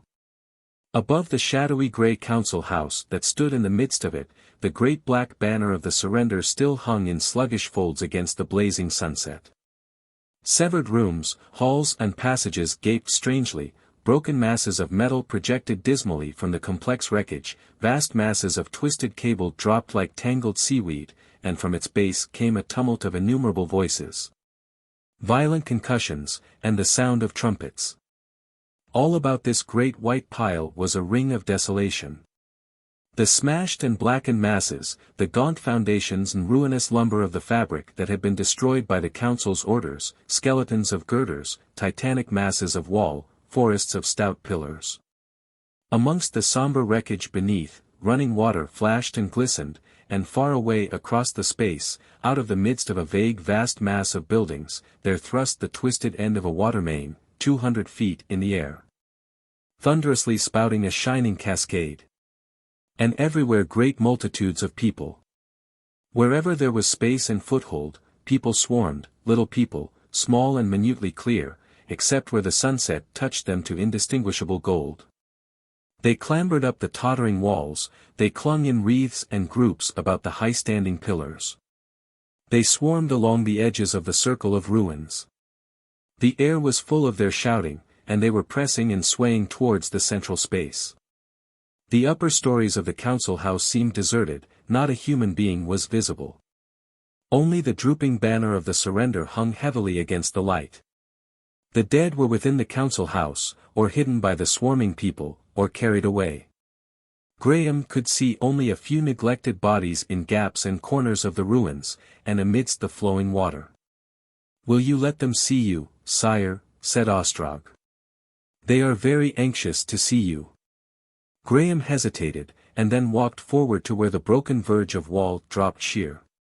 He stood looking down, a lonely, tall, black figure against the sky. Very slowly the swarming ruins became aware of him. And as they did so little bands of black uniformed men appeared remotely, thrusting through the crowds towards the council house. He saw little black heads become pink, looking at him, saw by that means a wave of recognition sweep across the space. It occurred to him that he should accord them some recognition. He held up his arm, then pointed to the council house and dropped his hand. The voices below became unanimous, gathered volume, came up to him as multitudinous wavelets of cheering. The western sky was a pallid bluish-green, and Jupiter shone high in the south, before the capitulation was accomplished. Above was a slow insensible change, the advance of night serene and beautiful. Below was hurry, excitement, conflicting orders, pauses, spasmodic developments of organization, a vast ascending clamor and confusion. Before the council came out, toiling perspiring men, directed by a conflict of shouts, carried forth hundreds of those who had perished in the hand-to-hand conflict within those long passages and chambers. Guards in black lined the way that the council would come, and as far as the eye could reach into the hazy blue twilight of the ruins.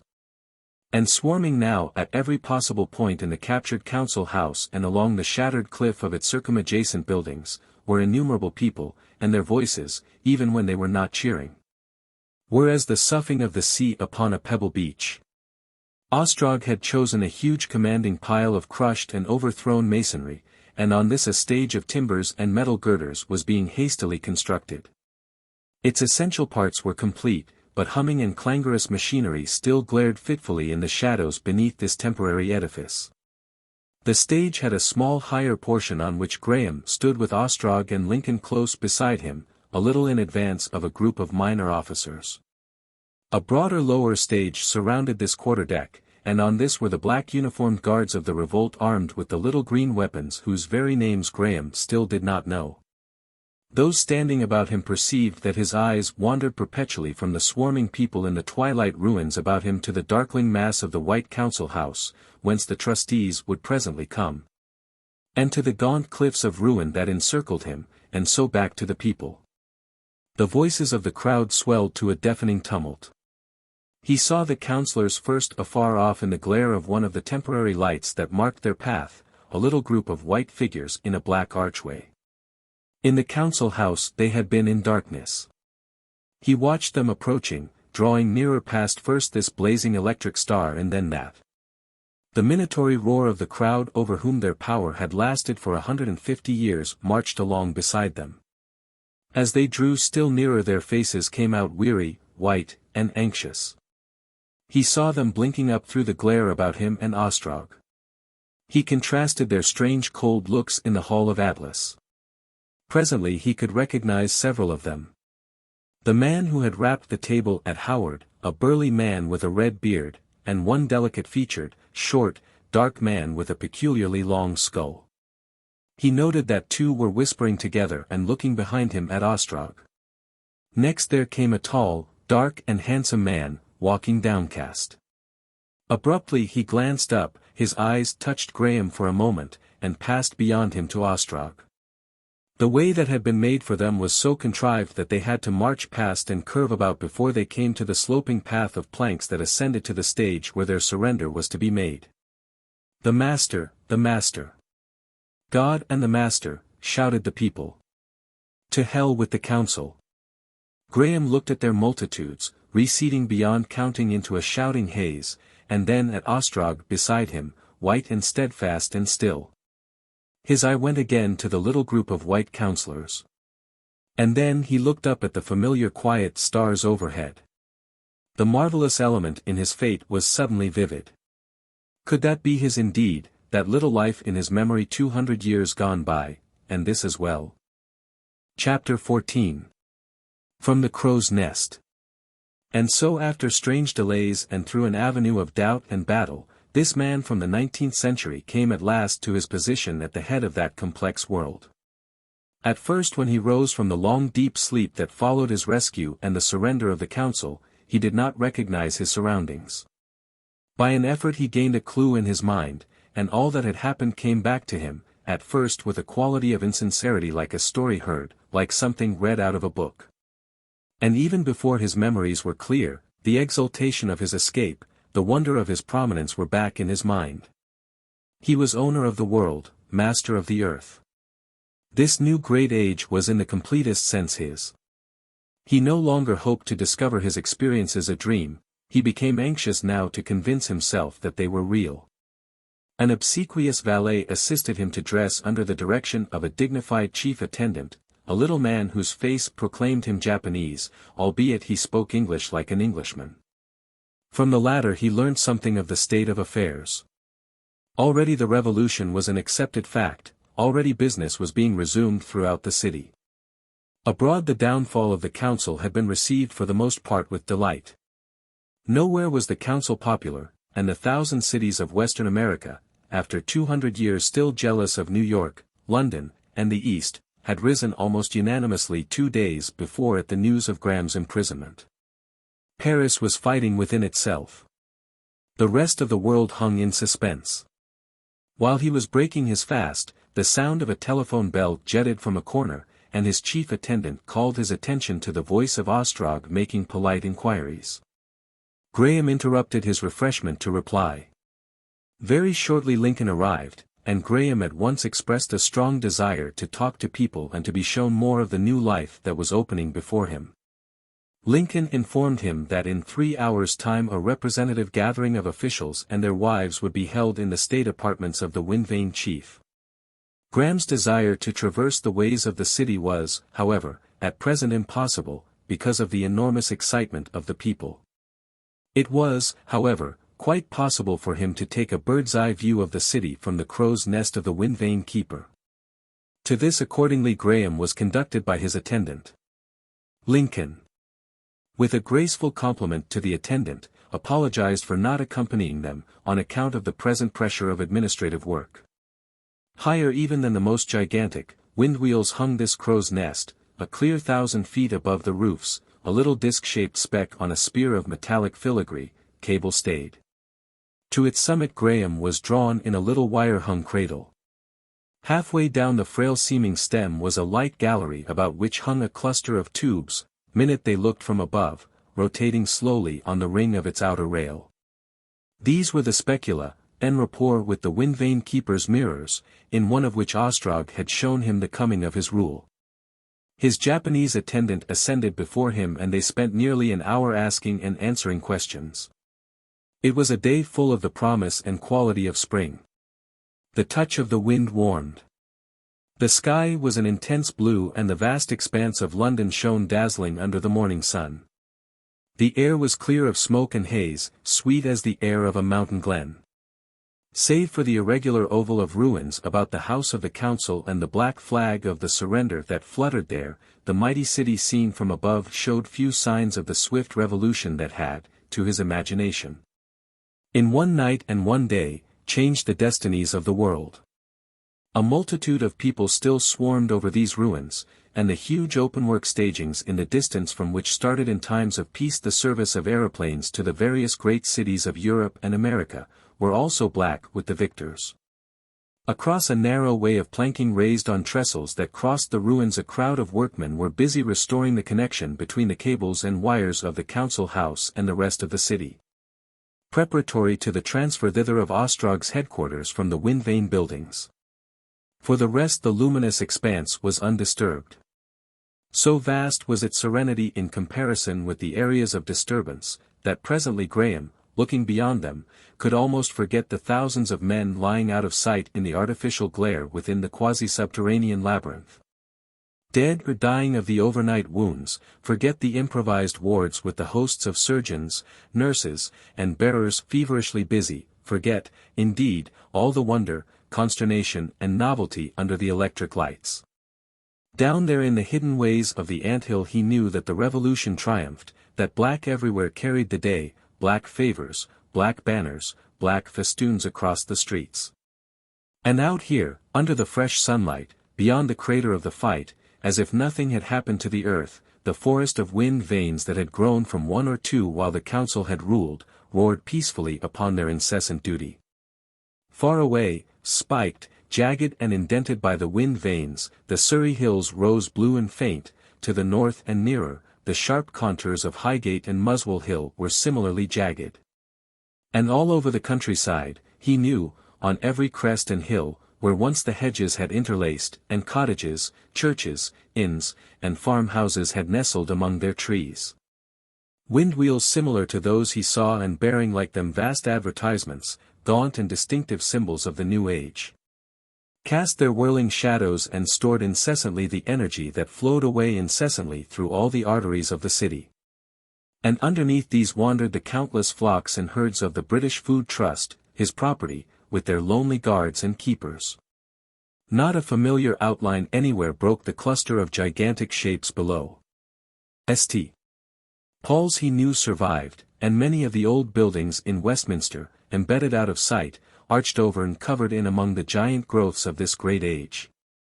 The Thames, too, made no fall and gleam of silver to break the wilderness of the city. The thirsty water mains drank up every drop of its waters before they reached the walls. Its bed and estuary, scoured and sunken, was now a canal of sea water, and a race of grimy bargemen brought the heavy materials of trade from the pool thereby beneath the very feet of the workers.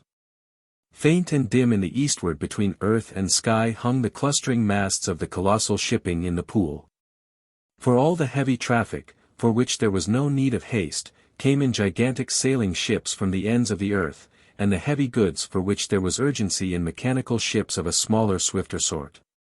And to the south over the hills came vast aqueducts with sea water for the sewers, and in 3 separate directions ran pallid lines, the roads, stippled with moving grey specks.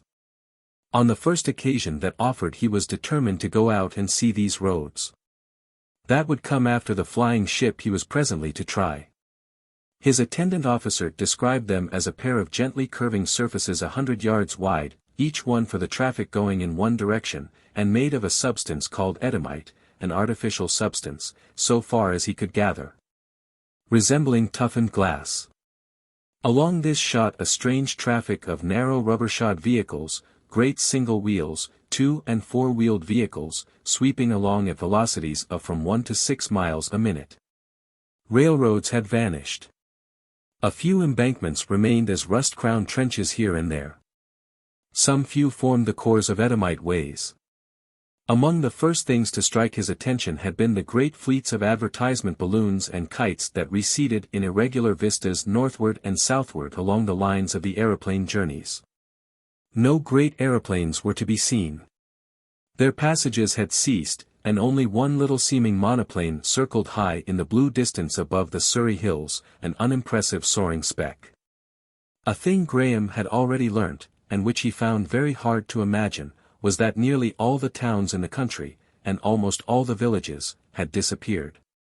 Here and there only, he understood, some gigantic hotel-like edifice stood amid square miles of some single cultivation preserved the name of a town, as Bournemouth, Wareham, or Swanage. Yet the officer had speedily convinced him how inevitable such a change had been. The old order had dotted the country with farmhouses, and every 2 or 3 miles was the ruling landlord's estate, and the place of the inn and cobbler, the grocer's shop and church, the village. Every 8 miles or so was the country town, where lawyer, corn merchant, wool stapler, saddler, veterinary surgeon, doctor, draper, milliner, and so forth lived. Every 8 miles, simply because that 8-mile marketing journey, for there and back, was as much as was comfortable for the farmer.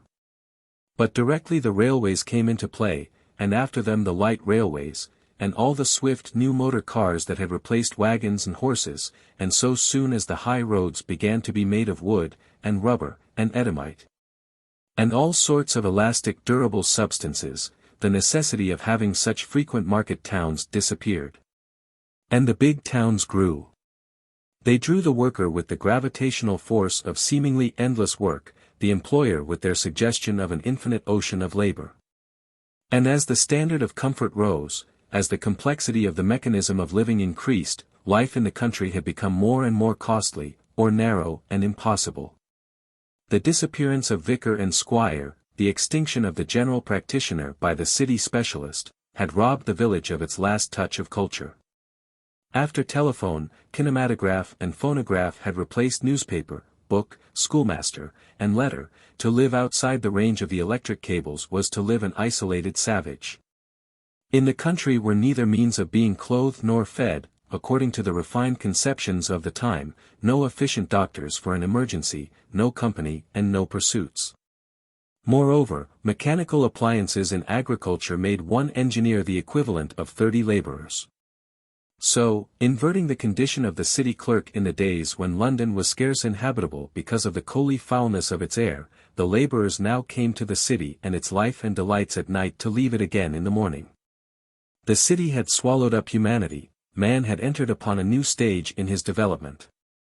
First had come the nomad, the hunter, then had followed the agriculturist of the agricultural state, whose towns and cities and ports were but the headquarters and markets of the countryside. And now, logical consequence of an epoch of invention, was this huge new aggregation of men. Such things as these, simple statements of fact though they were to contemporary men, strained Graham's imagination to picture. And when he glanced, over beyond there, at the strange things that existed on the continent, it failed him altogether. He had a vision of city beyond city.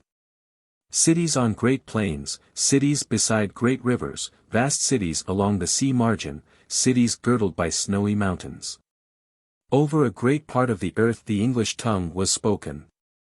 Taken together with its Spanish-American and Hindu and Negro and Pidgin dialects, it was the everyday language of two-thirds of humanity. On the continent, save as remote and curious survivals, 3 other languages alone held sway: German, which reached to Antioch and Genoa and jostled Spanish English at Cadiz. A Gallicized Russian which met the Indian English in Persia and Kurdistan and the Pidgin English in Pekin. And French still clear and brilliant, the language of lucidity, which shared the Mediterranean with the Indian English and German and reached through a Negro dialect to the Congo. And everywhere now through the city-set earth, save in the administered Black Belt territories of the tropics, the same cosmopolitan social organization prevailed. And everywhere from pole to equator his property and his responsibilities extended. The whole world was civilized, the whole world dwelt in cities, the whole world was his property. Out of the dim southwest, glittering and strange, voluptuous, and in some way terrible, shone those pleasure cities of which the kinematograph phonograph and the old man in the street had spoken. Strange places reminiscent of the legendary Sybaris, cities of art and beauty, mercenary art and mercenary beauty, sterile wonderful cities of motion and music, whither repaired all who profited by the fierce, inglorious economic struggle that went on in the glaring labyrinth below. Fierce he knew it was. How fierce he could judge from the fact that these latter-day people referred back to the England of the 19th century as the figure of an idyllic easygoing life. He turned his eyes to the scene immediately before him again, trying to conceive the big factories of that intricate maze. Chapter 15. Prominent People. The state apartments of the Wind Vane Keeper would have astonished Graham had he entered them fresh from his 19th century life, but already he was growing accustomed to the scale of the new time. He came out through one of the now familiar sliding panels upon a plateau of landing at the head of a flight of very broad and gentle steps, with men and women far more brilliantly dressed than any he had hitherto seen, ascending and descending. From this position he looked down a vista of subtle and varied ornament in lustreless white and mauve and purple, spanned by bridges that seemed wrought of porcelain and filigree, and terminating far off in a cloudy mystery of perforated screens. Glancing upward, he saw tier above tier of ascending galleries with faces looking down upon him. The air was full of the babble of innumerable voices and of a music that descended from above, a gay and exhilarating music whose source he did not discover. The central aisle was thick with people, but by no means uncomfortably crowded. Altogether that assembly must have numbered many thousands. They were brilliantly, even fantastically dressed, the men as fancifully as the women, for the sobering influence of the Puritan conception of dignity upon masculine dress had long since passed away. The hair of the men, too, though it was rarely worn long, was commonly curled in a manner that suggested the barber, and baldness had vanished from the earth. Frizzy straight-cut masses that would have charmed Rossetti abounded, and one gentleman, who was pointed out to Graham under the mysterious title of an amorist, wore his hair in 2 becoming plaits à la Marguerite. The pigtail was in evidence. It would seem that citizens of Chinese extraction were no longer ashamed of their race. There was little uniformity of fashion apparent in the forms of clothing worn. The more shapely men displayed their symmetry in trunk hose, and here were puffs and slashes, and there a cloak and there a robe. The fashions of the days of Leo X were perhaps the prevailing influence, but the aesthetic conceptions of the Far East were also patent. Masculine embonpoint, which, in Victorian times, would have been subjected to the button perils, the ruthless exaggeration of tight-legged tight-armed evening dress, now formed but the basis of a wealth of dignity in drooping folds. Graceful slenderness abounded also. To Graham, a typically stiff man from a typically stiff period, not only did these men seem altogether too graceful in person, but altogether too expressive in their vividly expressive faces. They gesticulated, they expressed surprise, interest, amusement, above all, they expressed the emotions excited in their minds by the ladies about them with astonishing frankness. Even at the first glance it was evident that women were in a great majority. The ladies in the company of these gentlemen displayed in dress, bearing and manner alike, less emphasis and more intricacy. Some affected a classical simplicity of robing and subtlety of fold, after the fashion of the first French Empire, and flashed conquering arms and shoulders as Graham passed. Others had closely fitting dresses without seam or belt at the waist, sometimes with long folds falling from the shoulders. The delightful confidences of evening dress had not been diminished by the passage of 2 centuries. Everyone's movements seemed graceful. Graham remarked to Lincoln that he saw men as Raphael's cartoons walking, and Lincoln told him that the attainment of an appropriate set of gestures was part of every rich person's education. The master's entry was greeted with a sort of tittering applause, but these people showed their distinguished manners by not crowding upon him nor annoying him by any persistent scrutiny, as he descended the steps towards the floor of the aisle. He had already learnt from Lincoln that these were the leaders of existing London society. Almost every person there that night was either a powerful official or the immediate connection of a powerful official. Many had returned from the European pleasure cities expressly to welcome him.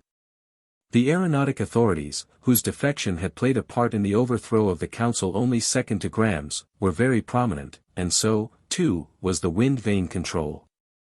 Amongst others there were several of the more prominent officers of the food department. The controller of the European piggeries had a particularly melancholy and interesting countenance and a daintily cynical manner.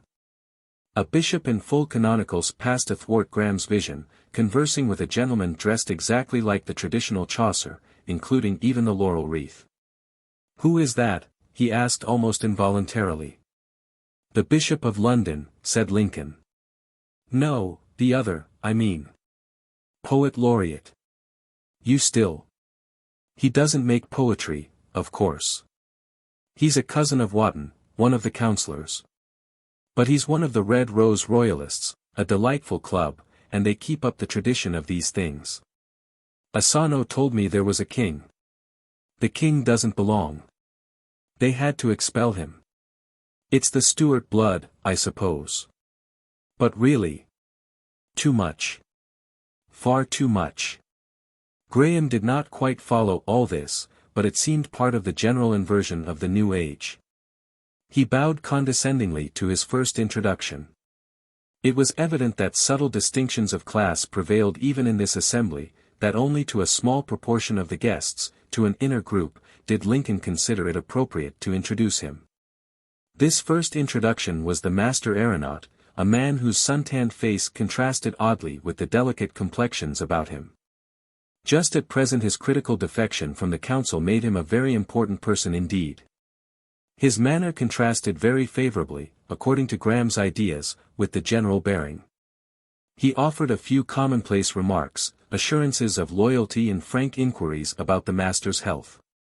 His manner was breezy, his accent lacked the easy staccato of latter-day English. He made it admirably clear to Graham that he was a bluff aerial dog, he used that phrase, that there was no nonsense about him, that he was a thoroughly manly fellow and old-fashioned at that he didn't profess to know much. And that what he did not know was not worth knowing.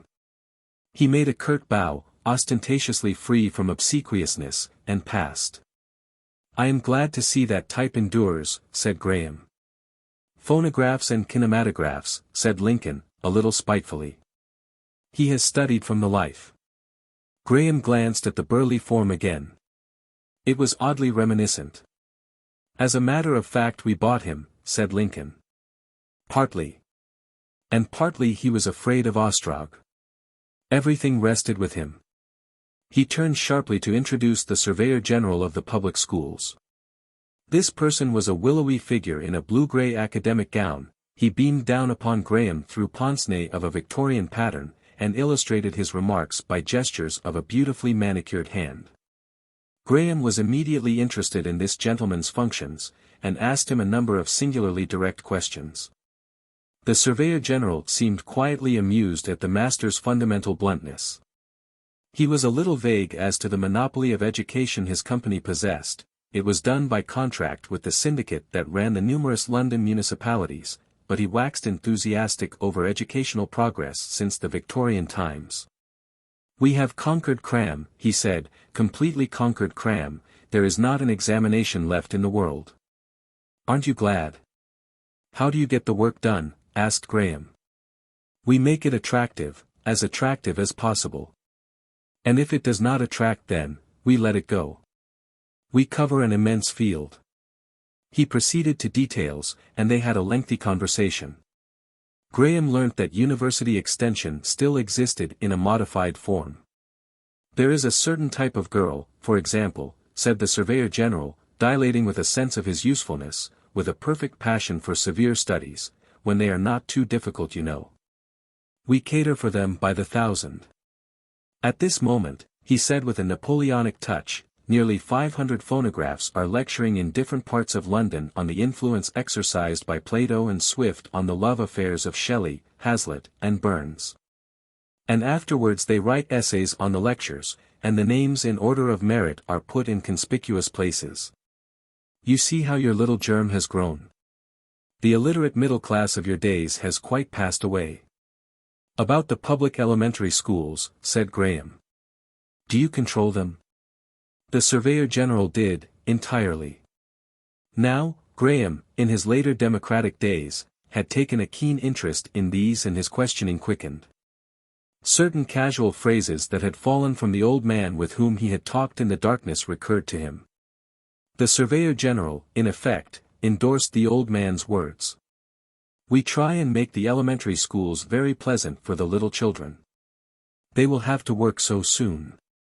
Just a few simple principles: obedience, industry. You teach them very little. Why should we? It only leads to trouble and discontent. We amuse them. Even as it is, there are troubles, agitations. Where the laborers get the ideas, one cannot tell.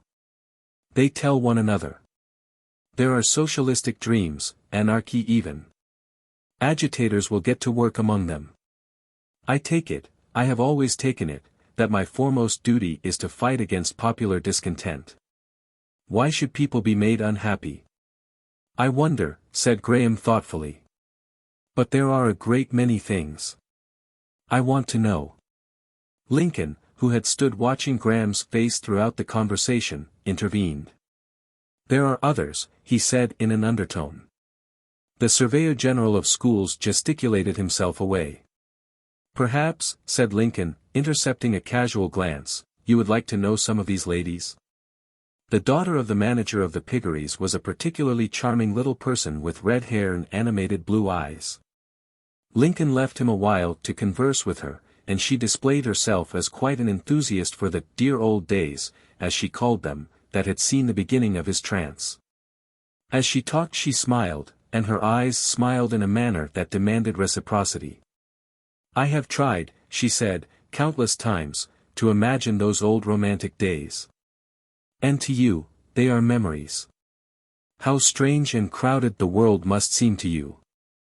I have seen photographs and pictures of the past, the little isolated houses built of bricks made out of burnt mud and all black with soot from your fires, the railway bridges, the simple advertisements.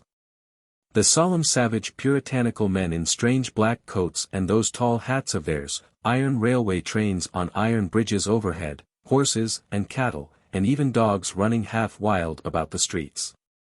And suddenly, you have come into this. Into this, said Graham.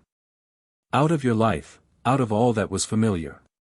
The old life was not a happy one, said Graham. I do not regret that. She looked at him quickly. There was a brief pause.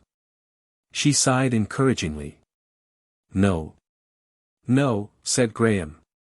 It was a little life, and unmeaning. But this, we thought the world complex and crowded and civilized enough.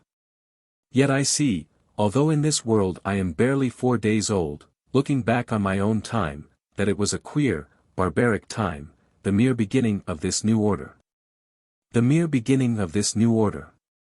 You will find it hard to understand how little I know.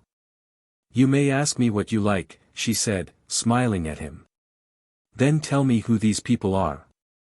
I'm still very much in the dark about them. It's puzzling. Are there any generals? Men in hats and feathers, Of course not. No. I suppose they are the men who control the great public businesses. Who is that distinguished-looking man? That? He's a most important officer. That is Morden. He is managing director of the antibilious pill department. I have heard that his workers sometimes turn out a myriad pills a day in the 24 hours. Fancy a myriad. A myriad. No wonder he looks proud, said Graham. Pills. What a wonderful time it is. That man in purple. He is not quite one of the inner circle, you know. But we like him. He is really clever and very amusing. He is one of the heads of the medical faculty of our London University.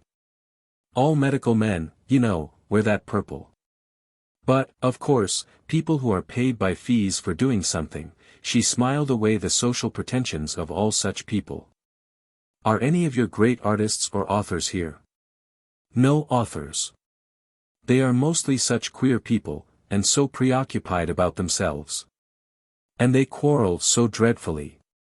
They will fight, some of them, for precedence on staircases. Dreadful, isn't it? But I think Raysbury, the fashionable capillotomist, is here. From Capri.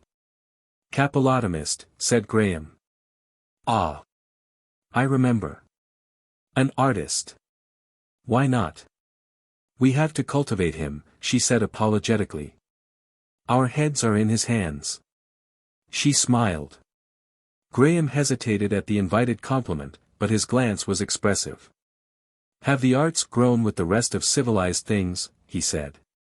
Who are your great painters? She looked at him doubtfully. Then laughed. For a moment, she said, I thought you meant, she laughed again. You mean, of course, those good men you used to think so much of because they could cover great spaces of canvas with oil colors? Great oblongs. And people used to put the things in gilt frames and hang them up in rows in their square rooms. We haven't any. People grew tired of that sort of thing. But what did you think I meant? She put a finger significantly on a cheek whose glow was above suspicion, and smiled and looked very arch and pretty and inviting. And here, and she indicated her eyelid. Graham had an adventurous moment. Then a grotesque memory of a picture he had somewhere seen of Uncle Toby and the widow flashed across his mind. An archaic shame came upon him. He became acutely aware that he was visible to a great number of interested people. I see, he remarked inadequately. He turned awkwardly away from her fascinating facility. He looked about him to meet a number of eyes that immediately occupied themselves with other things. Possibly he colored a little. Who is that talking with the lady in saffron? He asked, avoiding her eyes. The person in question he learnt was one of the great organizers of the American theaters just fresh from a gigantic production at Mexico. His face reminded Graham of a bust of Caligula. Another striking-looking man was the black labor master. The phrase at the time made no deep impression, but afterwards it recurred, the black labor master. The little lady, in no degree embarrassed, pointed out to him a charming little woman as one of the subsidiary wives of the Anglican Bishop of London. She added encomiums on the episcopal courage. Hitherto there had been a rule of clerical monogamy, neither a natural nor an expedient condition of things. Why should the natural development of the affections be dwarfed and restricted because a man is a priest? And, by the by, she added, are you an Anglican? Graham was on the verge of hesitating inquiries about the status of a subsidiary wife, apparently an euphemistic phrase, when Lincoln's return broke off this very suggestive and interesting conversation. They crossed the aisle to where a tall man in crimson, and two charming persons in Burmese costume, as it seemed to him, awaited him diffidently. From their civilities he passed to other presentations. In a little while his multitudinous impressions began to organize themselves into a general effect. At first the glitter of the gathering had raised all the democrat in Graham, he had felt hostile and satirical. But it is not in human nature to resist an atmosphere of courteous regard. Soon the music, the light, the play of colors, the shining arms and shoulders about him, the touch of hands, the transient interest of smiling faces, the frothing sound of skillfully modulated voices, the atmosphere of compliment. Interest and respect had woven together into a fabric of indisputable pleasure. Graham for a time forgot his spacious resolutions. He gave way insensibly to the intoxication of the position that was conceded him, his manner became more convincingly regal, his feet walked assuredly, the black robe fell with a bolder fold and pride ennobled his voice. After all, this was a brilliant interesting world. He looked up and saw passing across a bridge of porcelain and looking down upon him, a face that was almost immediately hidden, the face of the girl he had seen overnight in the little room beyond the theater after his escape from the council. And she was watching him. For the moment he did not remember when he had seen her, and then came a vague memory of the stirring emotions of their first encounter. But the dancing web of melody about him kept the air of that great marching song from his memory.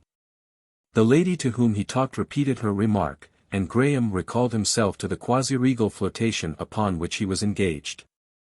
Yet, unaccountably, a vague restlessness, a feeling that grew to dissatisfaction, came into his mind. He was troubled as if by some half-forgotten duty, by the sense of things important slipping from him amidst this light and brilliance. The attraction that these ladies who crowded about him were beginning to exercise ceased. He no longer gave vague and clumsy responses to the subtly amorous advances that he was now assured were being made to him, and his eyes wandered for another sight of the girl of the first revolt. Where, precisely, had he seen her? Graham was in one of the upper galleries in conversation with a bright-eyed lady on the subject of Edomite. The subject was his choice and not hers.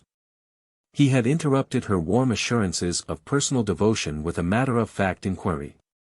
He found her, as he had already found several other latter-day women that night, less well-informed than charming. Suddenly, struggling against the eddying drift of nearer melody, the song of the revolt, the great song he had heard in the hall, hoarse and massive, came beating down to him. Ah! Now he remembered.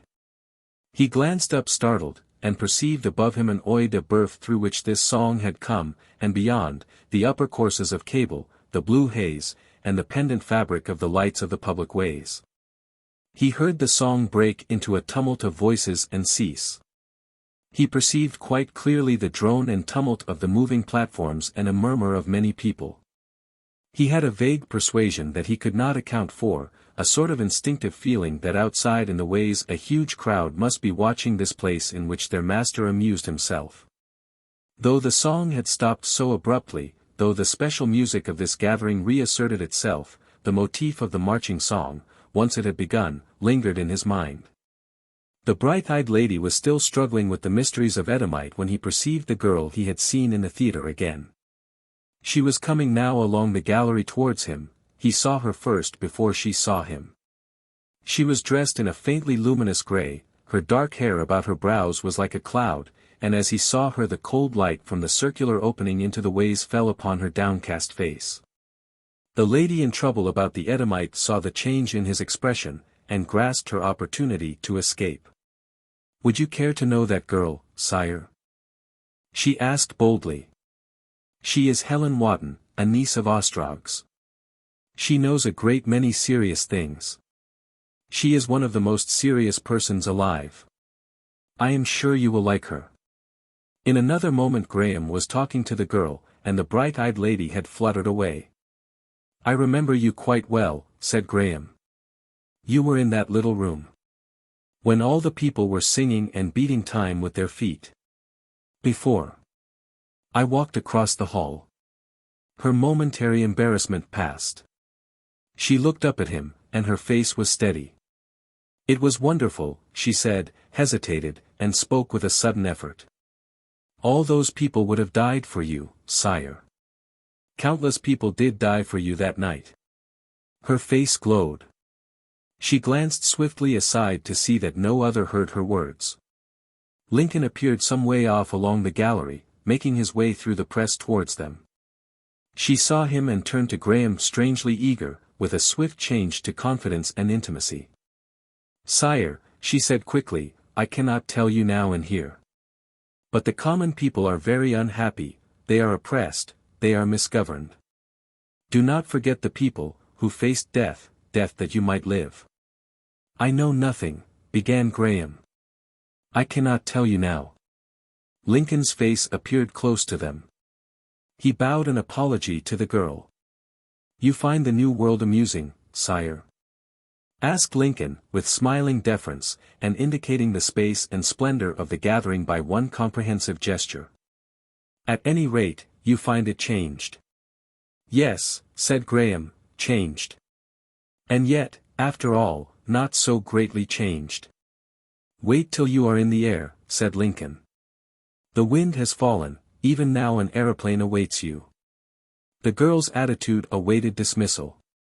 Graham glanced at her face, was on the verge of a question, found a warning in her expression, bowed to her and turned to accompany Lincoln. Chapter 16. The Monoplane.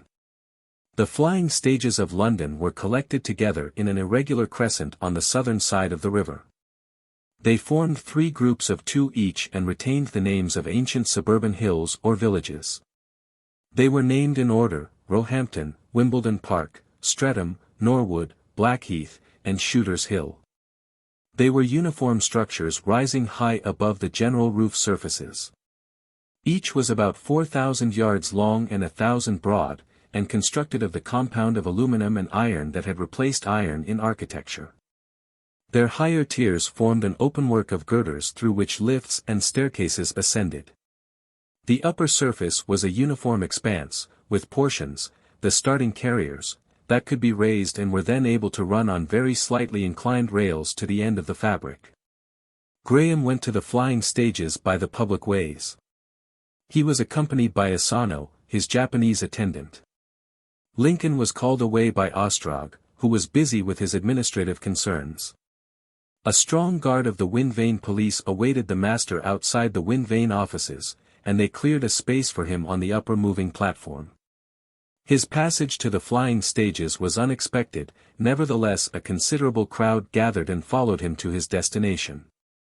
As he went along, he could hear the people shouting his name, and saw numberless men and women and children in blue come swarming up the staircases in the central path, gesticulating and shouting. He could not hear what they shouted. He was struck again by the evident existence of a vulgar dialect among the poor of the city. When at last he descended, his guards were immediately surrounded by a dense excited crowd. Afterwards it occurred to him that some had attempted to reach him with petitions. His guards cleared a passage for him with difficulty. He found a monoplane in charge of an aeronaut awaiting him on the westward stage. Seen close, this mechanism was no longer small. As it lay on its launching carrier upon the wide expanse of the flying stage, its aluminum body skeleton was as big as the hull of a 20-ton yacht. Its lateral supporting sails braced and stayed with metal nerves almost like the nerves of a bee's wing, and made of some sort of glassy artificial membrane, cast their shadow over many hundreds of square yards. The chairs for the engineer and his passenger hung free to swing by a complex tackle, within the protecting ribs of the frame and well abaft the middle. The passenger's chair was protected by a wind guard and guarded about with metallic rods carrying air cushions. It could, if desired, be completely closed in, but Graham was anxious for novel experiences, and desired that it should be left open. The aeronaut sat behind a glass that sheltered his face. The passenger could secure himself firmly in his seat, and this was almost unavoidable on landing, or he could move along by means of a little rail and rod to a locker at the stem of the machine, where his personal luggage. His wraps and restoratives were placed, and which also with the seats, served as a makeweight to the parts of the central engine that projected to the propeller at the stern. The flying stage about him was empty save for Asano and their suite of attendants. Directed by the aeronaut, he placed himself in his seat. Asano stepped through the bars of the hull, and stood below on the stage waving his hand. He seemed to slide along the stage to the right and vanish. The engine was humming loudly, the propeller spinning, and for a second the stage and the buildings beyond were gliding swiftly and horizontally past Graham's eye. Then these things seemed to tilt up abruptly. He gripped the little rods on either side of him instinctively. He felt himself moving upward, heard the air whistle over the top of the windscreen. The propeller screw moved round with powerful rhythmic impulses, 1, 2, 3, pause, 1, 2, 3, which the engineer controlled very delicately. The machine began a quivering vibration that continued throughout the flight, and the roof areas seemed running away to starboard very quickly and growing rapidly smaller. He looked from the face of the engineer through the ribs of the machine. Looking sideways, there was nothing very startling in what he saw. A rapid funicular railway might have given the same sensations. He recognized the council house and the Highgate Ridge. And then he looked straight down between his feet.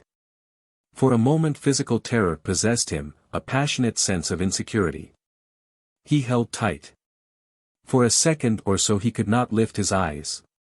Some 100 feet or more sheer below him was one of the big wind vanes of southwest London, and beyond it the southernmost flying stage crowded with little black dots. These things seemed to be falling away from him. For a second he had an impulse to pursue the earth. He set his teeth, he lifted his eyes by a muscular effort, and the moment of panic passed. He remained for a space with his teeth set hard, his eyes staring into the sky. Throb, throb, throb, beat, went the engine, throb, throb, throb, beat. He gripped his bars tightly, glanced at the aeronaut, and saw a smile upon his suntanned face. He smiled in return, perhaps a little artificially. A little strange at first, he shouted before he recalled his dignity. But he dared not look down again for some time. He stared over the aeronaut's head to where a rim of vague blue horizon crept up the sky. For a little while he could not banish the thought of possible accidents from his mind. Throb, throb, throb, beat, suppose some trivial screw went wrong in that supporting engine. Suppose. He made a grim effort to dismiss all such suppositions. After a while they did at least abandon the foreground of his thoughts. And up he went steadily, higher and higher into the clear air. Once the mental shock of moving unsupported through the air was over, his sensations ceased to be unpleasant, became very speedily pleasurable.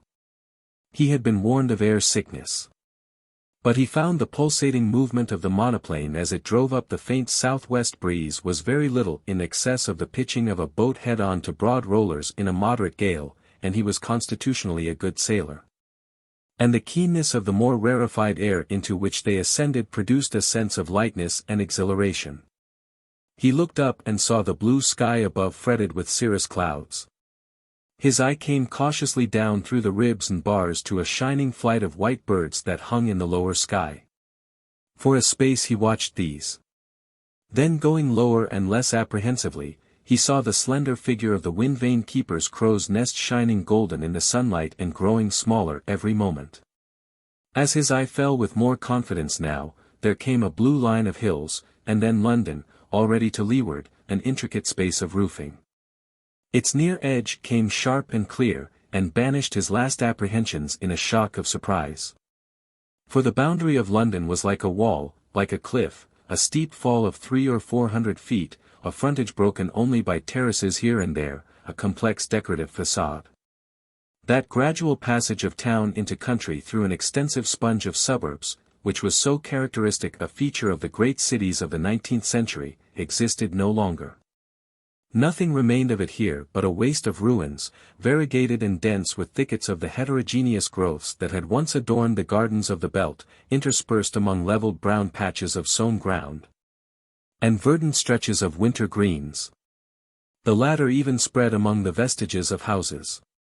But for the most part the reefs and skerries of ruins, the wreckage of suburban villas, stood among their streets and roads, queer islands amidst the levelled expanses of green and brown, abandoned indeed by the inhabitants years since, but too substantial, it seemed, to be cleared out of the way of the wholesale horticultural mechanisms of the time. The vegetation of this waste undulated and frothed amidst the countless cells of crumbling house walls, and broke along the foot of the city wall in a surf of bramble and holly and ivy and teasel and tall grasses. Here and there gaudy pleasure palaces towered amidst the puny remains of Victorian times, and cableways slanted to them from the city. That winter day they seemed deserted. Deserted, too, were the artificial gardens among the ruins. The city limits were indeed as sharply defined as in the ancient days when the gates were shut at nightfall and the robber foemen prowled to the very walls. A huge semicircular throat poured out a vigorous traffic upon the Edomite Bath Road. So the first prospect of the world beyond the city flashed on Graham, and dwindled. And when at last he could look vertically downward again, he saw below him the vegetable fields of the Thames Valley, innumerable minute oblongs of ruddy brown, intersected by shining threads, the sewage ditches. His exhilaration increased rapidly, became a sort of intoxication. He found himself drawing deep breaths of air, laughing aloud, desiring to shout. After a time that desire became too strong for him, and he shouted. They curved about towards the south. They drove with a slight list to leeward, and with a slow alternation of movement, first a short, sharp ascent and then a long downward glide that was very swift and pleasing. During these downward glides the propeller was inactive altogether. These ascents gave Graham a glorious sense of successful effort, the descents through the rarefied air were beyond all experience. He wanted never to leave the upper air again. For a time he was intent upon the landscape that ran swiftly northward beneath him. Its minute, clear detail pleased him exceedingly. He was impressed by the ruin of the houses that had once dotted the country, by the vast treeless expanse of country from which all farms and villages had gone, save for crumbling ruins.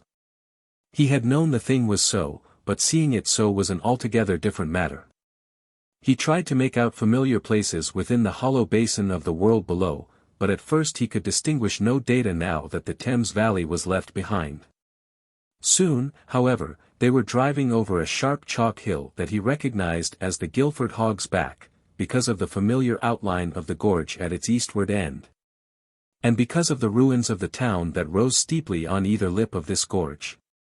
And from that he made out other points, Leith Hill, the sandy wastes of Aldershot, and so forth. Save where the broad Edomite Portsmouth Road, thickly dotted with rushing shapes, followed the course of the old railway, the gorge of the way was choked with thickets. The whole expanse of the Downs escarpment, so far as the grey haze permitted him to see, was set with wind-wheels to which the largest of the city was but a younger brother. They stirred with a stately motion before the southwest wind. And here and there were patches dotted with the sheep of the British Food Trust, and here and there a mounted shepherd made a spot of black. Then rushing under the stern of the monoplane came the Wealden Heights, the line of Hindhead, Pitch Hill, and Leith Hill, with a second row of wind wheels that seemed striving to rob the downland whirlers of their share of breeze. The purple heather was speckled with yellow gorse, and on the further side a drove of black oxen stampeded before a couple of mounted men. Swiftly these swept behind, and dwindled and lost color, and became scarce moving specks that were swallowed up in haze. And when these had vanished in the distance Graham heard a peewit wailing close at hand. He perceived he was now above the South Downs, and staring over his shoulder saw the battlements of Portsmouth Landing Stage towering over the ridge of Portsdown Hill. In another moment there came into sight a spread of shipping like floating cities, the little white cliffs of the Needles dwarfed and sunlit, and the grey and glittering waters of the narrow sea. They seemed to leap the Solent in a moment, and in a few seconds the Isle of Wight was running past, and then beneath him spread a wider and wider extent of sea, here purple with the shadow of a cloud, here grey, here a burnished mirror. And here a spread of cloudy greenish blue. The Isle of Wight grew smaller and smaller. In a few more minutes a strip of grey haze detached itself from other strips that were clouds, descended out of the sky and became a coastline, sunlit and pleasant, the coast of northern France. It rose, it took colour, became definite and detailed, and the counterpart of the downland of England was speeding by below. In a little time, as it seemed, Paris came above the horizon, and hung there for a space, and sank out of sight again as the monoplane circled about to the north. But he perceived the Eiffel Tower still standing, and beside it a huge dome surmounted by a pinpoint colossus. And he perceived, too, though he did not understand it at the time, a slanting drift of smoke. The aeronaut said something about trouble in the underways, that Graham did not heed. But he marked the minarets and towers and slender masses that streamed skyward above the city wind vanes, and knew that in the matter of grace at least Paris still kept in front of her larger rival. And even as he looked, a pale blue shape ascended very swiftly from the city like a dead leaf driving up before a gale. It curved round and soared towards them, growing rapidly larger and larger. The aeronaut was saying something. "What?" said Graham, loath to take his eyes from this. "London aeroplane, sire," bawled the aeronaut, pointing. They rose and curved about northward as it drew nearer. Nearer it came and nearer, larger and larger. The throb, throb, throb, beat, of the monoplane's flight, that had seemed so potent, and so swift, suddenly appeared slow by comparison with this tremendous rush. How great the monster seemed, how swift and steady. It passed quite closely beneath them, driving along silently, a vast spread of wire-netted translucent wings, a thing alive.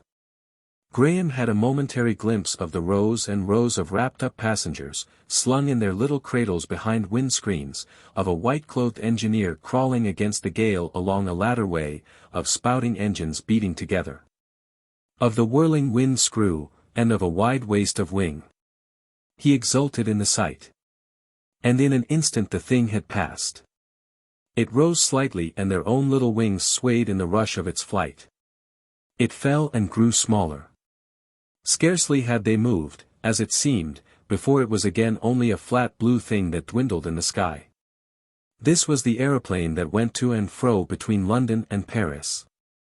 In fair weather and in peaceful times it came and went 4 times a day. They beat across the channel, slowly as it seemed now to Graham's enlarged ideas, and Beachy Head rose greyly to the left of them. "Land," called the aeronaut, his voice small against the whistling of the air over the windscreen. "Not yet," bawled Graham, laughing. "Not land yet. I want to learn more of this machine." "I meant," said the aeronaut. "I want to learn more of this machine," repeated Graham. "I'm coming to you," he said, and had flung himself free of his chair and taken a step along the guarded rail between them. He stopped for a moment, and his color changed and his hands tightened. Another step and he was clinging close to the aeronaut.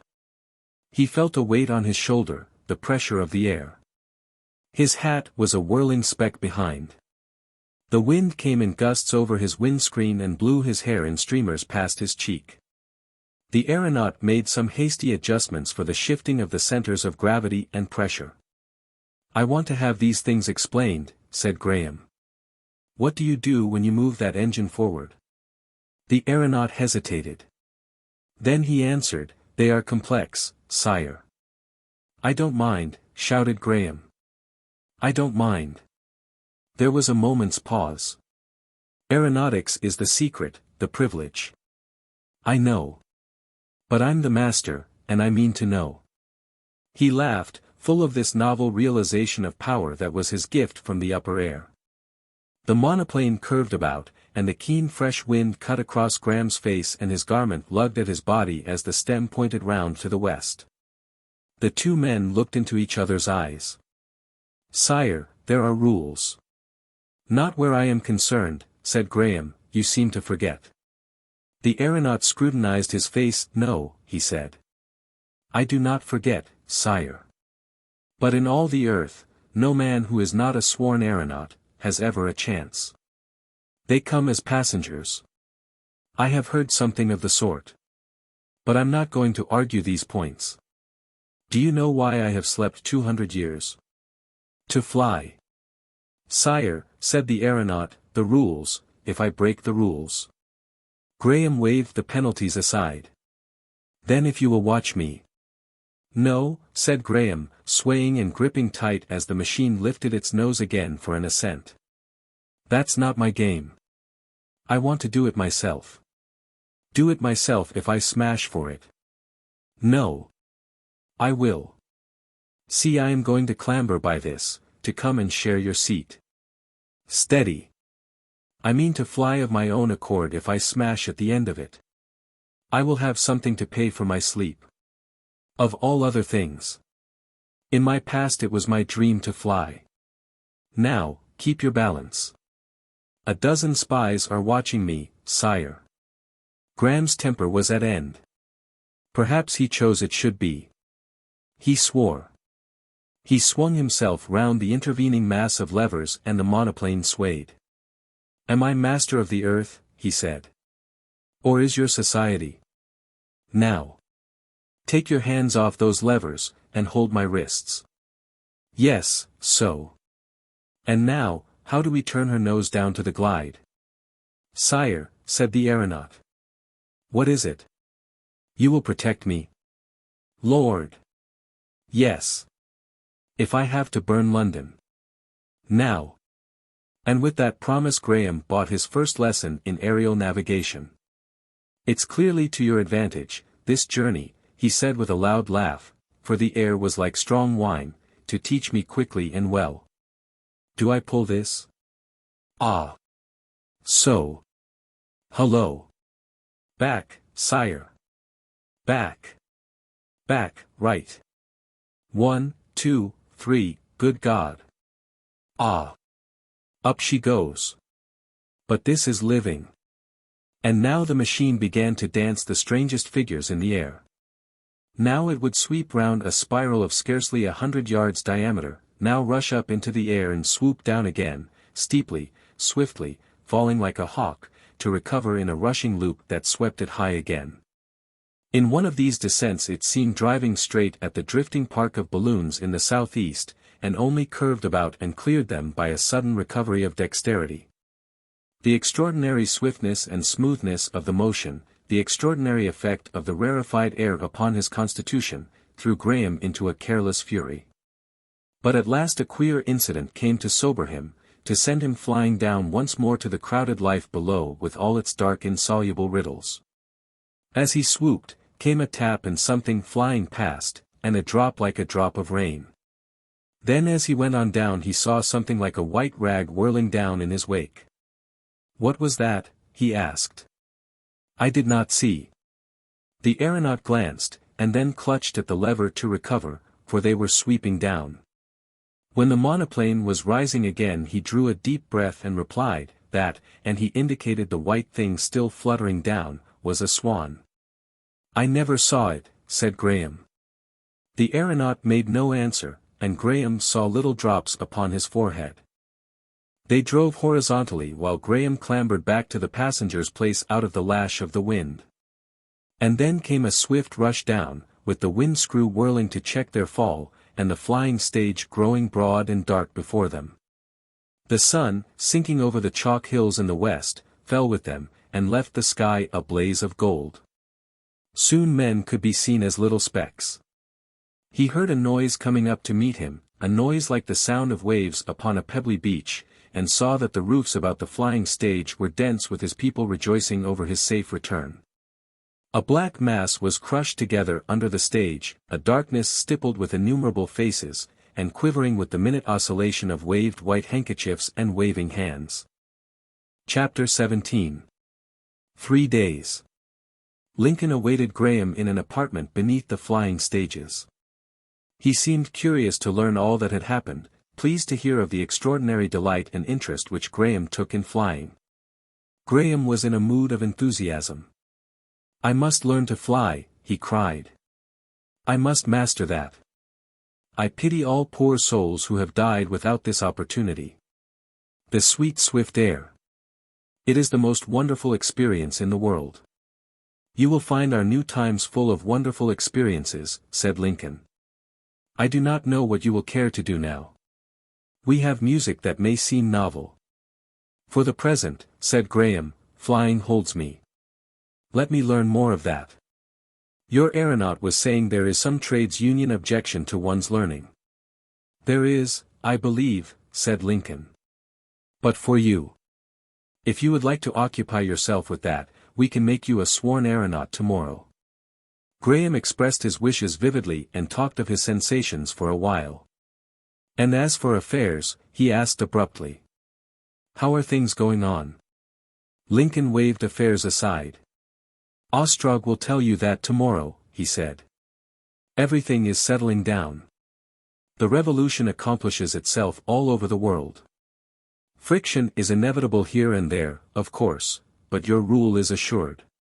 You may rest secure with things in Ostrog's hands. Would it be possible for me to be made a sworn aeronaut, as you call it, forthwith, before I sleep, said Graham, pacing. Then I could be at it the very first thing tomorrow again. It would be possible, said Lincoln thoughtfully. Quite possible. Indeed, it shall be done. He laughed. I came prepared to suggest amusements, but you have found one for yourself. I will telephone to the aeronautical offices from here and we will return to your apartments in the wind vane control. By the time you have dined the aeronauts will be able to come. You don't think that after you have dined you might prefer? He paused. Yes, said Graham. We had prepared a show of dancers, they have been brought from the Capri Theatre. I hate ballets, said Graham, shortly. Always did. That other. That's not what I want to see. We had dancers in the old days. For the matter of that, they had them in ancient Egypt. But flying. True, said Lincoln. Though our dancers. They can afford to wait, said Graham, they can afford to wait. I know. I'm not Aladdin. There's questions I want to ask some expert, about your machinery. I'm keen. I want no distractions. You have the world to choose from, said Lincoln, whatever you want is yours. Asano appeared, and under the escort of a strong guard they returned through the city streets to Graham's apartments. Far larger crowds had assembled to witness his return than his departure had gathered, and the shouts and cheering of these masses of people sometimes drowned Lincoln's answers to the endless questions Graham's aerial journey had suggested. At first Graham had acknowledged the cheering and cries of the crowd by bows and gestures, but Lincoln warned him that such a recognition would be considered incorrect behavior. Graham, already a little wearied by rhythmic civilities, ignored his subjects for the remainder of his public progress. Directly they arrived at his apartments Asano departed in search of kinematographic renderings of machinery in motion. And Lincoln dispatched Graham's commands for models of machines and small machines to illustrate the various mechanical advances of the last 2 centuries. The little group of appliances for telegraphic communication attracted the master so strongly that his delightfully prepared dinner, served by a number of charmingly dexterous girls, waited for a space. The habit of smoking had almost ceased from the face of the earth, but when he expressed a wish for that indulgence, inquiries were made and some excellent cigars were discovered in Florida, and sent to him by pneumatic dispatch while the dinner was still in progress. Afterwards came the aeronauts, and a feast of ingenious wonders in the hands of a latter-day engineer. For the time, at any rate, the neat dexterity of counting and numbering machines, building machines, spinning engines, patent doorways, explosive motors, grain and water elevators, slaughterhouse machines and harvesting appliances, was more fascinating to Graham than any bayadere. We were savages, was his refrain, we were savages. We were in the Stone Age, compared with this. And what else have you? There came also practical psychologists with some very interesting developments in the art of hypnotism. The names of Milne Bramwell, Fechner, Leibold, William James, Myers and Gurney, he found, bore a value now that would have astonished their contemporaries. Several practical applications of psychology were now in general use. It had largely superseded drugs, antiseptics and anesthetics in medicine, was employed by almost all who had any need of mental concentration. A real enlargement of human faculty seemed to have been effected in this direction. The feats of calculating boys, the wonders, as Graham had been wont to regard them, of mesmerizers, were now within the range of anyone who could afford the services of a skilled hypnotist. Long ago the old examination methods in education had been destroyed by these expedients. Instead of years of study, candidates had substituted a few weeks of trances, and during the trances expert coaches had simply to repeat all the points necessary for adequate answering, adding a suggestion of the post-hypnotic recollection of these points. In process mathematics particularly, this aid had been of singular service, and it was now invariably invoked by such players of chess and games of manual dexterity as were still to be found. In fact, all operations conducted under finite rules, of a quasi-mechanical sort that is, were now systematically relieved from the wanderings of imagination and emotion, and brought to an unexampled pitch of accuracy. Little children of the laboring classes, so soon as they were of sufficient age to be hypnotized, were thus converted into beautifully punctual and trustworthy machine minders, and released forthwith from the long, long thoughts of youth. Aeronautical pupils, who gave way to giddiness, could be relieved from their imaginary terrors. In every street were hypnotists ready to print permanent memories upon the mind. If anyone desired to remember a name, a series of numbers, a song or a speech, it could be done by this method, and conversely memories could be effaced, habits removed, and desires eradicated. A sort of psychic surgery was, in fact, in general use. Indignities, humbling experiences, were thus forgotten, widows would obliterate their previous husbands, angry lovers release themselves from their slavery. To graft desires, however, was still impossible, and the facts of thought transference were yet unsystematized. The psychologists illustrated their expositions with some astounding experiments in mnemonics made through the agency of a troop of pale-faced children in blue.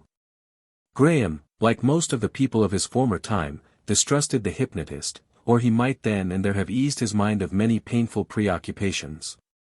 But in spite of Lincoln's assurances he held to the old theory that to be hypnotized was in some way the surrender of his personality, the abdication of his will. At the banquet of wonderful experiences that was beginning, he wanted very keenly to remain absolutely himself. The next day, and another day, and yet another day passed in such interests as these. Each day Graham spent many hours in the glorious entertainment of flying. On the third, he soared across Middle France, and within sight of the snow-clad Alps. These vigorous exercises gave him restful sleep. He recovered almost wholly from the spiritless anemia of his first awakening.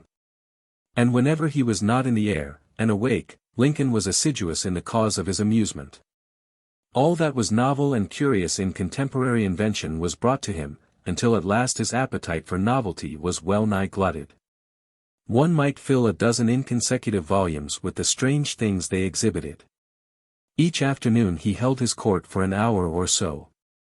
He found his interest in his contemporaries becoming personal and intimate. At first he had been alert chiefly for unfamiliarity and peculiarity.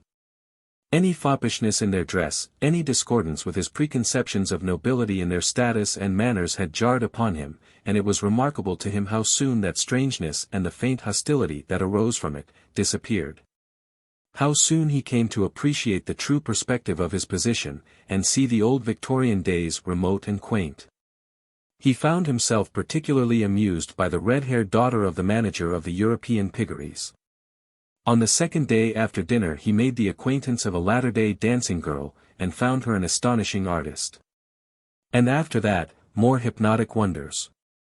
On the third day Lincoln was moved to suggest that the master should repair to a pleasure city, but this Graham declined, nor would he accept the services of the hypnotists in his aeronautical experiments. The link of locality held him to London. He found a delight in topographical identifications that he would have missed abroad. Here, or 100 feet below here, he could say, I used to eat my midday cutlets during my London University days. Underneath here was Waterloo and the tiresome hunt for confusing trains. Often have I stood waiting down there, bag in hand, and stared up into the sky above the forest of signals, little thinking I should walk some day 100 yards in the air. And now in that very sky that was once a grey smoke canopy, I circle in a monoplane. During those 3 days Graham was so occupied with these distractions that the vast political movements in progress outside his quarters had but a small share of his attention. Those about him told him little. Daily came Ostrog, the boss, his grand vizier, his mayor of the palace, to report in vague terms the steady establishment of his rule, a little trouble, soon to be settled in this city, a slight disturbance, in that. The song of the social revolt came to him no more. He never learned that it had been forbidden in the municipal limits, and all the great emotions of the crow's nest slumbered in his mind.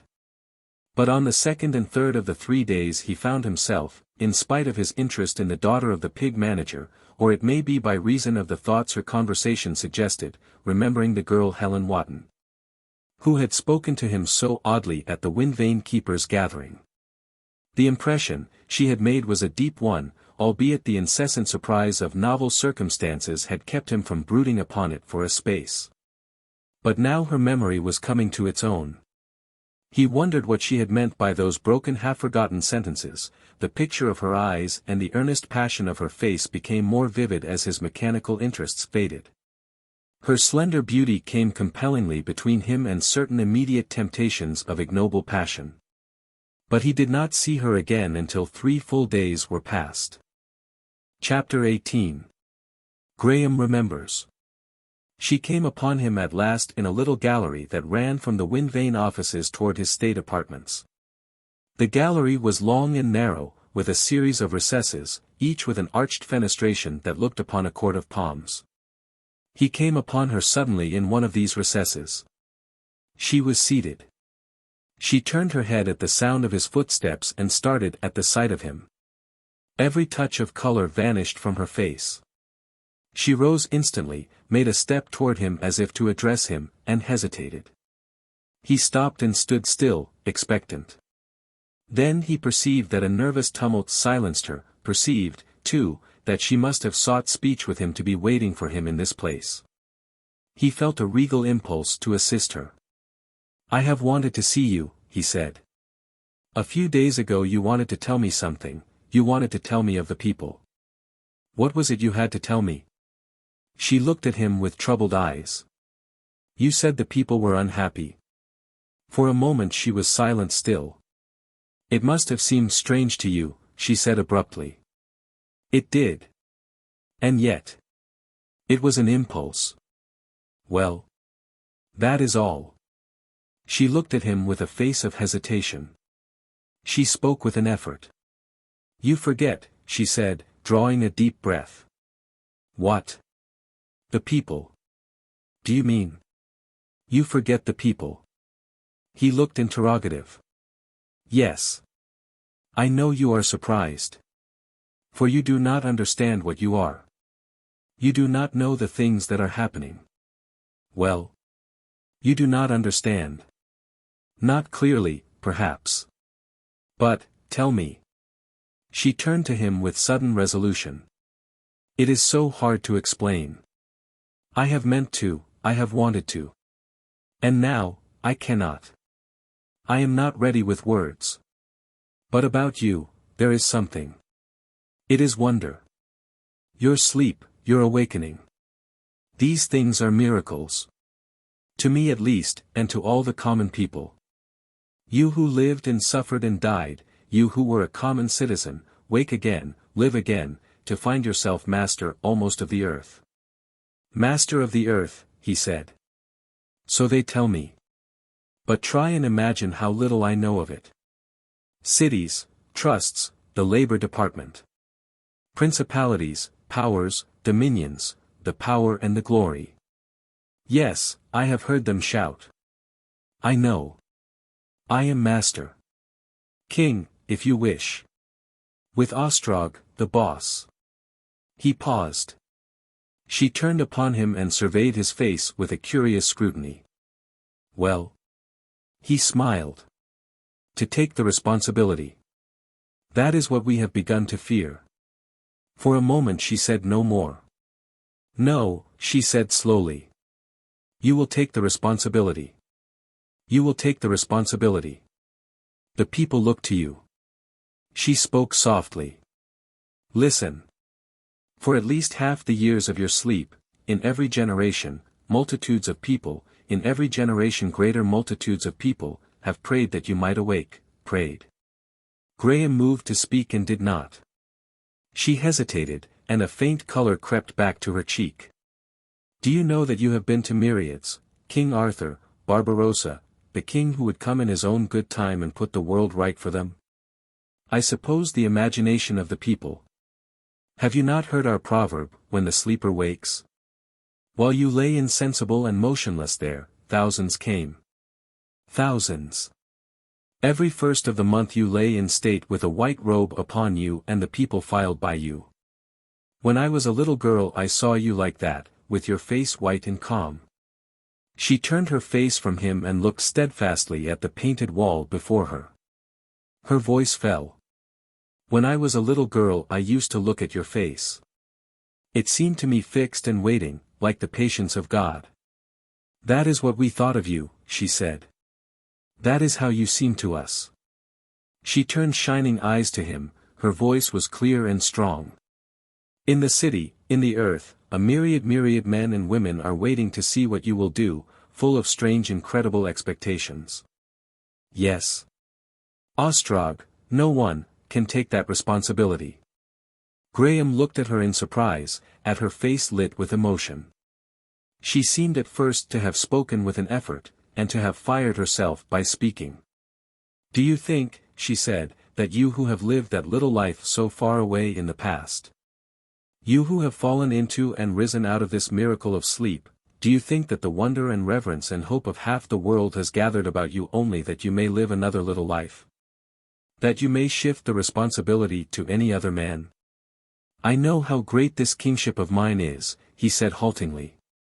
I know how great it seems. But is it real? It is incredible, dreamlike. Is it real, or is it only a great delusion? It is real, she said, if you dare. After all, like all kingship, my kingship is belief. It is an illusion in the minds of men. If you dare, she said. But countless men, she said, and while it is in their minds, they will obey. But I know nothing. That is what I had in mind. I know nothing. And these others, the counselors, Ostrog. They are wiser, cooler, they know so much, every detail. And, indeed, what are these miseries of which you speak? What am I to know? Do you mean? He stopped blankly. I am still hardly more than a girl, she said. But to me the world seems full of wretchedness. The world has altered since your day, altered very strangely. I have prayed that I might see you and tell you these things. The world has changed. As if a canker had seized it, and robbed life of everything worth having. She turned a flushed face upon him, moving suddenly. Your days were the days of freedom. Yes, I have thought. I have been made to think, for my life has not been happy. Men are no longer free, no greater, no better than the men of your time. That is not all. This city is a prison. Every city now is a prison. Mammon grips the key in his hand. Myriads, countless myriads, toil from the cradle to the grave. Is that right? Is that to be, forever? Yes, far worse than in your time. All about us, beneath us, sorrow and pain. All the shallow delight of such life as you find about you, is separated by just a little from a life of wretchedness beyond any telling. Yes, the poor know it, they know they suffer. These countless multitudes who faced death for you 2 nights since. You owe your life to them. Yes, said Graham, slowly. Yes. I owe my life to them. You come, she said, from the days when this new tyranny of the cities was scarcely beginning. It is a tyranny, a tyranny. In your days the feudal warlords had gone, and the new lordship of wealth had still to come. Half the men in the world still lived out upon the free countryside. The cities had still to devour them. I have heard the stories out of the old books, there was nobility. Common men led lives of love and faithfulness then, they did 1,000 things. And you come from that time. It was not. But never mind. How is it now? Gain and the pleasure cities. Or slavery, unthanked, unhonored, slavery. Slavery. He said. Slavery. You don't mean to say that human beings are chattels. Worse. That is what I want you to know, what I want you to see. I know you do not know. They will keep things from you, they will take you presently to a pleasure city. But you have noticed men and women and children in pale blue canvas, with thin yellow faces and dull eyes? Everywhere. Speaking a horrible dialect, coarse and weak. I have heard it. They are the slaves, your slaves. They are the slaves of the labor department you own. The Labor Department. In some way, that is familiar. Ah. Now I remember. I saw it when I was wandering about the city, after the lights returned, great fronts of buildings colored pale blue. Do you really mean? Yes. How can I explain it to you? Of course the blue uniform struck you.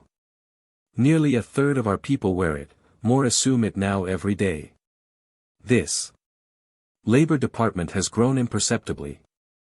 What is this Labor Department? Asked Graham. In the old times, how did you manage with starving people?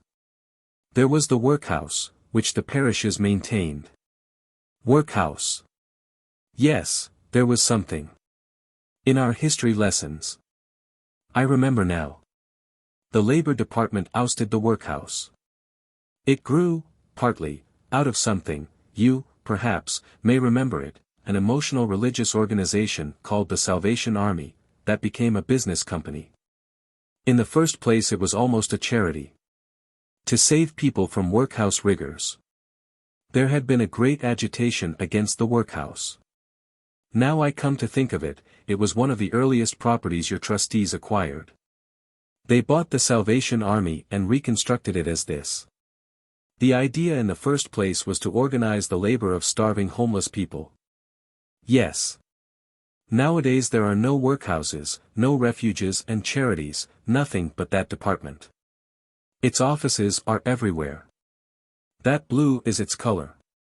And any man, woman or child who comes to be hungry and weary and with neither home nor friend nor resort, must go to the department in the end, or seek some way of death.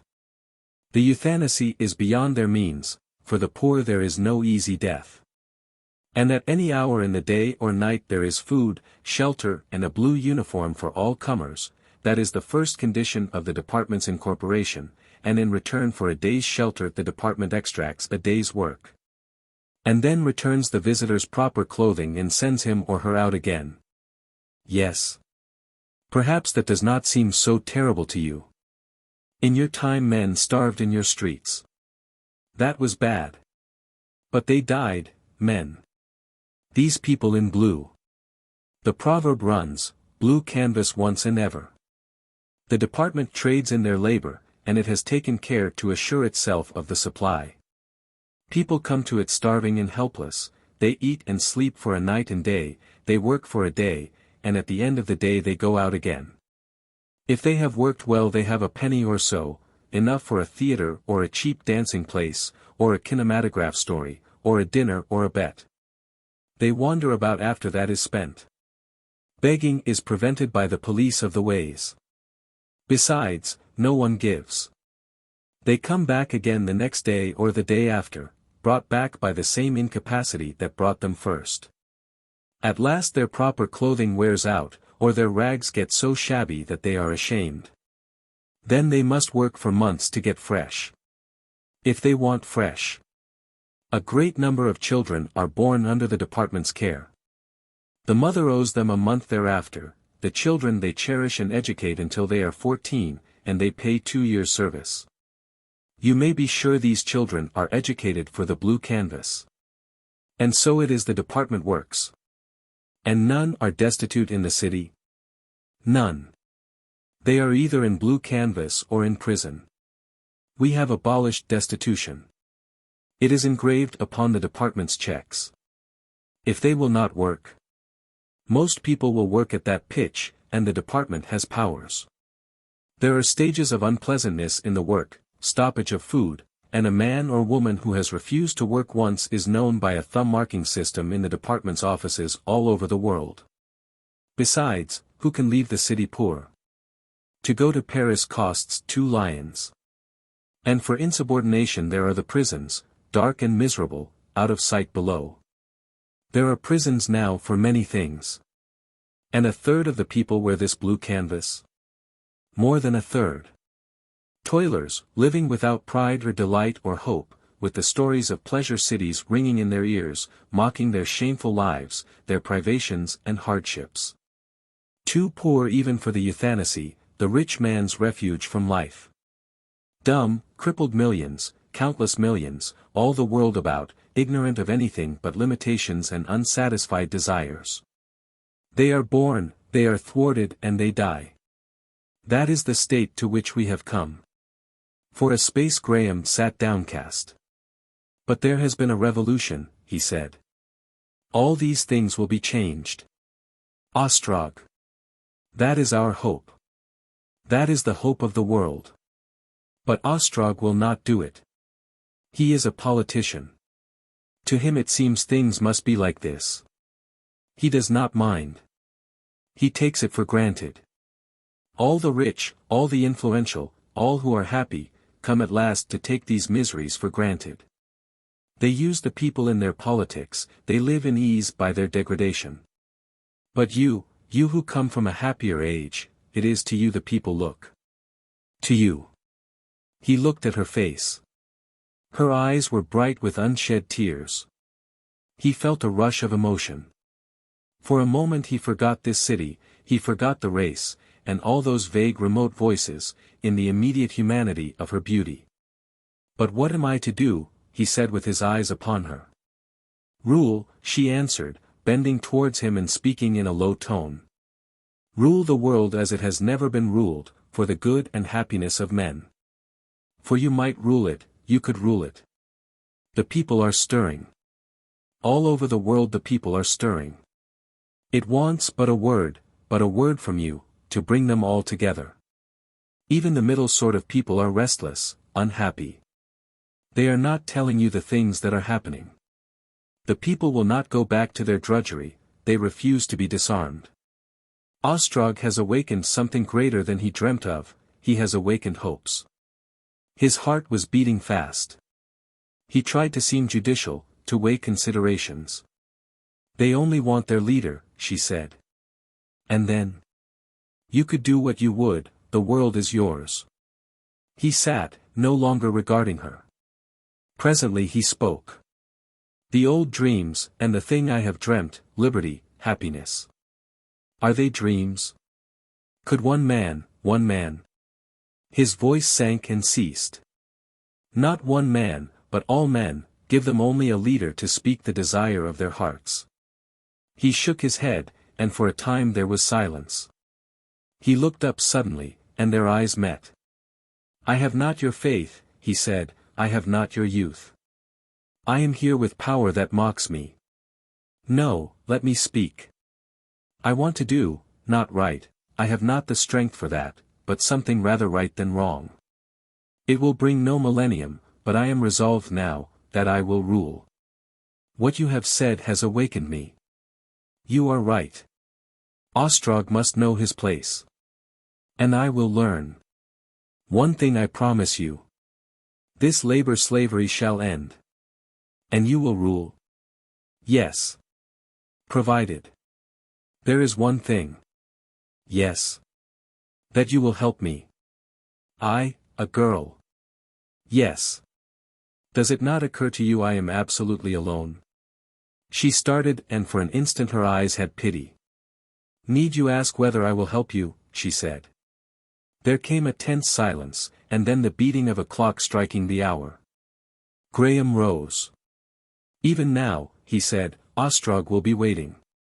He hesitated, facing her. When I have asked him certain questions. There is much I do not know. It may be, that I will go to see with my own eyes the things of which you have spoken. And when I return, I shall know of your going and coming. I will wait for you here again. They regarded one another steadfastly, questioningly, and then he turned from her towards the Windvane office. Chapter 19. Ostrog's point of view. Graham found Ostrog waiting to give a formal account of his day's stewardship. On previous occasions he had passed over this ceremony as speedily as possible, in order to resume his aerial experiences, but now he began to ask quick short questions. He was very anxious to take up his empire forthwith. Ostrog brought flattering reports of the development of affairs abroad. In Paris and Berlin, Graham perceived that he was saying, there had been trouble, not organized resistance indeed, but insubordinate proceedings. After all these years, said Ostrog, when Graham pressed inquiries, the commune has lifted its head again. That is the real nature of the struggle, to be explicit. But order had been restored in these cities. Graham, the more deliberately judicial for the stirring emotions he felt, asked if there had been any fighting. A little, said Ostrog. In one quarter only. But the Senegalese division of our African Agricultural Police, the Consolidated African Companies have a very well-drilled police, was ready, and so were the Aeroplanes. We expected a little trouble in the continental cities, and in America. But things are very quiet in America. They are satisfied with the overthrow of the council. For the time. Why should you expect trouble? Asked Graham abruptly. There is a lot of discontent, social discontent. The Labor Department? You are learning, said Ostrog with a touch of surprise. Yes. It is chiefly the discontent with the Labor Department. It was that discontent supplied the motive force of this overthrow, that and your awakening. Yes. Ostrog smiled. He became explicit. We had to stir up their discontent, we had to revive the old ideals of universal happiness, all men equal, all men happy, no luxury that everyone may not share, ideas that have slumbered for 200 years. You know that? We had to revive these ideals, impossible as they are, in order to overthrow the council. And now? Well. Our revolution is accomplished, and the council is overthrown, and people whom we have stirred up, remain surging. There was scarcely enough fighting. We made promises, of course.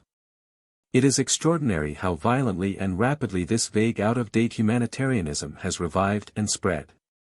We who sowed the seed even, have been astonished. In Paris, as I say, we have had to call in a little external help. And here? There is trouble. Multitudes will not go back to work.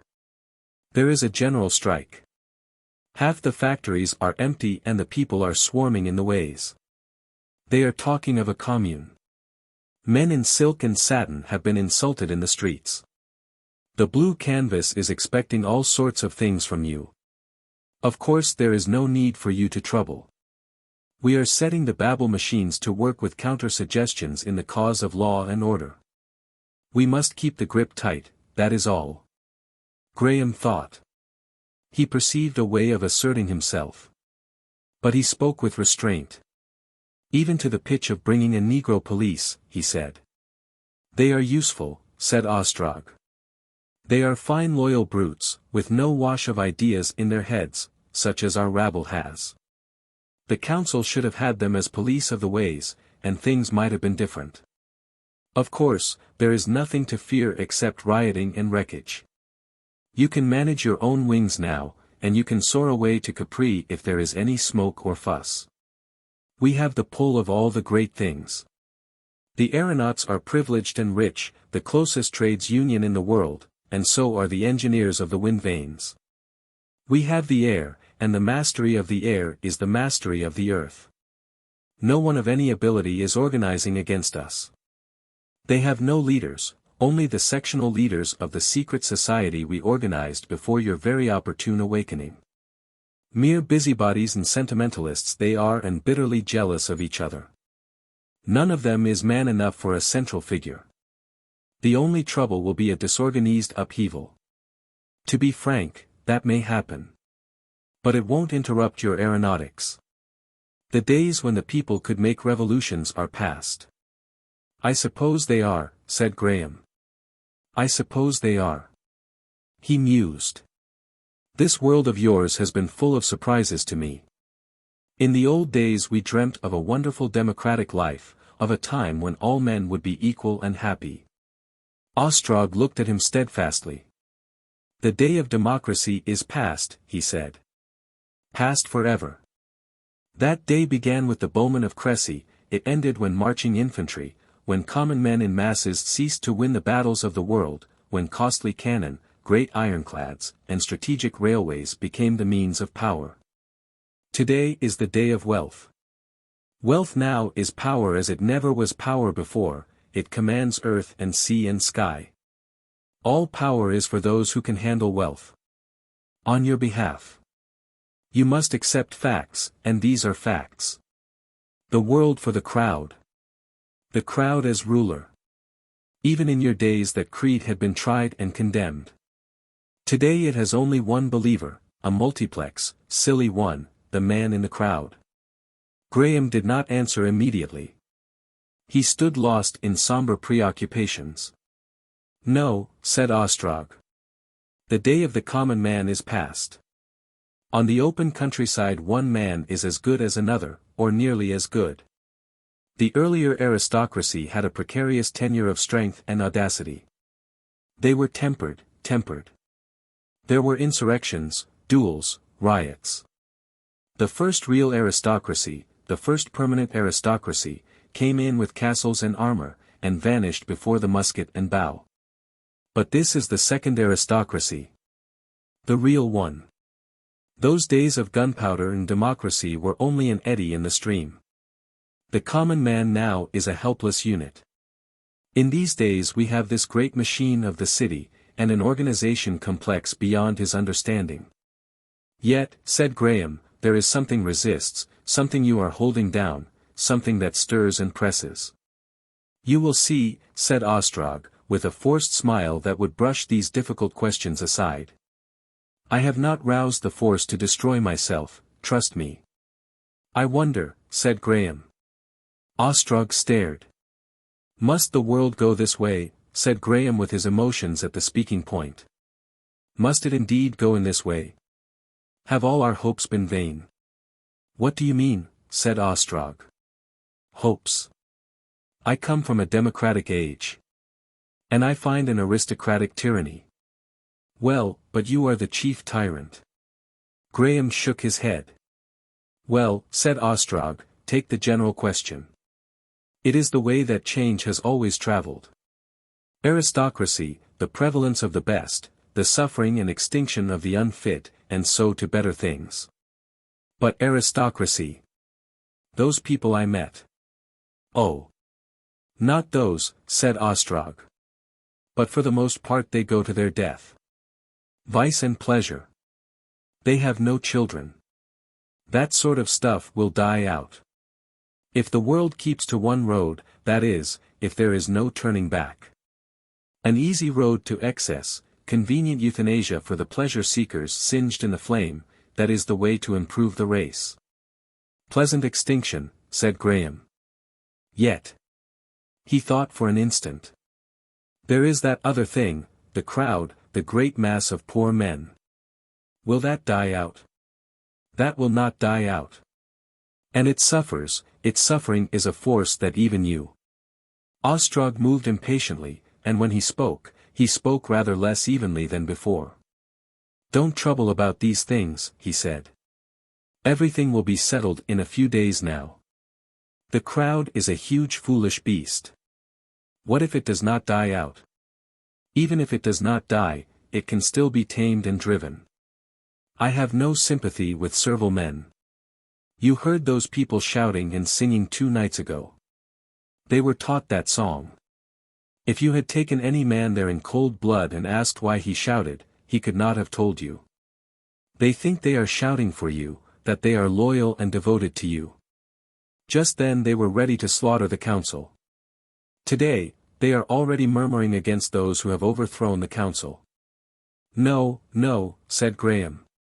They shouted because their lives were dreary, without joy or pride, and because in me, they hoped. And what was their hope? What is their hope? What right have they to hope? They work ill and they want the reward of those who work well. The hope of mankind, what is it? That some day the overman may come, that some day the inferior, the weak and the bestial may be subdued or eliminated. Subdued if not eliminated. The world is no place for the bad, the stupid, the enervated. Their duty, it's a fine duty too. Is to die. The death of the failure. That is the path by which the beast rose to manhood, by which man goes on to higher things. Ostrog took a pace, seemed to think, and turned on Graham. I can imagine how this great world state of ours seems to a Victorian Englishman. You regret all the old forms of representative government, their spectres still haunt the world, the voting councils, and parliaments, and all that 18th century tomfoolery. You feel moved against our pleasure cities. I might have thought of that, had I not been busy. But you will learn better. The people are mad with envy, they would be in sympathy with you. Even in the streets now, they clamor to destroy the pleasure cities. But the pleasure cities are the excretory organs of the state, attractive places that year after year draw together all that is weak and vicious, all that is lascivious and lazy, all the easy roguery of the world, to a graceful destruction. They go there, they have their time, they die childless, all the pretty silly lascivious women die childless, and mankind is the better. If the people were sane they would not envy the rich their way of death. And you would emancipate the silly brainless workers that we have enslaved, and try to make their lives easy and pleasant again. Just as they have sunk to what they are fit for. He smiled a smile that irritated Graham oddly. You will learn better. I know those ideas, in my boyhood I read your Shelley and dreamt of liberty. There is no liberty, save wisdom and self-control. Liberty is within, not without. It is each man's own affair. Suppose, which is impossible, that these swarming yelping fools in blue get the upper hand of us, what then? They will only fall to other masters. So long as there are sheep nature will insist on beasts of prey. It would mean but a few hundred years' delay. The coming of the aristocrat is fatal and assured. The end will be the overman, for all the mad protests of humanity. Let them revolt, let them win and kill me and my like. Others will arise, other masters. The end will be the same. I wonder, said Graham doggedly. For a moment he stood downcast. But I must see these things for myself, he said, suddenly assuming a tone of confident mastery. Only by seeing can I understand. I must learn. That is what I want to tell you, Ostrog. I do not want to be king in a pleasure city, that is not my pleasure. I have spent enough time with aeronautics, and those other things. I must learn how people live now, how the common life has developed. Then I shall understand these things better. I must learn how common people live, the labor people more especially, how they work, marry, bear children, die. You get that from our realistic novelists, suggested Ostrog, suddenly preoccupied. I want reality, said Graham. There are difficulties, said Ostrog, and thought. On the whole. I did not expect. I had thought. And yet perhaps. You say you want to go through the ways of the city and see the common people. Suddenly he came to some conclusion. You would need to go disguised, he said. The city is intensely excited, and the discovery of your presence among them might create a fearful tumult. Still this wish of yours to go into this city, this idea of yours. Yes, now I think the thing over, it seems to me not altogether. It can be contrived. If you would really find an interest in that. You are, of course, master. You can go soon if you like. A disguise Asano will be able to manage. He would go with you. After all it is not a bad idea of yours. You will not want to consult me in any matter, asked Graham suddenly, struck by an odd suspicion. Oh, dear no. No. I think you may trust affairs to me for a time, at any rate, said Ostrog, smiling. Even if we differ. Graham glanced at him sharply. There is no fighting likely to happen soon, he asked abruptly. Certainly not. I have been thinking about these Negroes. I don't believe the people intend any hostility to me, and, after all, I am the master. I do not want any Negroes brought to London. It is an archaic prejudice perhaps, but I have peculiar feelings about Europeans and the subject races. Even about Paris. Ostrog stood watching him from under his drooping brows. I am not bringing Negroes to London, he said slowly. But if you are not to bring armed Negroes to London, whatever happens, said Graham. In that matter I am quite decided. Ostrog resolved not to speak, and bowed deferentially. Chapter 20. In the City Ways. And that night, unknown and unsuspected, Graham, dressed in the costume of an inferior wind vane official keeping holiday, and accompanied by Asano in Labor Department canvas, surveyed the city through which he had wandered when it was veiled in darkness. But now he saw it lit and waking, a whirlpool of life. In spite of the surging and swaying of the forces of revolution, in spite of the unusual discontent, the mutterings of the greater struggle of which the first revolt was but the prelude, the myriad streams of commerce still flowed wide and strong. He knew now something of the dimensions and quality of the new age, but he was not prepared for the infinite surprise of the detailed view, for the torrent of color and vivid impressions that poured past him. This was his first real contact with the people of these latter days. He realized that all that had gone before, saving his glimpses of the public theaters and markets, had had its element of seclusion, had been a movement within the comparatively narrow political quarter. That all his previous experiences had revolved immediately about the question of his own position. But here was the city at the busiest hours of night, the people to a large extent returned to their own immediate interests, the resumption of the real and formal life, the common habits of the new time. They emerged at first into a street whose opposite ways were crowded with the blue canvas liveries. This swarm Graham saw was a portion of a procession. It was odd to see a procession parading the city seated. They carried banners of coarse black stuff with red letters. No disarmament, said the banners, for the most part in crudely daubed letters and with variant spelling, and, why should we disarm? No disarming. No disarming. Banner after banner went by, a stream of banners flowing past, and at last at the end, the song of the revolt and a noisy band of strange instruments. They all ought to be at work, said Asano. They have had no food these 2 days, or they have stolen it. Presently Asano made a detour to avoid the congested crowd that gaped upon the occasional passage of dead bodies from hospital to a mortuary, the gleanings after death's harvest of the first revolt. That night few people were sleeping, everyone was abroad. A vast excitement, perpetual crowds perpetually changing, surrounded Graham. His mind was confused and darkened by an incessant tumult, by the cries and enigmatical fragments of the social struggle that was as yet only beginning.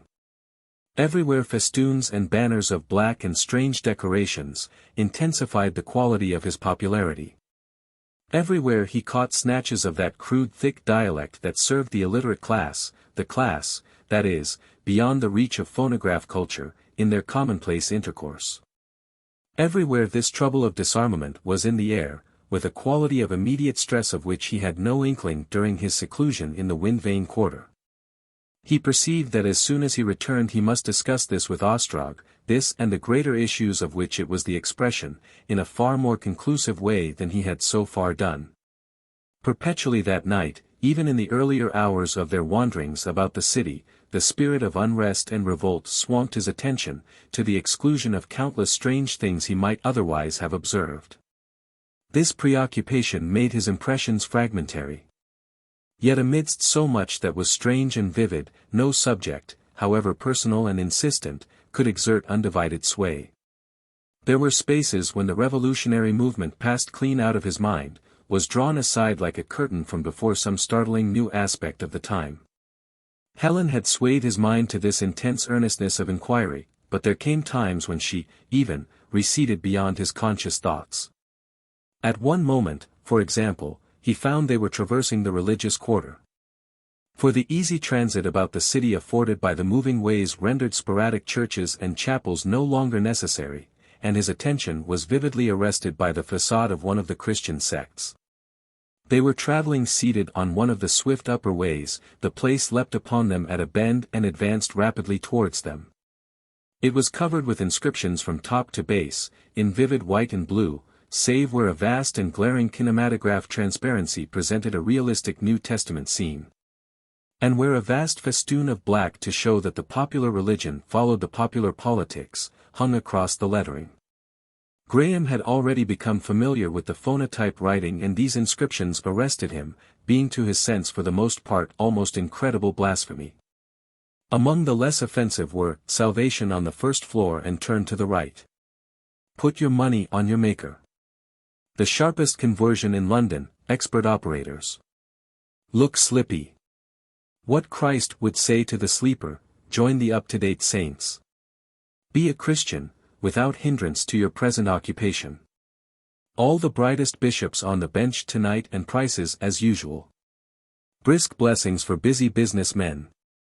"But this is appalling," said Graham, as that deafening scream of mercantile piety towered above them. "What is appalling?" asked his little officer, apparently seeking vainly for anything unusual in this shrieking enamel. "This. Surely the essence of religion is reverence." "Oh, that." Asano looked at Graham. "Does it shock you?" he said in the tone of one who makes a discovery. "I suppose it would, of course. I had forgotten. Nowadays the competition for attention is so keen, and people simply haven't the leisure to attend to their souls, you know, as they used to do." He smiled. "In the old days you had quiet Sabbaths and the countryside. Though somewhere I've read of Sunday afternoons that." "But that," said Graham, glancing back at the receding blue and white. "That is surely not the only. There are hundreds of different ways. But, of course, if a sect doesn't tell it doesn't pay. Worship has moved with the times. There are high-class sects with quieter ways, costly incense and personal attentions and all that. These people are extremely popular and prosperous. They pay several dozen lions for those apartments to the council, to you, I should say." Graham still felt a difficulty with the coinage, and this mention of a dozen lions brought him abruptly to that matter. In a moment the screaming temples and their swarming touts were forgotten in this new interest. A turn of a phrase suggested, and an answer confirmed the idea that gold and silver were both demonetized, that stamped gold which had begun its reign amidst the merchants of Phoenicia was at last dethroned. The change had been graduated but swift, brought about by an extension of the system of checks that had even in his previous life already practically superseded gold in all the larger business transactions. The common traffic of the city, the common currency indeed of all the world, was conducted by means of the little brown, green and pink council checks for small amounts, printed with a blank payee. Asano had several with him, and at the first opportunity he supplied the gaps in his set. They were printed not on tearable paper, but on a semi-transparent fabric of silken flexibility, interwoven with silk. Across them all sprawled a facsimile of Graham's signature, his first encounter with the curves and turns of that familiar autograph for 203 years. Some intermediary experiences made no impression sufficiently vivid to prevent the matter of the disarmament claiming his thoughts again. A blurred picture of a Theosophist temple that promised miracles in enormous letters of unsteady fire was least submerged perhaps, but then came the view of the dining hall in Northumberland Avenue. That interested him very greatly. By the energy and thought of Asano he was able to view this place from a little screened gallery reserved for the attendants of the tables. The building was pervaded by a distant muffled hooting, piping and bawling, of which he did not at first understand the import, but which recalled a certain mysterious leathery voice he had heard after the resumption of the lights on the night of his solitary wandering. He had grown accustomed to vastness and great numbers of people, nevertheless this spectacle held him for a long time.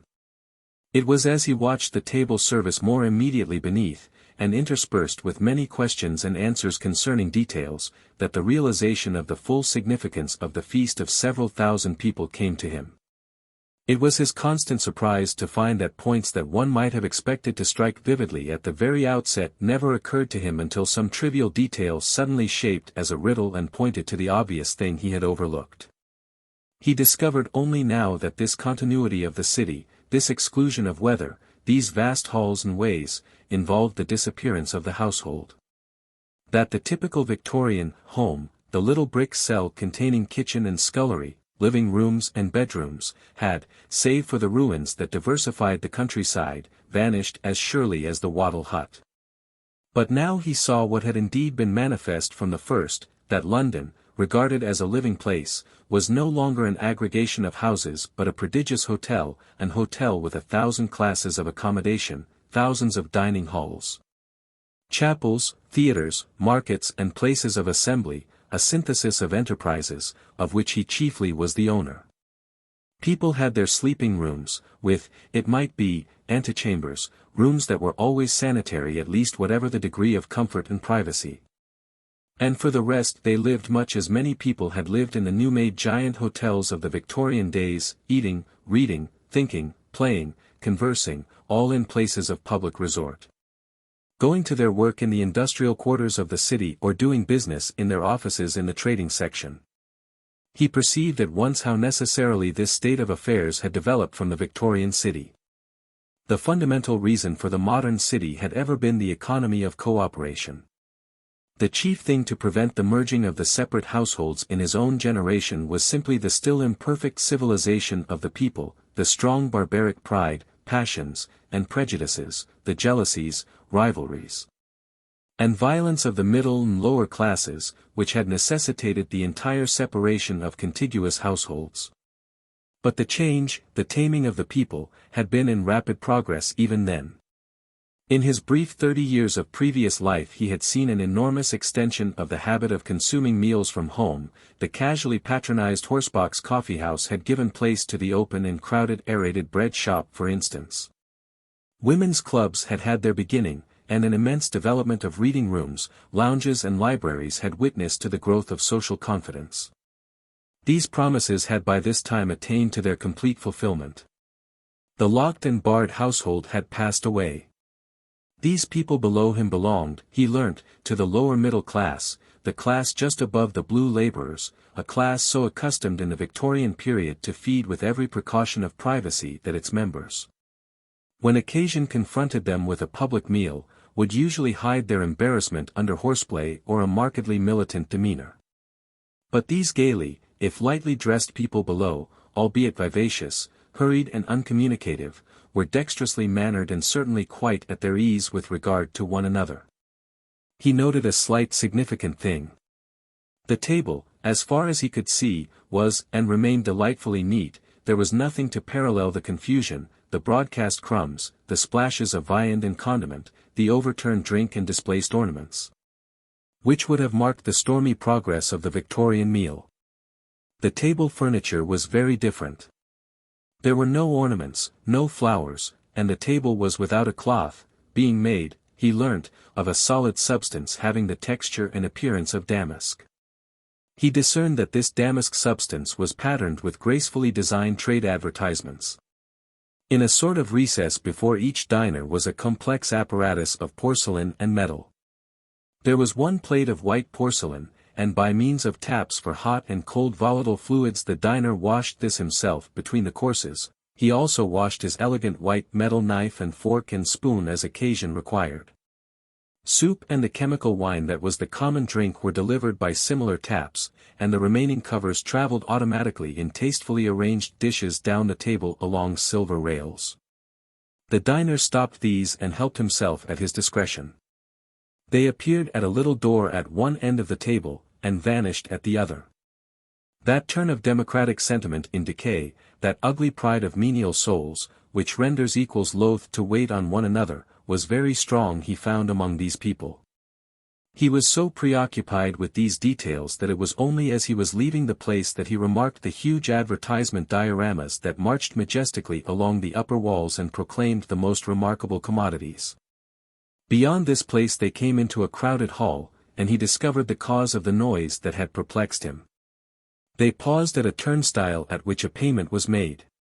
Graham's attention was immediately arrested by a violent, loud hoot, followed by a vast leathery voice. "The master is sleeping peacefully," it vociferated. "He is in excellent health. He is going to devote the rest of his life to aeronautics.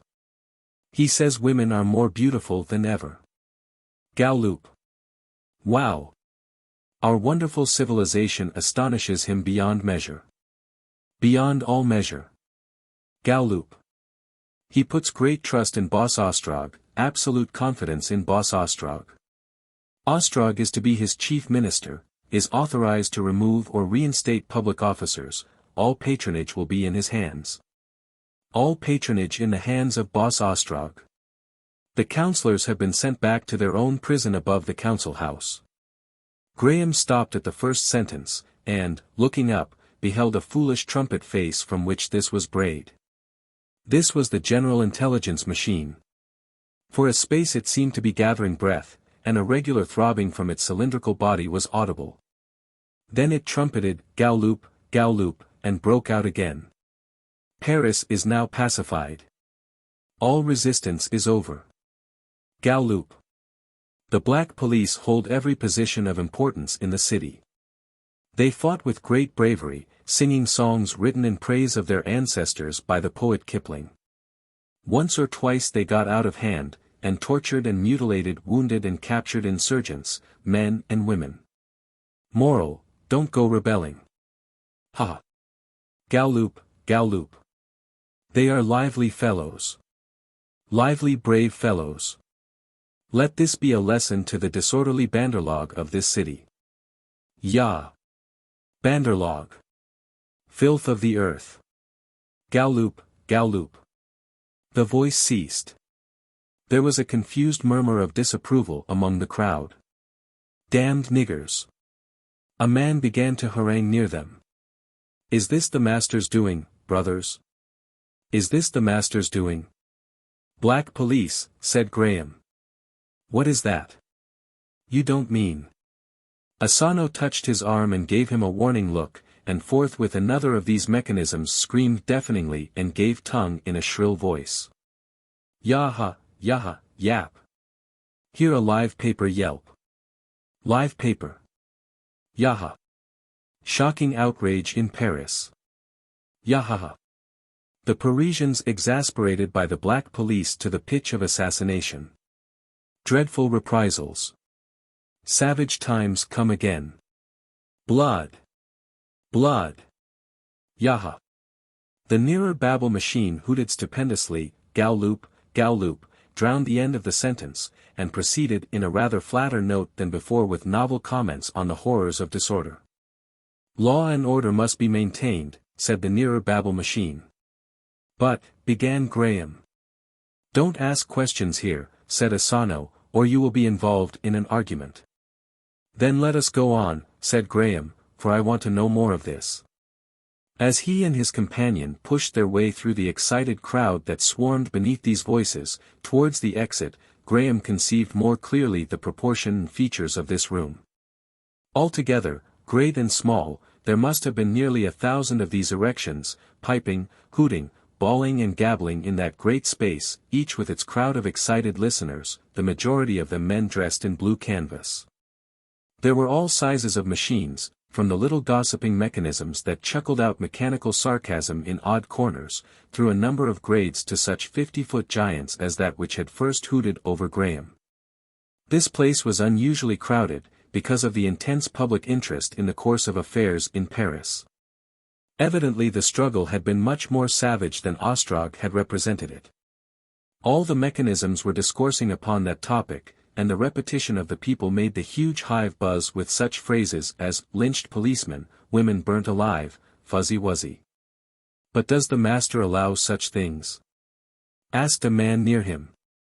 Is this the beginning of the master's rule? Is this the beginning of the master's rule?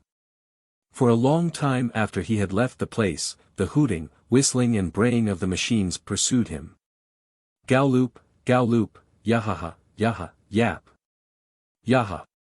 Is this the beginning of the master's rule? Directly they were out upon the ways he began to question Asano closely on the nature of the Parisian struggle. This disarmament. What was their trouble? What does it all mean? Asano seemed chiefly anxious to reassure him that it was all right. But these outrages. You cannot have an omelette, said Asano, without breaking eggs. It is only the rough people. Only in one part of the city. All the rest is all right. The Parisian laborers are the wildest in the world, except ours.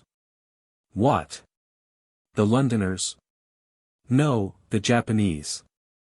They have to be kept in order. But burning women alive. A commune, said Asano. They would rob you of your property. They would do away with property and give the world over to mob rule. You are master, the world is yours. But there will be no commune here. There is no need for black police here. And every consideration has been shown. It is their own Negroes, French-speaking Negroes. Senegal regiments, and Niger and Timbuktu. Regiments, said Graham, I thought there was only one. No, said Asano, and glanced at him. There is more than one. Graham felt unpleasantly helpless. I did not think, he began and stopped abruptly. He went off at a tangent to ask for information about these Babel machines. For the most part, the crowd present had been shabbily or even raggedly dressed, and Graham learnt that so far as the more prosperous classes were concerned. In all the more comfortable private apartments of the city were fixed Babel machines that would speak directly a lever was pulled.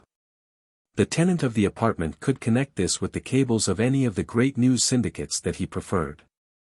When he learnt this presently, he demanded the reason of their absence from his own suite of apartments. Asano was embarrassed. I never thought, he said. Ostrog must have had them removed. Graham stared. How was I to know, he exclaimed. Perhaps he thought they would annoy you, said Asano. They must be replaced directly I return, said Graham after an interval. He found a difficulty in understanding that this newsroom and the dining hall were not great central places, that such establishments were repeated almost beyond counting all over the city. But ever and again during the night's expedition his ears would pick out from the tumult of the ways the peculiar hooting of the organ of Boss Ostrog, Galloop, Galloop, or the shrill, Yaha, Yaha Yap, hear a live paper yelp, of its chief rival. Repeated, too, everywhere, were such creches as the one he now entered. It was reached by a lift, and by a glass bridge that flung across the dining hall and traversed the ways at a slight upward angle. To enter the first section of the place necessitated the use of his solvent signature under Asano's direction. They were immediately attended to by a man in a violet robe and gold clasp, the insignia of practicing medical men. He perceived from this man's manner that his identity was known, and proceeded to ask questions on the strange arrangements of the place without reserve.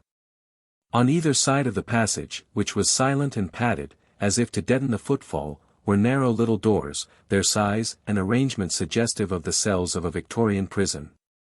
But the upper portion of each door was of the same greenish transparent stuff that had enclosed him at his awakening, and within, dimly seen, lay, in every case, a very young baby in a little nest of wadding. Elaborate apparatus watched the atmosphere and rang a bell far away in the central office at the slightest departure from the optimum of temperature and moisture. A system of such creches had almost entirely replaced the hazardous adventures of the old world nursing. The attendant presently called Graham's attention to the wet nurses, a vista of mechanical figures, with arms, shoulders, and breasts of astonishingly realistic modeling, articulation, and texture, but mere brass tripods below. And having in the place of features a flat disc bearing advertisements likely to be of interest to mothers. Of all the strange things that Graham came upon that night, none jarred more upon his habits of thought than this place. The spectacle of the little pink creatures, their feeble limbs swaying uncertainly in vague first movements, left alone, without embrace or endearment, was wholly repugnant to him. The attendant doctor was of a different opinion. His statistical evidence showed beyond dispute that in the Victorian times the most dangerous passage of life was the arms of the mother, that their human mortality had ever been most terrible. On the other hand this creche company, the International Creche Syndicate, lost not 0.5% of the million babies or so that formed its peculiar care. But Graham's prejudice was too strong even for those figures. Along one of the many passages of the place they presently came upon a young couple in the usual blue canvas peering through the transparency and laughing hysterically at the bald head of their firstborn. Graham's face must have showed his estimate of them, for their merriment ceased and they looked abashed. But this little incident accentuated his sudden realization of the gulf between his habits of thought and the ways of the new age. He passed on to the crawling rooms in the kindergarten, perplexed and distressed. He found the endless long playrooms were empty. The latter-day children at least still spent their nights in sleep. As they went through these, the little officer pointed out the nature of the toys, developments of those devised by that inspired sentimentalist Froebel. There were nurses here, but much was done by machines that sang and danced and dandled. Graham was still not clear upon many points. But so many orphans, he said perplexed, reverting to a first misconception, and learnt again that they were not orphans. So soon as they had left the creche he began to speak of the horror the babies in their incubating cases had caused him. "Is motherhood gone?" he said. "Was it a cant? Surely it was an instinct. This seems so unnatural, abominable almost." "Along here we shall come to the dancing place," said Asano by way of reply. "It is sure to be crowded. In spite of all the political unrest it will be crowded. The women take no great interest in politics, except a few here and there.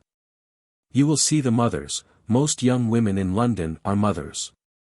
In that class it is considered a creditable thing to have one child, a proof of animation. Few middle-class people have more than one. With the Labor Department it is different. As for motherhood, they still take an immense pride in the children. They come here to look at them quite often." "Then do you mean that the population of the world is falling?" "Yes. Except among the people under the Labor Department. In spite of scientific discipline they are reckless." The air was suddenly dancing with music, and down a way they approached obliquely, set with gorgeous pillars as it seemed of clear amethyst. Flowed a concourse of gay people and a tumult of merry cries and laughter. He saw curled heads, wreathed brows, and a happy intricate flutter of gamboge pass triumphant across the picture. "You will see," said Asano with a faint smile. "The world has changed. In a moment you will see the mothers of the new age.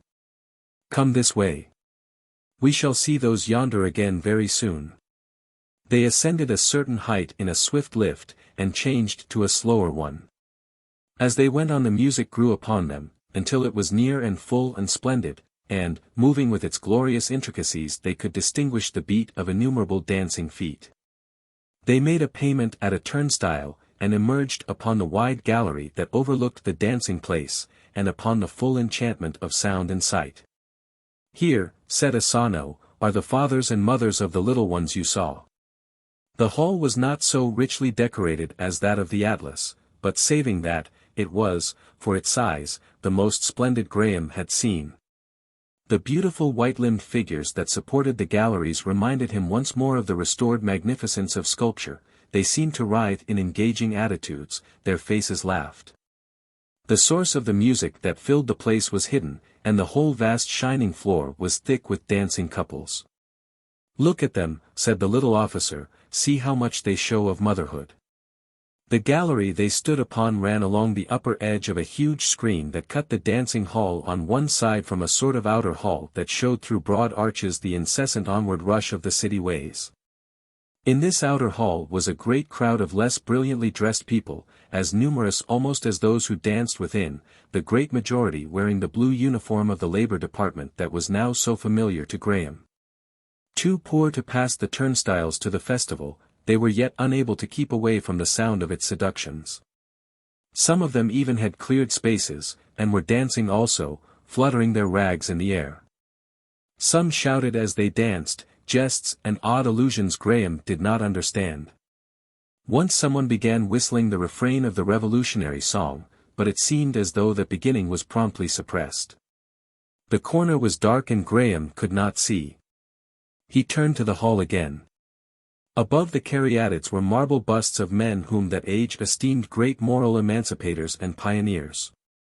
For the most part their names were strange to Graham, though he recognized Grant Allen, Le Gallienne, Nietzsche, Shelley and Goodwin. Great black festoons and eloquent sentiments reinforced the huge inscription that partially defaced the upper end of the dancing place, and asserted that the Festival of the Awakening was in progress. Myriads are taking holiday or staying from work because of that, quite apart from the laborers who refuse to go back, said Asano. These people are always ready for holidays. Graham walked to the parapet and stood leaning over, looking down at the dancers. Save for 2 or 3 remote whispering couples, who had stolen apart, he and his guide had the gallery to themselves. A warm breath of scent and vitality came up to him.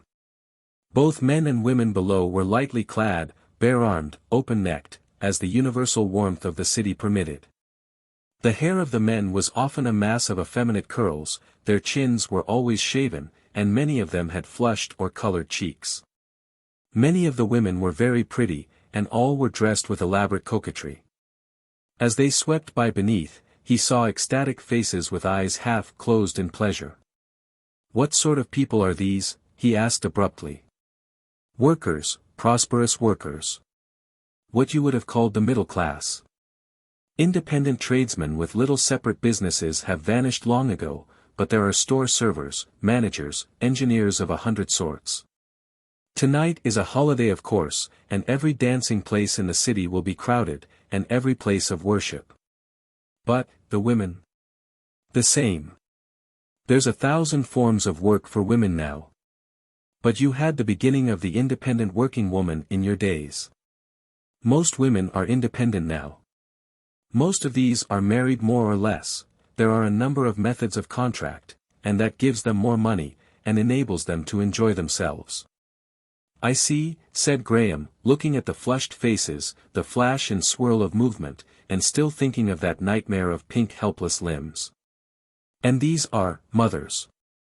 Most of them.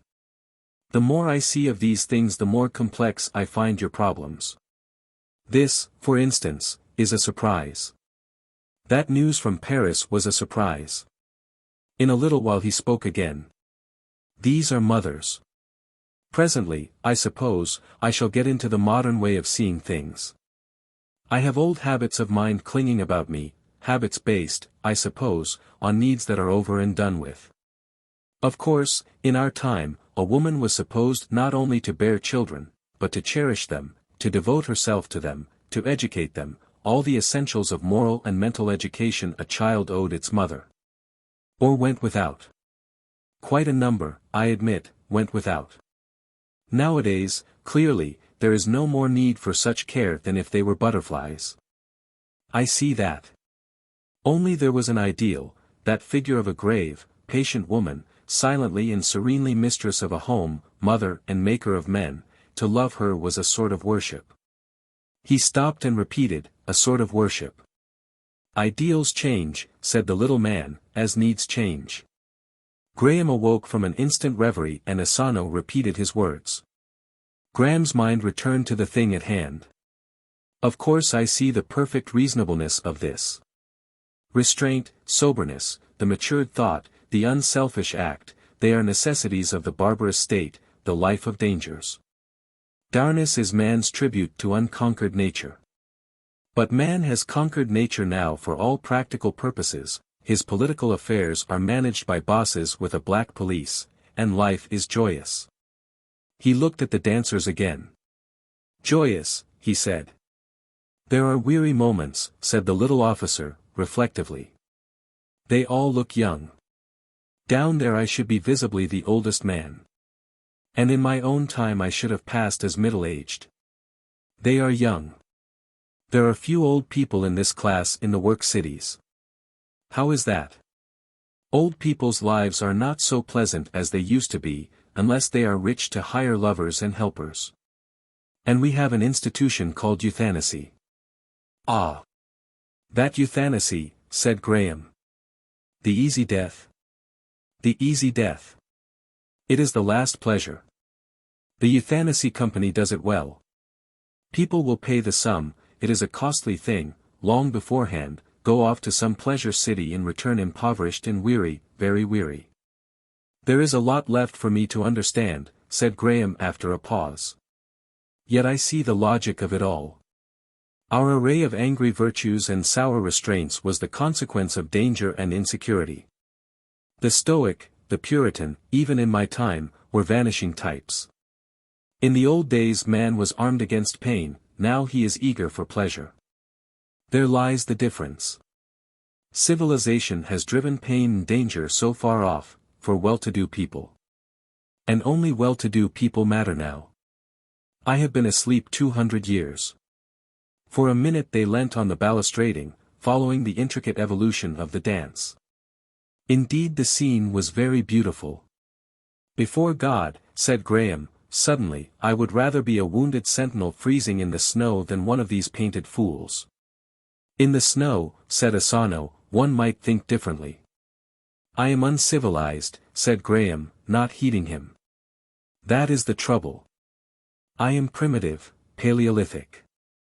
Their fountain of rage and fear and anger is sealed and closed, the habits of a lifetime make them cheerful and easy and delightful. You must bear with my 19th-century shocks and disgusts. These people, you say, are skilled workers and so forth. And while these dance, men are fighting, men are dying in Paris to keep the world, that they may dance. Asano smiled faintly. For that matter, men are dying in London, he said. There was a moment's silence. Where do these sleep? Asked Graham. Above and below, an intricate warren. And where do they work? This is, the domestic life. You will see little work tonight. Half the workers are out or under arms. Half these people are keeping holiday. But we will go to the workplaces if you wish it. For a time Graham watched the dancers, then suddenly turned away. I want to see the workers. I have seen enough of these, he said. Asano led the way along the gallery across the dancing hall. Presently they came to a transverse passage that brought a breath of fresher, colder air.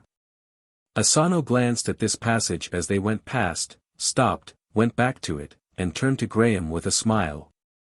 Here, sire, he said, is something, will be familiar to you at least, and yet. But I will not tell you. Come. He led the way along a closed passage that presently became cold. The reverberation of their feet told that this passage was a bridge. They came into a circular gallery that was glazed in from the outer weather, and so reached a circular chamber which seemed familiar, though Graham could not recall distinctly when he had entered it before. In this was a ladder, the first ladder he had seen since his awakening, up which they went, and came into a high, dark, cold place in which was another almost vertical ladder. This they ascended, Graham still perplexed. But at the top he understood, and recognized the metallic bars to which he clung. He was in the cage under the ball of St. Paul's. The dome rose but a little way above the general contour of the city, into the still twilight, and sloped away, shining greasily under a few distant lights, into a circumambient ditch of darkness. Out between the bars he looked upon the wind-clear northern sky and saw the starry constellations all unchanged. Capella hung in the west, Vega was rising, and the 7 glittering points of the Great Bear swept overhead in their stately circle about the pole. He saw these stars in a clear gap of sky. To the east and south the great circular shapes of complaining wind-wheels blotted out the heavens, so that the glare about the council house was hidden. To the southwest hung Orion, showing like a pallid ghost through a tracery of ironwork and interlacing shapes above a dazzling coruscation of lights. A bellowing and siren screaming that came from the flying stages warned the world that one of the aeroplanes was ready to start. He remained for a space gazing towards the glaring stage. Then his eyes went back to the northward constellations. For a long time he was silent. This, he said at last, smiling in the shadow, seems the strangest thing of all. To stand in the dome of St. Paul's and look once more upon these familiar, silent stars. Thence Graham was taken by Asano along devious ways to the great gambling and business quarters where the bulk of the fortunes in the city were lost and made. It impressed him as a well-nigh interminable series of very high halls, surrounded by tiers upon tiers of galleries into which opened thousands of offices, and traversed by a complicated multitude of bridges, footways, aerial motor rails, and trapeze and cable leaps. And here more than anywhere the note of vehement vitality, of uncontrollable, hasty activity, rose high. Everywhere was violent advertisement, until his brain swam at the tumult of light and color. And babble machines of a peculiarly rancid tone were abundant and filled the air with strenuous squealing and an idiotic slang. Skin your eyes and slide, Gilhup, Bonanza, Gollopers come and hark. The place seemed to him to be dense with people either profoundly agitated or swelling with obscure cunning, yet he learnt that the place was comparatively empty. That the great political convulsion of the last few days had reduced transactions to an unprecedented minimum. In one huge place were long avenues of roulette tables, each with an excited, undignified crowd about it. In another a yelping babble of white-faced women and red-necked leathery-lunged men bought and sold the shares of an absolutely fictitious business undertaking which, every 5 minutes, paid a dividend of 10%. And cancelled a certain proportion of its shares by means of a lottery wheel. These business activities were prosecuted with an energy that readily passed into violence. And Graham, approaching a dense crowd, found at its center a couple of prominent merchants in violent controversy with teeth and nails on some delicate point of business etiquette. Something still remained in life to be fought for. Further, he had a shock at a vehement announcement in phonetic letters of scarlet flame, each twice the height of a man, that, "We assure the proprietor. We assure the proprietor." "Who's the proprietor?" he asked. "You." "But what do they assure me?" he asked. "What do they assure me? Didn't you have assurance?" Graham thought. Insurance? Yes, insurance. I remember that was the older word. They are insuring your life. Dozens of people are taking out policies, myriads of lions are being put on you. And further on, other people are buying annuities. They do that on everybody who is at all prominent. Look there. A crowd of people surged and roared, and Graham saw a vast black screen suddenly illuminated in still larger letters of burning purple. Annuites on the proprietor, X5PRG. The people began to boo and shout at this. A number of hard-breathing, wild-eyed men came running past, clawing with hooked fingers at the air. There was a furious crush about a little doorway. Asano did a brief, inaccurate calculation.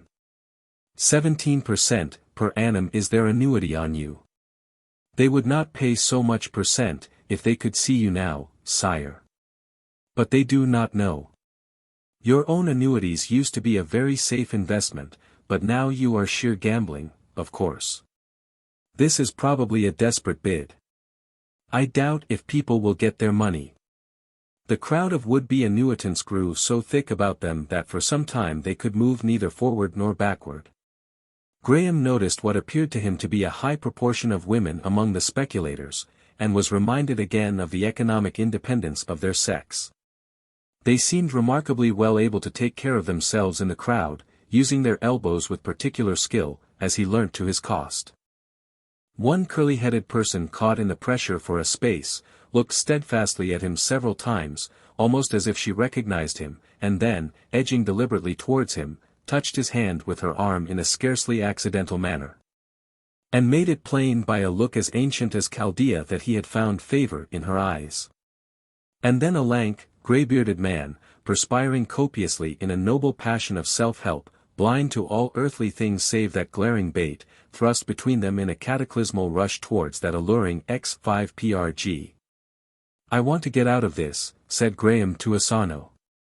This is not what I came to see. Show me the workers. I want to see the people in blue. These parasitic lunatics. He found himself wedged into a straggling mass of people. Chapter 21. The Underside. From the business quarter they presently passed by the running ways into a remote quarter of the city, where the bulk of the manufactures was done. On their way the platforms crossed the Thames twice, and passed in a broad viaduct across one of the great roads that entered the city from the north. In both cases his impression was swift and in both very vivid. The river was a broad wrinkled glitter of black sea water, overarched by buildings, and vanishing either way into a blackness starred with receding lights. A string of black barges passed seaward, manned by blue-clad men. The road was a long and very broad and high tunnel, along which big-wheeled machines drove noiselessly and swiftly. Here, too, the distinctive blue of the labor department was in abundance. The smoothness of the double tracks, the largeness and the lightness of the big pneumatic wheels in proportion to the vehicular body, struck Graham most vividly. One lank and very high carriage with longitudinal metallic rods hung with the dripping carcasses of many hundred sheep arrested his attention unduly. Abruptly the edge of the archway cut and blotted out the picture.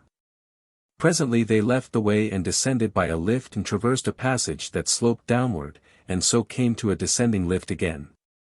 The appearance of things changed. Even the pretense of architectural ornament disappeared, the lights diminished in number and size, the architecture became more and more massive in proportion to the spaces as the factory quarters were reached. And in the dusty biscuit-making place of the potters, among the felspar mills, in the furnace rooms of the metal workers, among the incandescent lakes of crude Edomite, the blue canvas clothing was on man, woman and child. Many of these great and dusty galleries were silent avenues of machinery, endless raked-out ashen furnaces testified to the revolutionary dislocation, but wherever there was work it was being done by slow-moving workers in blue canvas. The only people not in blue canvas were the overlookers of the workplaces and the orange-clad labor police. And fresh from the flushed faces of the dancing halls, the voluntary vigors of the business quarter, Graham could note the pinched faces, the feeble muscles, and weary eyes of many of the latter-day workers. Such as he saw at work were noticeably inferior in physique to the few gaily dressed managers and forewomen who were directing their labors. The burly laborers of the old Victorian times had followed that dray horse and all such living force producers, to extinction. The place of his costly muscles was taken by some dexterous machine. The latter-day laborer, male as well as female, was essentially a machine minder and feeder, a servant and attendant, or an artist under direction. The women, in comparison with those Graham remembered, were as a class distinctly plain and flat-chested. 200 years of emancipation from the moral restraints of puritanical religion, 200 years of city life, had done their work in eliminating the strain of feminine beauty and vigor from the blue canvas myriads. To be brilliant physically or mentally, to be in any way attractive or exceptional, had been and was still a certain way of emancipation to the drudge, a line of escape to the pleasure city and its splendors and delights. And at last to the euthanasia and peace. To be steadfast against such inducements was scarcely to be expected of meanly nourished souls. In the young cities of Graham's former life, the newly aggregated laboring mass had been a diverse multitude, still stirred by the tradition of personal honor and a high morality. Now it was differentiating into an instinct class, with a moral and physical difference of its own, even with a dialect of its own. They penetrated downward, ever downward, towards the working places. Presently they passed underneath one of the streets of the moving ways, and saw its platforms running on their rails far overhead, and chinks of white lights between the transverse slits. The factories that were not working were sparsely lighted. To Graham they and their shrouded aisles of giant machines seemed plunged in gloom, and even where work was going on the illumination was far less brilliant than upon the public ways. Beyond the blazing lakes of Edomite he came to the warren of the jewelers, and, with some difficulty and by using his signature, obtained admission to these galleries. They were high and dark, and rather cold. In the first a few men were making ornaments of gold filigree, each man at a little bench by himself, and with a little shaded light. The long vista of light patches, with the nimble fingers brightly lit and moving among the gleaming yellow coils, and the intent face like the face of a ghost, in each shadow, had the oddest effect. The work was beautifully executed, but without any strength of modeling or drawing, for the most part intricate grotesques or the ringing of the changes on a geometrical motif. These workers wore a peculiar white uniform without pockets or sleeves. They assumed this on coming to work, but at night they were stripped and examined before they left the premises of the department. In spite of every precaution, the labor policeman told them in a depressed tone, the department was not infrequently robbed. Beyond was a gallery of women busied in cutting and setting slabs of artificial ruby, and next these were men and women working together upon the slabs of copper net that formed the basis of cloisonné tiles. Many of these workers had lips and nostrils a livid white, due to a disease caused by a peculiar purple enamel that chanced to be much in fashion. Asano apologized to Graham for this offensive sight, but excused himself on the score of the convenience of this route. "This is what I wanted to see," said Graham. "This is what I wanted to see," trying to avoid a start at a particularly striking disfigurement. "She might have done better with herself than that," said Asano. Graham made some indignant comments. "But, sire, we simply could not stand that stuff without the purple," said Asano. "In your days people could stand such crudities, they were nearer the barbaric by 200 years. They continued along one of the lower galleries of this cloisonné factory, and came to a little bridge that spanned a vault. Looking over the parapet, Graham saw that beneath was a wharf under yet more tremendous archings than any he had seen. 3 barges, smothered in floury dust, were being unloaded of their cargoes of powdered felspar by a multitude of coughing men, each guiding a little truck. The dust filled the place with a choking mist, and turned the electric glare yellow. The vague shadows of these workers gesticulated about their feet, and rushed to and fro against a long stretch of whitewashed wall. Every now and then one would stop to cough. A shadowy, huge mass of masonry rising out of the inky water, brought to Graham's mind the thought of the multitude of ways and galleries and lifts that rose floor above floor overhead between him and the sky. The men worked in silence under the supervision of 2 of the labor police, their feet made a hollow thunder on the planks along which they went to and fro. And as he looked at this scene, some hidden voice in the darkness began to sing. "Stop that," shouted one of the policemen, but the order was disobeyed, and first one and then all the white-stained men who were working there had taken up the beating refrain, singing it defiantly, the song of the revolt. The feet upon the planks thundered now to the rhythm of the song, tramp, tramp, tramp. The policeman who had shouted glanced at his fellow, and Graham saw him shrug his shoulders. He made no further effort to stop the singing. And so they went through these factories and places of toil, seeing many painful and grim things.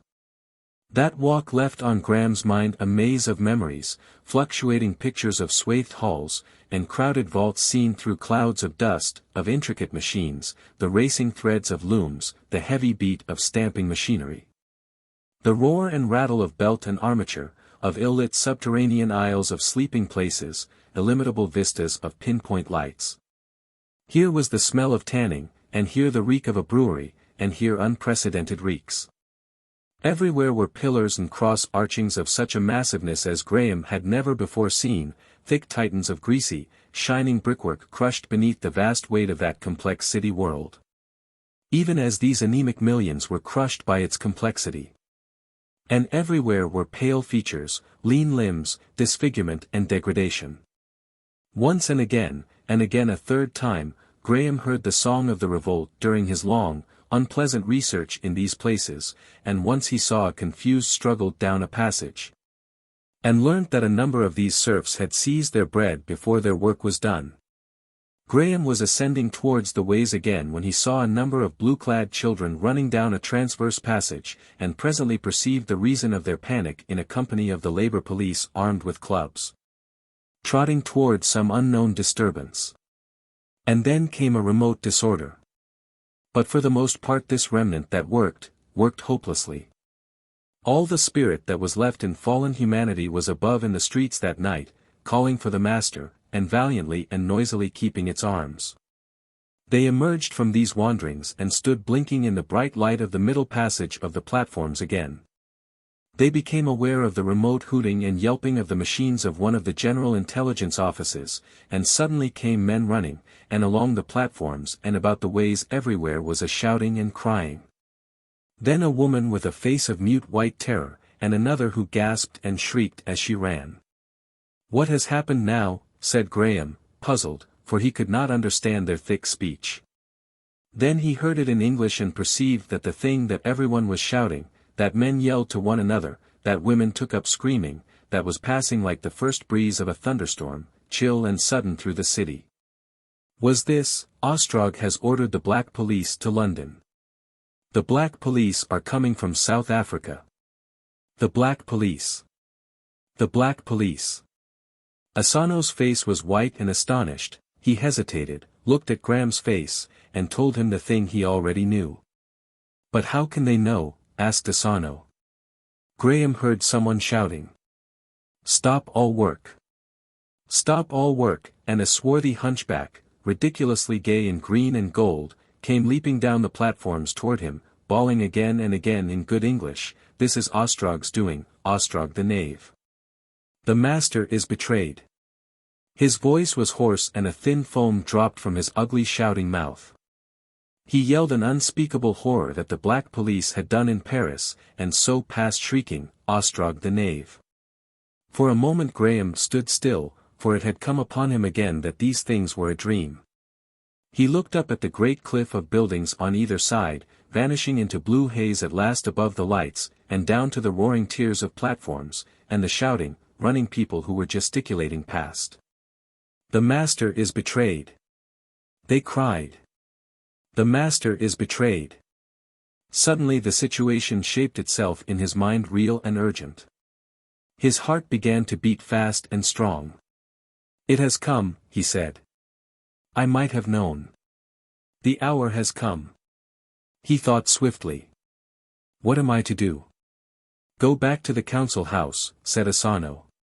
"Why should I not appeal? The people are here. You will lose time.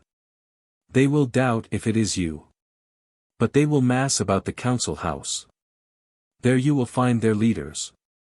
Your strength is there, with them. Suppose this is only a rumor." "It sounds true," said Asano. "Let us have the facts," said Graham. Asano shrugged his shoulders. "We had better get towards the council house," he cried. "That is where they will swarm. Even now the ruins may be impassable." Graham regarded him doubtfully and followed him. They went up the stepped platforms to the swiftest one, and there Asano accosted a laborer. The answers to his questions were in the thick, vulgar speech. "What did he say?" asked Graham. "He knows little, but he told me that the Black Police would have arrived here before the people knew, had not someone in the Windvane offices learnt. He said a girl." "A girl?" "Not." "He said a girl, he did not know who she was." "Who came out from the council house crying aloud, and told the men at work among the ruins." And then another thing was shouted, something that turned an aimless tumult into determinate movements. It came like a wind along the street. "To your wards, to your wards. Every man get arms. Every man to his ward." Chapter 22. The struggle in the council house. As Asano and Graham hurried along to the ruins about the council house, they saw everywhere the excitement of the people rising. "To your wards. To your wards." Everywhere men and women in blue were hurrying from unknown subterranean employments, up the staircases of the middle path. At one place Graham saw an arsenal of the Revolutionary Committee besieged by a crowd of shouting men, at another a couple of men in the hated yellow uniform of the Labor Police, pursued by a gathering crowd, fled precipitately along the swift way that went in the opposite direction. The cries of "To your wards" became at last a continuous shouting as they drew near the government quarter. Many of the shouts were unintelligible. "Ostrog has betrayed us," one man bawled in a hoarse voice, again and again, dinning that refrain into Graham's ear until it haunted him. This person stayed close beside Graham and Asano on the swift way, shouting to the people who swarmed on the lower platforms as he rushed past them. His cry about Ostrog alternated with some incomprehensible orders. Presently he went leaping down and disappeared. Graham's mind was filled with the din. His plans were vague and unformed. He had one picture of some commanding position from which he could address the multitudes, another of meeting Ostrog face to face. He was full of rage, of tense muscular excitement, his hands gripped, his lips were pressed together. The way to the council house across the ruins was impassable, but Asano met that difficulty and took Graham into the premises of the central post office. The post office was nominally at work, but the blue-clothed porters moved sluggishly or had stopped to stare through the arches of their galleries at the shouting men who were going by outside. Every man to his ward. Every man to his ward. Here, by Asano's advice, Graham revealed his identity. They crossed to the council house by a cable cradle. Already in the brief interval since the capitulation of the councillors a great change had been wrought in the appearance of the ruins. The spurting cascades of the ruptured seawater mains had been captured and tamed, and huge temporary pipes ran overhead along a flimsy-looking fabric of girders. The sky was laced with restored cables and wires that served the council house, and a mass of new fabric with cranes and other building machines going to and fro upon it projected to the left of the white pile. The moving ways that ran across this area had been restored, albeit for once running under the open sky. These were the ways that Graham had seen from the little balcony in the hour of his awakening, not 9 days since, and the hall of his trance had been on the further side. Where now shapeless piles of smashed and shattered masonry were heaped together. It was already high day and the sun was shining brightly. Out of their tall caverns of blue electric light came the swift ways crowded with multitudes of people, who poured off them and gathered ever denser over the wreckage and confusion of the ruins. The air was full of their shouting, and they were pressing and swaying towards the central building. For the most part that shouting mass consisted of shapeless swarms, but here and there Graham could see that a rude discipline struggled to establish itself. And every voice clamored for order in the chaos. To your wards. Every man to his ward. The cable carried them into a hall which Graham recognized as the antechamber to the Hall of the Atlas, about the gallery of which he had walked days ago with Howard to show himself to the vanished council, an hour from his awakening. Now the place was empty except for 2 cable attendants. These men seemed hugely astonished to recognize the sleeper in the man who swung down from the cross seat. "Where is Ostrog?" he demanded. "I must see Ostrog forthwith. He has disobeyed me. I have come back to take things out of his hands." Without waiting for Asano, he went straight across the place, ascended the steps at the further end, and, pulling the curtain aside, found himself facing the perpetually laboring Titan. The hall was empty. Its appearance had changed very greatly since his first sight of it. It had suffered serious injury in the violent struggle of the first outbreak. On the right-hand side of the great figure the upper half of the wall had been torn away for nearly 200 feet of its length, and a sheet of the same glassy film that had enclosed Graham at his awakening had been drawn across the gap. This deadened, but did not altogether exclude the roar of the people outside. "Wards! Wards! Wards," they seemed to be saying. Through it there were visible the beams and supports of metal scaffoldings that rose and fell according to the requirements of a great crowd of workmen. An idle building machine, with lank arms of red-painted metal stretched gauntly across this green-tinted picture. On it were still a number of workmen staring at the crowd below. For a moment he stood regarding these things, and Asano overtook him. "Ostrog," said Asano, "will be in the small offices beyond there." The little man looked livid now and his eyes searched Graham's face. They had scarcely advanced 10 paces from the curtain before a little panel to the left of the Atlas rolled up, and Ostrog, accompanied by Lincoln and followed by 2 black and yellow-clad Negroes, appeared crossing the remote corner of the hall. Towards a second panel that was raised and open. "Ostrog," shouted Graham, and at the sound of his voice the little party turned astonished. Ostrog said something to Lincoln and advanced alone. Graham was the first to speak.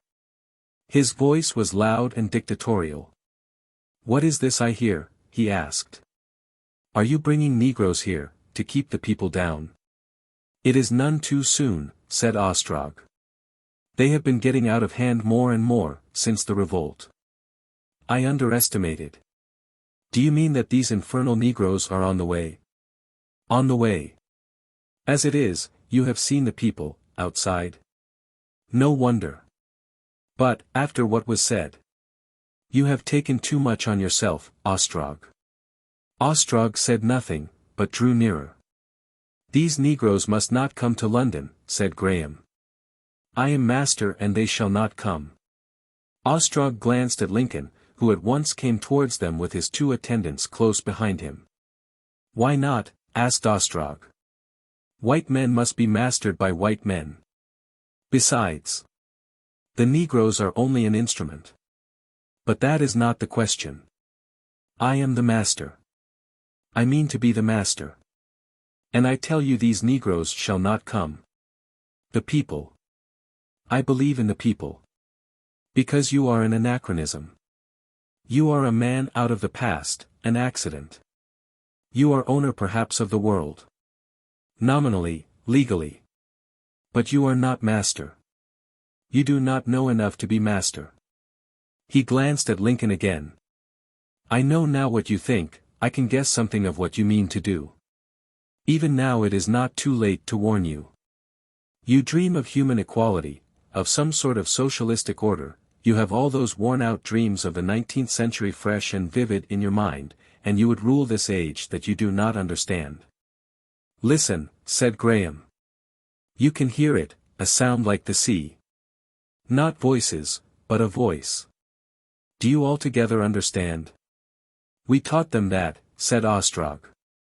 Perhaps. Can you teach them to forget it? But enough of this. These Negroes must not come.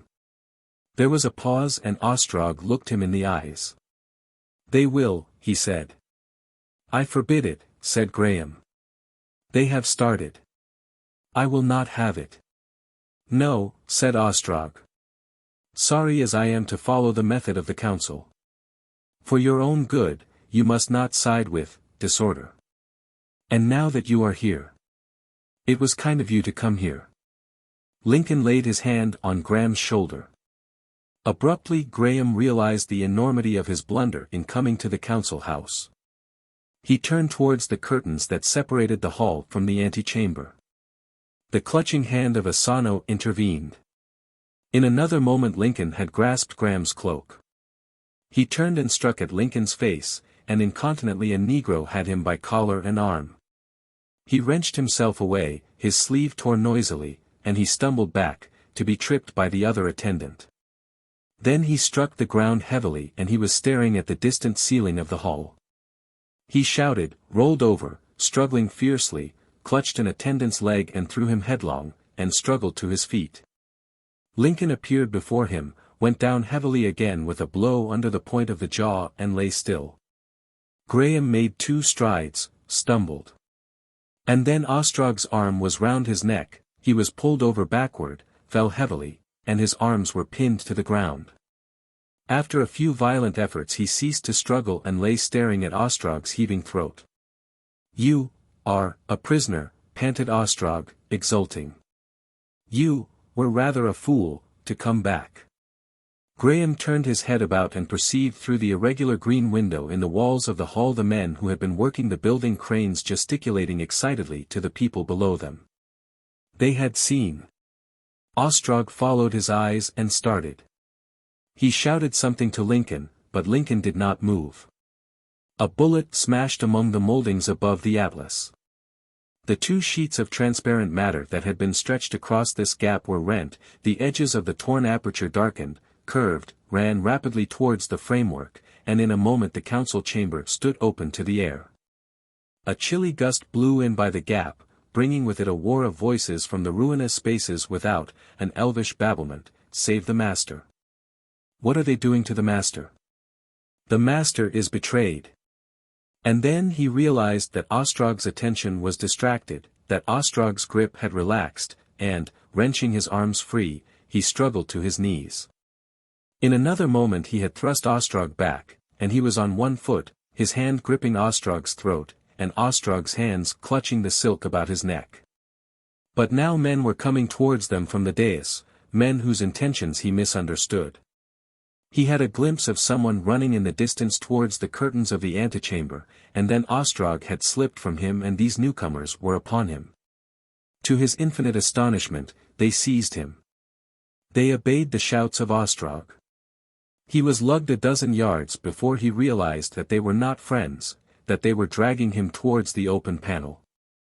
When he saw this he pulled back, he tried to fling himself down, he shouted for help with all his strength. And this time there were answering cries. The grip upon his neck relaxed, and behold! In the lower corner of the rent upon the wall, first one and then a number of little black figures appeared shouting and waving arms.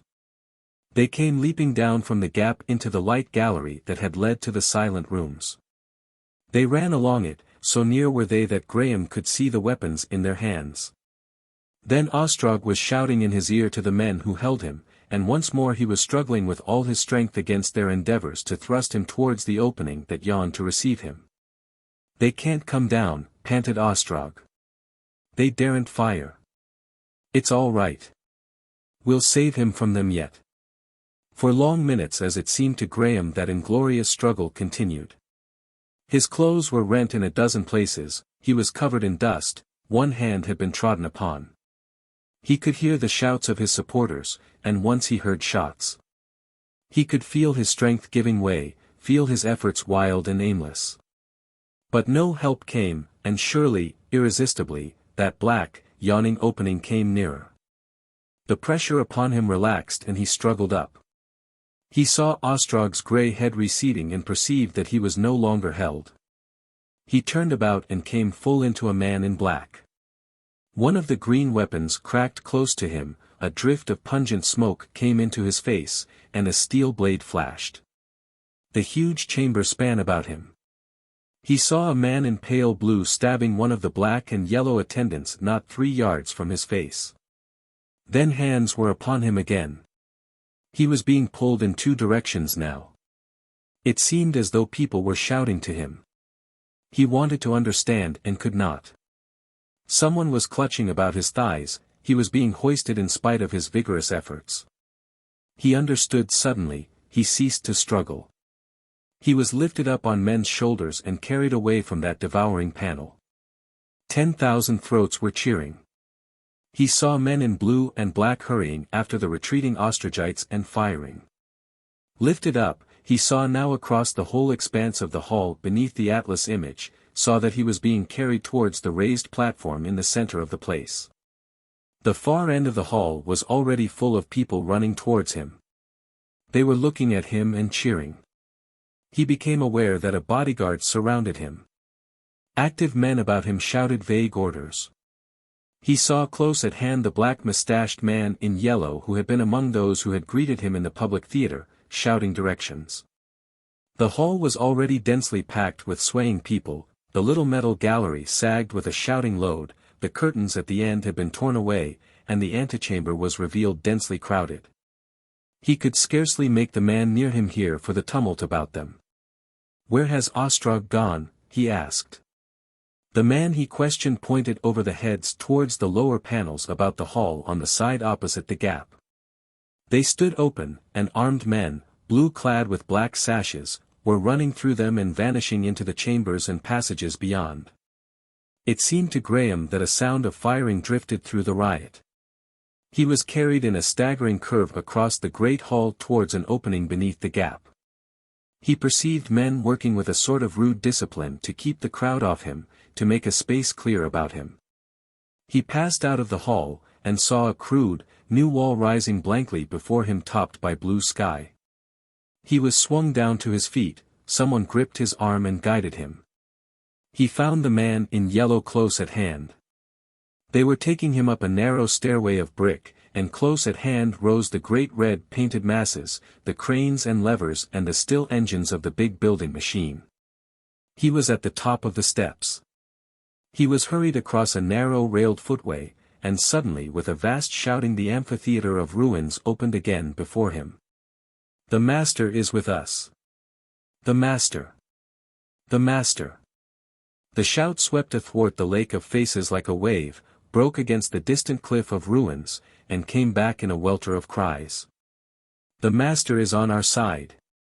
Graham perceived that he was no longer encompassed by people, that he was standing upon a little temporary platform of white metal, part of a flimsy-seeming scaffolding that laced about the great mass of the council house.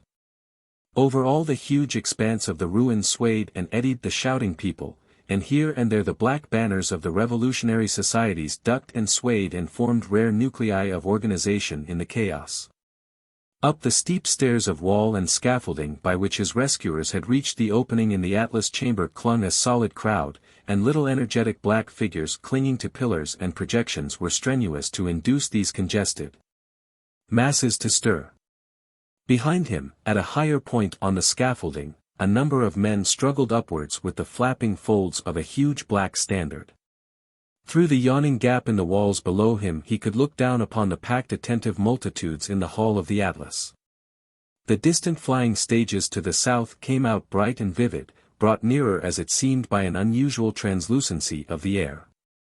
A solitary monoplane beat up from the central stage as if to meet the coming aeroplanes. "What has become of Ostrog?" asked Graham, and even as he spoke he saw that all eyes were turned from him towards the crest of the council house building. He looked also in this direction of universal attention. For a moment he saw nothing but the jagged corner of a wall, hard and clear against the sky. Then in the shadow he perceived the interior of a room and recognized with a start the green and white decorations of his former prison. And coming quickly across this opened room and up to the very verge of the cliff of the ruins came a little white-clad figure followed by two other smaller seeming figures in black and yellow. He heard the man beside him exclaim "Ostrog," and turned to ask a question. But he never did, because of the startled exclamation of another of those who were with him and a lank finger suddenly pointing. He looked, and behold! The monoplane that had been rising from the flying stage when last he had looked in that direction, was driving towards them. The swift steady flight was still novel enough to hold his attention. Nearer it came, growing rapidly larger and larger, until it had swept over the further edge of the ruins and into view of the dense multitudes below. It drooped across the space and rose and passed overhead, rising to clear the mass of the council house, a filmy translucent shape with the solitary aeronaut peering down through its ribs. It vanished beyond the skyline of the ruins. Graham transferred his attention to Ostrog. He was signaling with his hands, and his attendants were busy breaking down the wall beside him.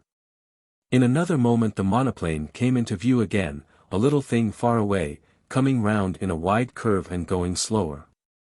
Then suddenly the man in yellow shouted, "What are they doing? What are the people doing? Why is Ostrog left there? Why is he not captured? They will lift him, the monoplane will lift him. Ah!" The exclamation was echoed by a shout from the ruins. The rattling sound of the green weapons drifted across the intervening gulf to Graham, and, looking down, he saw a number of black and yellow uniforms running along one of the galleries that lay open to the air below the promontory upon which Ostrog stood. They fired as they ran at men unseen, and then emerged a number of pale blue figures in pursuit. These minute-fighting figures had the oddest effect, they seemed as they ran like little model soldiers in a toy. This queer appearance of a house cut open gave that struggle amidst furniture and passages a quality of unreality. It was perhaps 200 yards away from him, and very nearly 50 above the heads in the ruins below. The black and yellow men ran into an open archway, and turned and fired a volley. One of the blue pursuers striding forward close to the edge, flung up his arms, staggered sideways, seemed to Graham's sense to hang over the edge for several seconds, and fell headlong down. Graham saw him strike a projecting corner, fly out, head over heels, and vanish behind the red arm of the building machine. And then a shadow came between Graham and the sun. He looked up and the sky was clear, but he knew the little monoplane had passed. Ostrog had vanished. The man in yellow thrust before him, zealous and perspiring, pointing and blatant. "They are grounding," cried the man in yellow. "They are grounding. Tell the people to fire at him. Tell them to fire at him."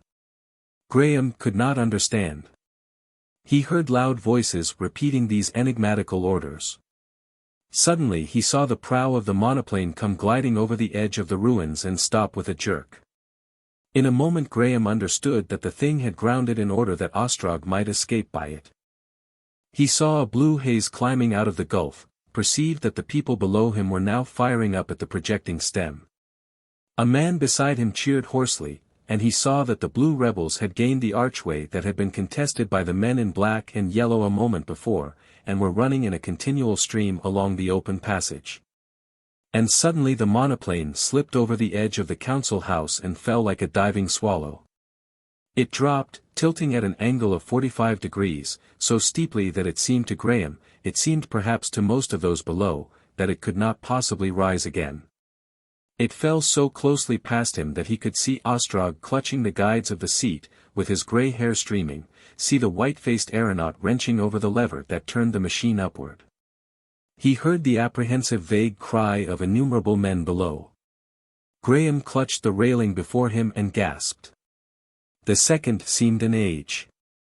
The lower vane of the monoplane passed within an ace of touching the people, who yelled and screamed and trampled one another below.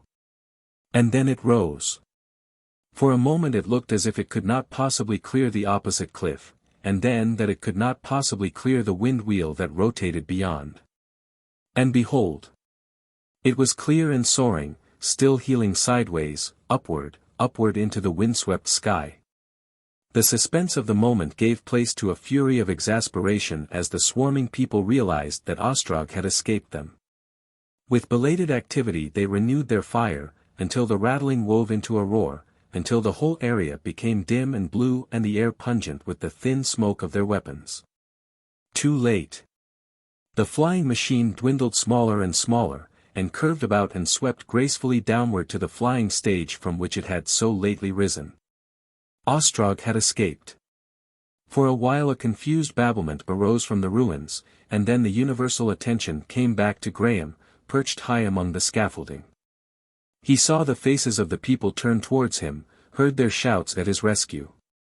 From the throat of the ways came the song of the revolt spreading like a breeze across that swaying sea of men.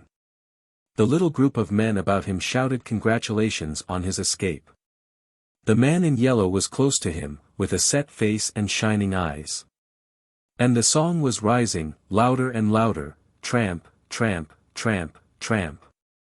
Slowly the realization came of the full meaning of these things to him, the perception of the swift change in his position. Ostrog, who had stood beside him whenever he had faced that shouting multitude before, was beyond there, the antagonist. There was no one to rule for him any longer. Even the people about him, the leaders and organizers of the multitude, looked to see what he would do, looked to him to act, awaited his orders. He was king indeed. His puppet reign was at an end. He was very intent to do the thing that was expected of him. His nerves and muscles were quivering, his mind was perhaps a little confused, but he felt neither fear nor anger. His hand that had been trodden upon throbbed and was hot. He was a little nervous about his bearing. He knew he was not afraid, but he was anxious not to seem afraid. In his former life he had often been more excited in playing games of skill. He was desirous of immediate action, he knew he must not think too much in detail of the huge complexity of the struggle about him lest he should be paralyzed by the sense of its intricacy. Over there those square blue shapes, the flying stages, meant Ostrog, against Ostrog, who was so clear and definite and decisive, he who was so vague and undecided, was fighting for the whole future of the world. Chapter 23. Graham speaks his word. For a time the master of the earth was not even master of his own mind. Even his will seemed a will not his own acts surprised him and were but a part of the confusion of strange experiences that poured across his being. These things were definite, the Negroes were coming, Helen Wotton had warned the people of their coming, and he was master of the earth. Each of these facts seemed struggling for complete possession of his thoughts. They protruded from a background of swarming halls, elevated passages, rooms jammed with ward leaders in council, kinematograph and telephone rooms, and windows looking out on a seething sea of marching men. The men in yellow, and men whom he fancied were called ward leaders, were either propelling him forward or following him obediently, it was hard to tell. Perhaps they were doing a little of both.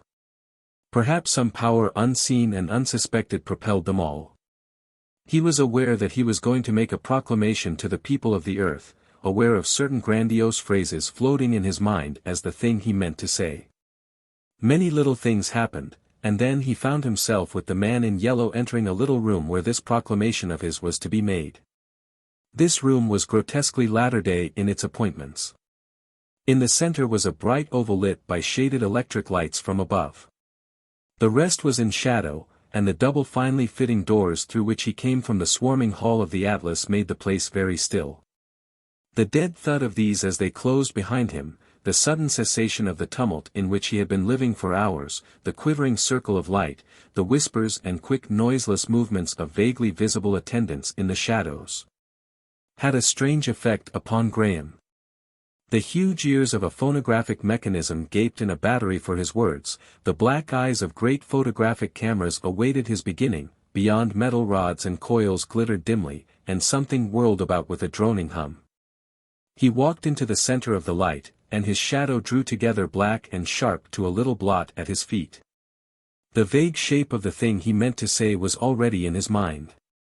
But this silence, this isolation, the withdrawal from that contagious crowd, this audience of gaping, glaring machines, had not been in his anticipation.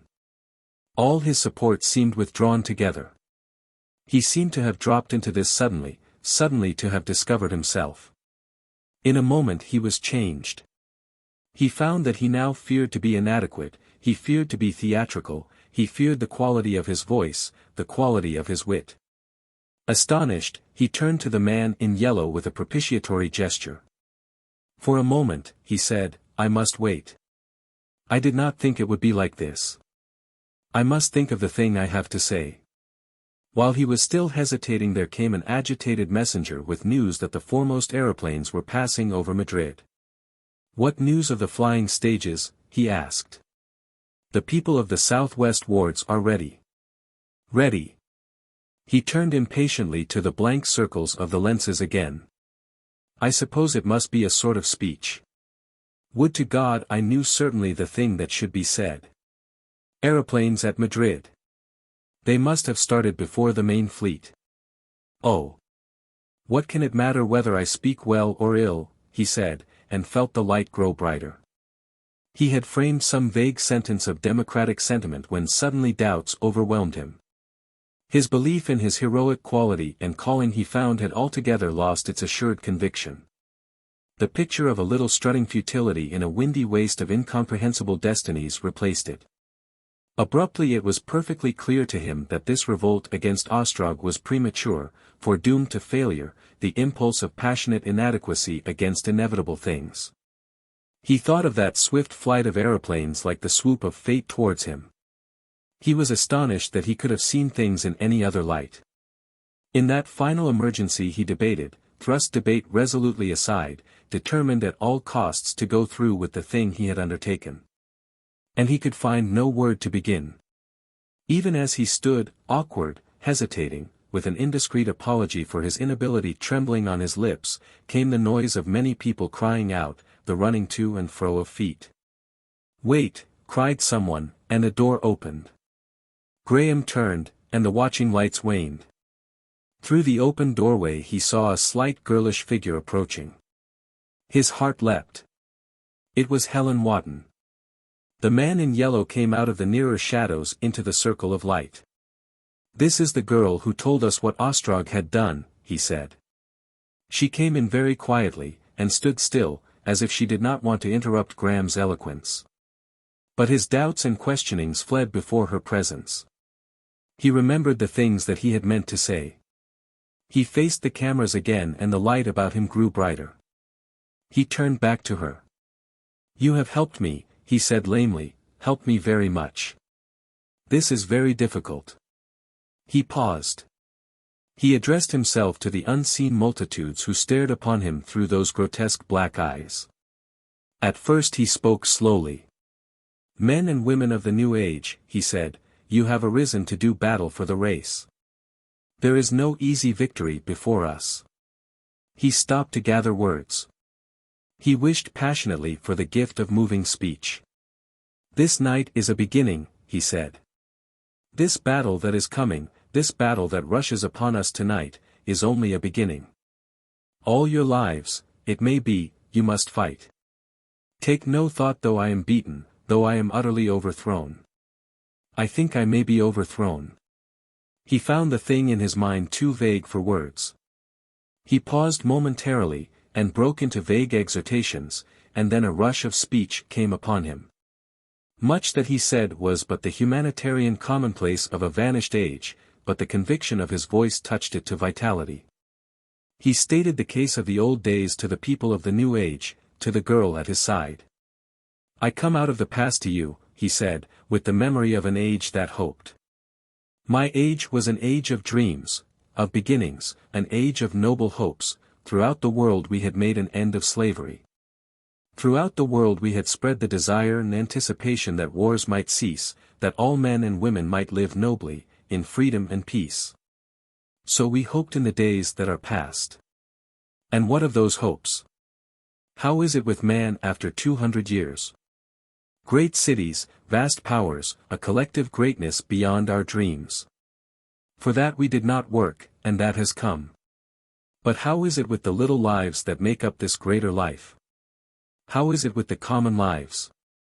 As it has ever been, sorrow and labor, lives cramped and unfulfilled, lives tempted by power, tempted by wealth, and gone to waste and folly. The old faiths have faded and changed, the new faith. Is there a new faith? Charity and mercy, he floundered, beauty and the love of beautiful things, effort and devotion. Give yourselves as I would give myself, as Christ gave himself upon the cross.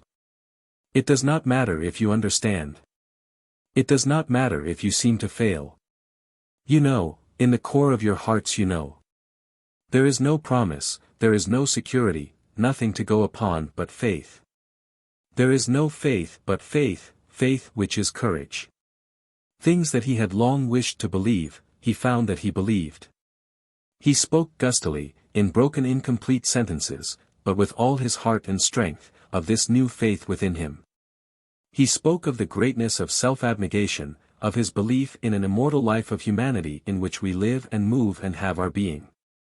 His voice rose and fell, and the recording appliances hummed as he spoke. Dim attendants watched him out of the shadow. His sense of that silent spectator beside him sustained his sincerity. For a few glorious moments he was carried away.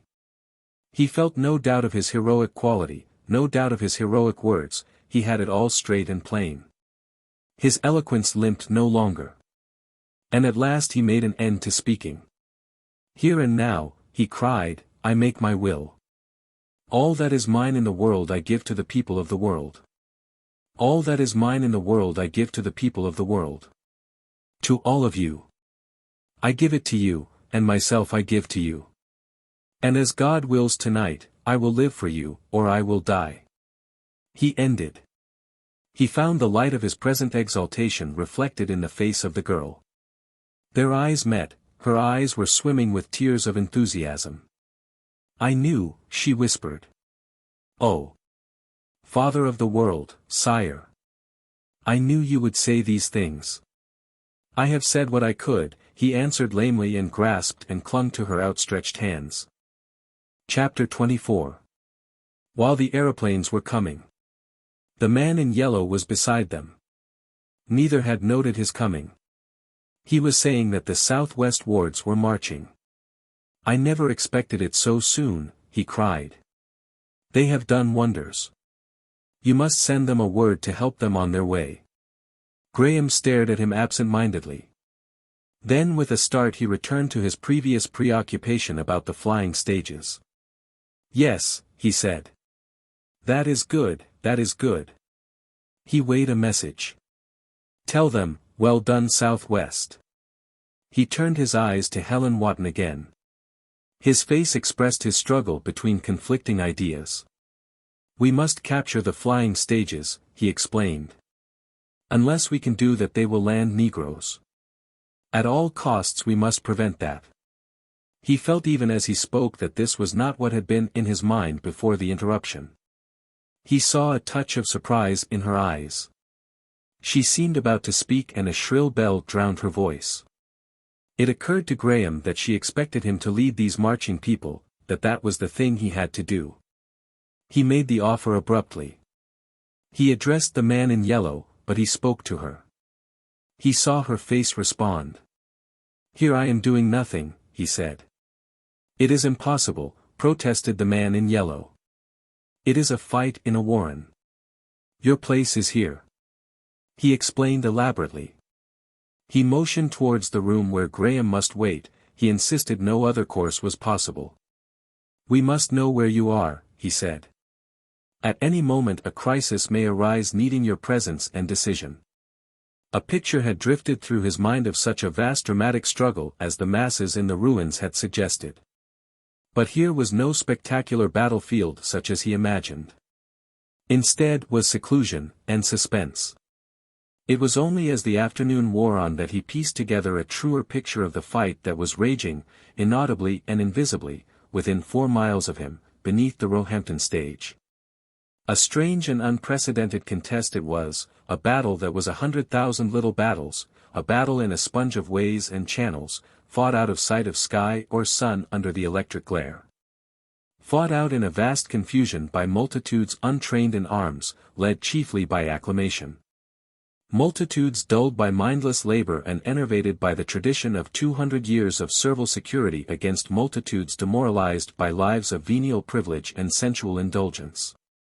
They had no artillery, no differentiation into this force or that. The only weapon on either side was the little green metal carbine, whose secret manufacture and sudden distribution in enormous quantities had been one of Ostrog's culminating moves against the council. Few had had any experience with this weapon, many had never discharged one, many who carried it came unprovided with ammunition, never was wilder firing in the history of warfare. It was a battle of amateurs, a hideous experimental warfare, armed rioters fighting armed rioters swept forward by the words and fury of a song, by the tramping sympathy of their numbers. Pouring in countless myriads towards the smaller ways, the disabled lifts, the galleries slippery with blood, the halls and passages choked with smoke, beneath the flying stages. To learn there when retreat was hopeless the ancient mysteries of warfare. And overhead save for a few sharpshooters upon the roof spaces and for a few bands and threads of vapor that multiplied and darkened towards the evening, the day was a clear serenity. Ostrog it seems had no bombs at command and in all the earlier phases of the battle the flying machines played no part.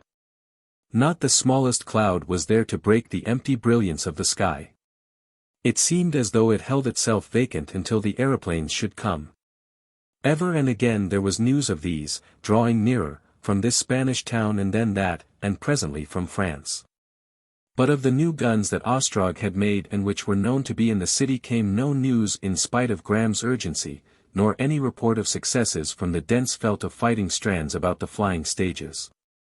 Section after section of the labor societies reported itself assembled, reported itself marching, and vanished from knowledge into the labyrinth of that warfare. What was happening there? Even the busy ward leaders did not know. In spite of the opening and closing of doors, the hasty messengers, the ringing of bells and the perpetual clitter-clack of recording implements, Graham felt isolated, strangely inactive, inoperative. His isolation seemed at times the strangest, the most unexpected of all the things that had happened since his awakening. It had something of the quality of that inactivity that comes in dreams. A tumult, the stupendous realization of a world struggle between Ostrog and himself, and then this confined quiet little room with its mouthpieces and bells and broken mirror. Now the door would be closed and Graham and Helen were alone together. They seemed sharply marked off then from all the unprecedented world storm that rushed together without, vividly aware of one another, only concerned with one another. Then the door would open again, messengers would enter, or a sharp bell would stab their quiet privacy, and it was like a window in a well-built brightly lit house flung open suddenly to a hurricane. The dark hurry and tumult, the stress and vehemence of the battle rushed in and overwhelmed them. They were no longer persons but mere spectators, mere impressions of a tremendous convulsion. They became unreal even to themselves, miniatures of personality, indescribably small, and the two antagonistic realities, the only realities in being were first the city. that throbbed and roared yonder in a belated frenzy of defense, and secondly the aeroplanes hurling inexorably towards them over the round shoulder of the world. There came a sudden stir outside, a running to and fro, and cries. The girls stood up, speechless, incredulous. Metallic voices were shouting, "Victory!" Yes, it was victory. Bursting through the curtains appeared the man in yellow, startled and disheveled with excitement. "Victory!" he cried, "victory! The people are winning. Ostrog's people have collapsed." She rose. "Victory? What do you mean?" asked Graham. "Tell me." "What?" "We have driven them out of the under galleries at Norwood, Streatham is afire and burning wildly, and Roehampton is ours. Ours, and we have taken the monoplane that lay thereon." A shrill bell rang. An agitated grey-headed man appeared from the room of the ward leaders. "It is all over," he cried. "What matters it now that we have Roehampton? The aeroplanes have been sighted at Boulogne." "The Channel," said the man in yellow. He calculated swiftly. "Half an hour." "They still have 3 of the flying stages," said the old man. "Those guns," cried Graham. "We cannot mount them, in half an hour."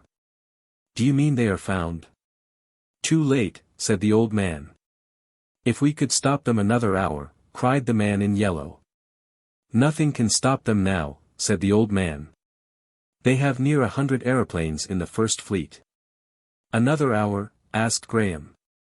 "To be so near," said the ward leader. "Now that we have found those guns. To be so near. If once we could get them out upon the roof spaces." "How long would that take?" asked Graham suddenly. "An hour, certainly." "Too late," cried the ward leader, "too late." "Is it too late?" said Graham. "Even now." "An hour." He had suddenly perceived a possibility. He tried to speak calmly, but his face was white. "There is our chance." "You said there was a monoplane?" "On the Roehampton stage, sire." "Smashed?" "No. It is lying crossways to the carrier. It might be got upon the guides, easily. But there is no aeronaut." Graham glanced at the 2 men and then at Helen. He spoke after a long pause. "We have no aeronauts?" "None." He turned suddenly to Helen. His decision was made. "I must do it." "Do what?" "Go to this flying stage, to this machine." "What do you mean?" "I am an aeronaut. After all. Those days for which you reproached me were not altogether wasted." He turned to the old man in yellow. "Tell them to put it upon the guides." The man in yellow hesitated. "What do you mean to do?" cried Helen. "This monoplane, it is a chance." "You don't mean—" "To fight, yes. To fight in the air. I have thought before. A big aeroplane is a clumsy thing. A resolute man. But, never since flying began," cried the man in yellow. "There has been no need. But now the time has come. Tell them now, send them my message, to put it upon the guides. I see now something to do. I see now why I am here." The old man dumbly interrogated the man in yellow, nodded, and hurried out. Helen made a step towards Graham. Her face was white. "But, sire, how can one fight? You will be killed." "Perhaps. Yet, not to do it, or to let someone else attempt it." "You will be killed," she repeated. "I've said my word. Do you not see? It may save London." He stopped, he could speak no more, he swept the alternative aside by a gesture, and they stood looking at one another. They were both clear that he must go. There was no step back from these towering heroisms. Her eyes brimmed with tears.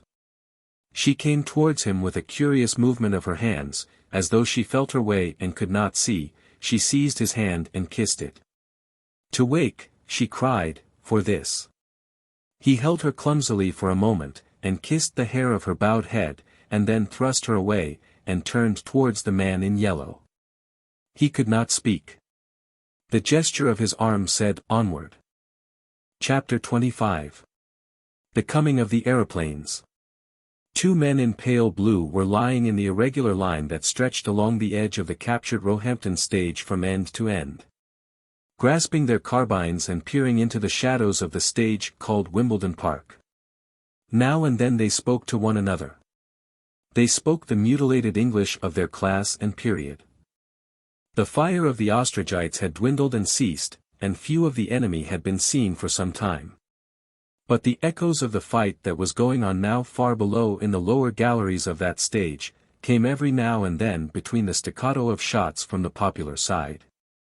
One of these men was describing to the other how he had seen a man down below there dodge behind a girder, and had aimed at a guess and hit him cleanly as he dodged too far. "He's down there still," said the marksman. "See that little patch?" "Yes. Between those bars." A few yards behind them lay a dead stranger, face upward to the sky, with the blue canvas of his jacket smoldering in a circle about the neat bullet hole on his chest. Close beside him a wounded man, with a leg swathed about, sat with an expressionless face and watched the progress of that burning. Behind them, athwart the carrier lay the captured monoplane. "I can't see him now," said the second man in a tone of provocation. The marksman became foul-mouthed and high-voiced in his earnest endeavor to make things plain.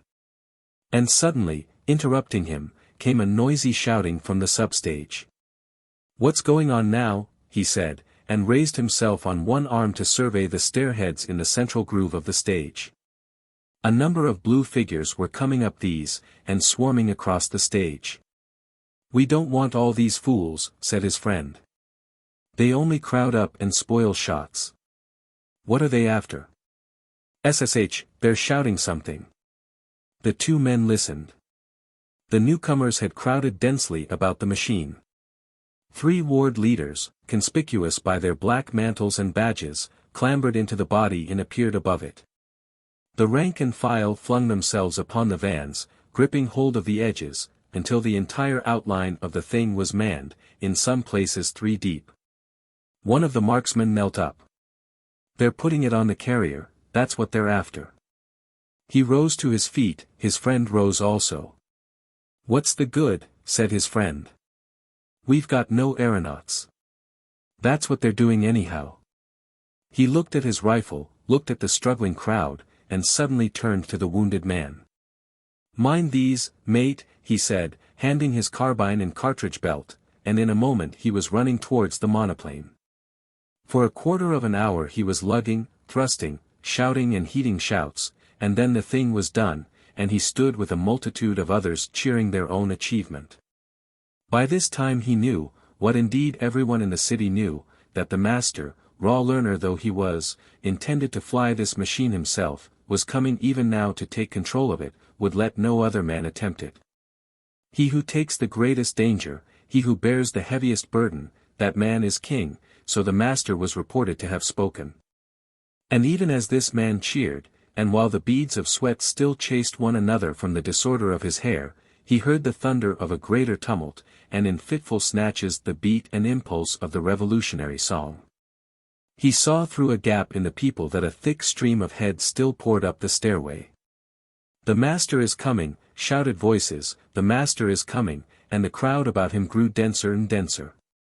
He began to thrust himself towards the central groove. "The master is coming." "The sleeper, the master." "God and the master," roared the voices. And suddenly quite close to him were the black uniforms of the Revolutionary Guard, and for the first and last time in his life he saw Graham, saw him quite nearly. A tall, dark man in a flowing black robe he was, with a white, resolute face and eyes fixed steadfastly before him, a man who for all the little things about him had neither ears nor eyes nor thoughts. For all his days that man remembered the passing of Graham's bloodless face. In a moment it had gone and he was fighting in the swaying crowd. A lad weeping with terror thrust against him, pressing towards the stairways, yelling, "Clear for the start, you fools!" The bell that cleared the flying stage became a loud unmelodious clanging. With that clanging in his ears Graham drew near the monoplane, marched into the shadow of its tilting wing. He became aware that a number of people about him were offering to accompany him, and waved their offers aside. He wanted to think how one started the engine. The bell clanged faster and faster, and the feet of the retreating people roared faster and louder. The man in yellow was assisting him to mount through the ribs of the body. He clambered into the aeronaut's place, fixing himself very carefully and deliberately. What was it? The man in yellow was pointing to two small flying machines driving upward in the southern sky. No doubt they were looking for the coming aeroplanes. Presently, the thing to do now was to start. Things were being shouted at him, questions, warnings. They bothered him. He wanted to think about the machine, to recall every item of his previous experience. He waved the people from him, saw the man in yellow dropping off through the ribs, saw the crowd cleft down the line of the girders by his gesture. For a moment he was motionless, staring at the levers, the wheel by which the engine shifted, and all the delicate appliances of which he knew so little. His eye caught a spirit level with the bubble towards him, and he remembered something, spent a dozen seconds in swinging the engine forward until the bubble floated in the center of the tube. He noted that the people were not shouting, knew they watched his deliberation. A bullet smashed on the bar above his head. Who fired? Was the line clear of people? He stood up to see and sat down again. In another second the propeller was spinning and he was rushing down the guides. He gripped the wheel and swung the engine back to lift the stem. Then it was the people shouted. In a moment he was throbbing with the quiver of the engine, and the shouts dwindled swiftly behind, rushed down to silence. The wind whistled over the edges of the screen, and the world sank away from him very swiftly. Throb, throb, throb, throb, throb, throb, up he drove. He fancied himself free of all excitement, felt cool and deliberate. He lifted the stem still more, opened one valve on his left wing and swept round and up. He looked down with a steady head, and up. One of the Ostrogite monoplanes was driving across his course, so that he drove obliquely towards it and would pass below it at a steep angle. Its little aeronauts were peering down at him. What did they mean to do? His mind became active. One, he saw held a weapon pointing, seemed prepared to fire. What did they think he meant to do? In a moment he understood their tactics, and his resolution was taken. His momentary lethargy was past. He opened two more valves to his left, swung round, end on to this hostile machine, closed his valves, and shot straight at it, stem and windscreen shielding him from the shot. They tilted a little as if to clear him. He flung up his stem. Throb, throb, throb, pause, throb, throb, he set his teeth, his face into an involuntary grimace, and crash. He struck it. He struck upward beneath the nearer wing. Very slowly the wing of his antagonist seemed to broaden as the impetus of his blow turned it up. He saw the full breadth of it and then it slid downward out of his sight. He felt his stem going down, his hands tightened on the levers, whirled and rammed the engine back. He felt the jerk of a clearance, the nose of the machine jerked upward steeply, and for a moment he seemed to be lying on his back. The machine was reeling and staggering, it seemed to be dancing on its screw. He made a huge effort, hung for a moment on the levers, and slowly the engine came forward again. He was driving upward but no longer so steeply. He gasped for a moment and flung himself at the levers again. The wind whistled about him. One further effort and he was almost level. He could breathe. He turned his head for the first time to see what had become of his antagonists. Turned back to the levers for a moment and looked again. For a moment he could have believed they were annihilated. And then he saw between the two stages to the east was a chasm, and down this something, a slender edge, fell swiftly and vanished, as a sixpence falls down a crack. At first he did not understand, and then a wild joy possessed him. He shouted at the top of his voice, an inarticulate shout, and drove higher and higher up the sky. Throb, throb, throb, pause, throb, throb, throb.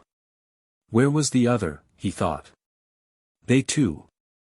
As he looked round the empty heavens he had a momentary fear that this second machine had risen above him, and then he saw it alighting on the Norwood stage. They had meant shooting. To risk being rammed headlong 2,000 feet in the air was beyond their latter-day courage. For a little while he circled, then swooped in a steep descent towards the westward stage. Throb, throb, throb, throb, throb, throb. The twilight was creeping on apace. The smoke from the Streatham stage that had been so dense and dark, was now a pillar of fire. And all the laced curves of the moving ways and the translucent roofs and domes and the chasms between the buildings were glowing softly now, lit by the tempered radiance of the electric light that the glare of the day overpowered. The three efficient stages that the Ostrogites held, for Wimbledon Park was useless because of the fire from Roehampton, and Streatham was a furnace, were glowing with guide lights for the coming aeroplanes. As he swept over the Roehampton stage he saw the dark masses of the people thereon. He heard a clap of frantic cheering, heard a bullet from the Wimbledon Park stage tweet through the air, and went beating up above the Surrey wastes. He felt a breath of wind from the southwest, and lifted his westward wing as he had learnt to do, and so drove upward heeling into the rare swift upper air. Whir, whir, whir. Up he drove and up, to that pulsating rhythm, until the country beneath was blue and indistinct, and London spread like a little map traced in light, like the mere model of a city near the brim of the horizon. The southwest was a sky of sapphire over the shadowy rim of the world, and ever as he drove upward the multitude of stars increased. And behold! In the southward, low down and glittering swiftly nearer, were two little patches of nebulous light. And then two more, and then a glow of swiftly driving shapes. Presently he could count them. There were 24. The first fleet of aeroplanes had come. Beyond appeared a yet greater glow. He swept round in a half-circle, staring at this advancing fleet. It flew in a wedge-like shape, a triangular flight of gigantic phosphorescent shapes sweeping nearer through the lower air. He made a swift calculation of their pace, and spun the little wheel that brought the engine forward. He touched a lever and the throbbing effort of the engine ceased. He began to fall, fell swifter and swifter. He aimed at the apex of the wedge. He dropped like a stone through the whistling air. It seemed scarce a second from that soaring moment before he struck the foremost aeroplane. No man of all that black multitude saw the coming of his fate, no man among them dreamt of the hawk that struck downward upon him out of the sky. Those who were not limp in the agonies of air sickness, were craning their black necks and staring to see the filmy city that was rising out of the haze, the rich and splendid city to which Massa Boss had brought their obedient muscles. Bright teeth gleamed and the glossy faces shone. They had heard of Paris. They knew they were to have lordly times among the poor white trash. Suddenly Graham hit them. He had aimed at the body of the aeroplane, but at the very last instant a better idea had flashed into his mind.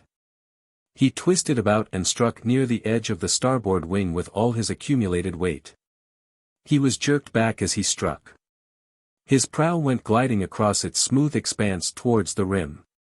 He felt the forward rush of the huge fabric sweeping him and his monoplane along with it, and for a moment that seemed an age he could not tell what was happening. He heard 1,000 throats yelling, and perceived that his machine was balanced on the edge of the gigantic float, and driving down, glanced over his shoulder and saw the backbone of the aeroplane and the opposite float swaying up. He had a vision through the ribs of sliding chairs, staring faces, and hands clutching at the tilting guide bars. The fenestrations in the further float flashed open as the aeronaut tried to right her. Beyond, he saw a second aeroplane leaping steeply to escape the whirl of its heeling fellow. The broad area of swaying wings seemed to jerk upward. He felt he had dropped clear, that the monstrous fabric, clean overturned, hung like a sloping wall above him. He did not clearly understand that he had struck the side float of the aeroplane and slipped off, but he perceived that he was flying free on the down glide and rapidly nearing earth. What had he done? His heart throbbed like a noisy engine in his throat, and for a perilous instant he could not move his levers because of the paralysis of his hands. He wrenched the levers to throw his engine back, fought for 2 seconds against the weight of it, felt himself driving horizontally, set the engine beating again. He looked upward and saw 2 aeroplanes glide shouting far overhead, looked back, and saw the main body of the fleet opening out and rushing upward and outward. Saw the one he had struck fall edgewise on and strike like a gigantic knife blade along the wind wheels below it. He put down his stern and looked again. He drove up heedless of his direction as he watched. He saw the wind vanes give, saw the huge fabric strike the earth, saw its downward vanes crumple with the weight of its descent, and then the whole mass turned over and smashed, upside down, upon the sloping wheels. Then from the heaving wreckage a thin tongue of white fire licked up towards the zenith. He was aware of a huge mass flying through the air towards him, and turned upwards just in time to escape the charge, if it was a charge, of a second aeroplane. It whirled by below, sucked him down a fathom, and nearly turned him over in the gust of its close passage. He became aware of 3 others rushing towards him, aware of the urgent necessity of beating above them. Aeroplanes were all about him, circling wildly to avoid him, as it seemed. They drove past him, above, below, eastward and westward. Far away to the westward was the sound of a collision, and 2 falling flares. Far away to the southward a second squadron was coming. Steadily he beat upward. Presently all the aeroplanes were below him, but for a moment he doubted the height he had of them, and did not swoop again. And then he came down upon a second victim, and all its load of soldiers saw him coming. The big machine heeled and swayed as the fear-maddened men scrambled to the stern for their weapons. A score of bullets sung through the air, and there flashed a star in the thick glass windscreen that protected him. The aeroplane slowed and dropped to foil his stroke, and dropped too low. Just in time he saw the windwheels of Bromley Hill rushing up towards him, and spun about and up as the aeroplane he had chased crashed among them. All its voices wove into a felt of yelling. The great fabric seemed to be standing on end for a second among the heeling and splintering vans, and then it flew to pieces. Huge splinters came flying through the air, its engines burst like shells. A hot rush of flame shot overhead into the darkling sky. "Two!" he cried, with a bomb from overhead bursting as it fell, and forthwith he was beating up again. A glorious exhilaration possessed him now, a giant activity. His troubles about humanity, about his inadequacy, were gone forever. He was a man in battle rejoicing in his power. Aeroplanes seemed radiating from him in every direction, intent only upon avoiding him. The yelling of their packed passengers came in short gusts as they swept by. He chose his third quarry, struck hastily and did but turn it on edge. It escaped him, to smash against the tall cliff of London Wall. Flying from that impact he skimmed the darkling ground so nearly he could see a frightened rabbit bolting up a slope. He jerked up steeply, and found himself driving over South London with the air about him vacant. To the right of him a wild riot of signal rockets from the Ostrogites banged tumultuously in the sky. To the south the wreckage of half a dozen airships flamed, and east and west and north they fled before him. They drove away to the east and north, and went about in the south, for they could not pause in the air. In their present confusion any attempt at evolution would have meant disastrous collisions. He passed 200 feet or so above the Roehampton stage. It was black with people and noisy with their frantic shouting. But why was the Wimbledon Park stage black and cheering, too? The smoke and flame of Streatham now hid the 3 further stages. He curved about and rose to see them and the northern quarters. First came the square masses of Shooter's Hill into sight, from behind the smoke, lit and orderly with the aeroplane that had landed and its disembarking negroes. Then came Blackheath, and then under the corner of the reek the Norwood stage. On Blackheath no aeroplane had landed. Norwood was covered by a swarm of little figures running to and fro in a passionate confusion. Why? Abruptly he understood. The stubborn defense of the flying stages was over, the people were pouring into the underways of these last strongholds of Ostrog's usurpation. And then, from far away on the northern border of the city, full of glorious import to him, came a sound, a signal, a note of triumph, the leaden thud of a gun. His lips fell apart, his face was disturbed with emotion. He drew an immense breath. "They win," he shouted to the empty air, "the people win." The sound of a second gun came like an answer. And then he saw the monoplane on Blackheath was running down its guides to launch. It lifted clean and rose. It shot up into the air, driving straight southward and away from him. In an instant it came to him what this meant. It must needs be Ostrog in flight.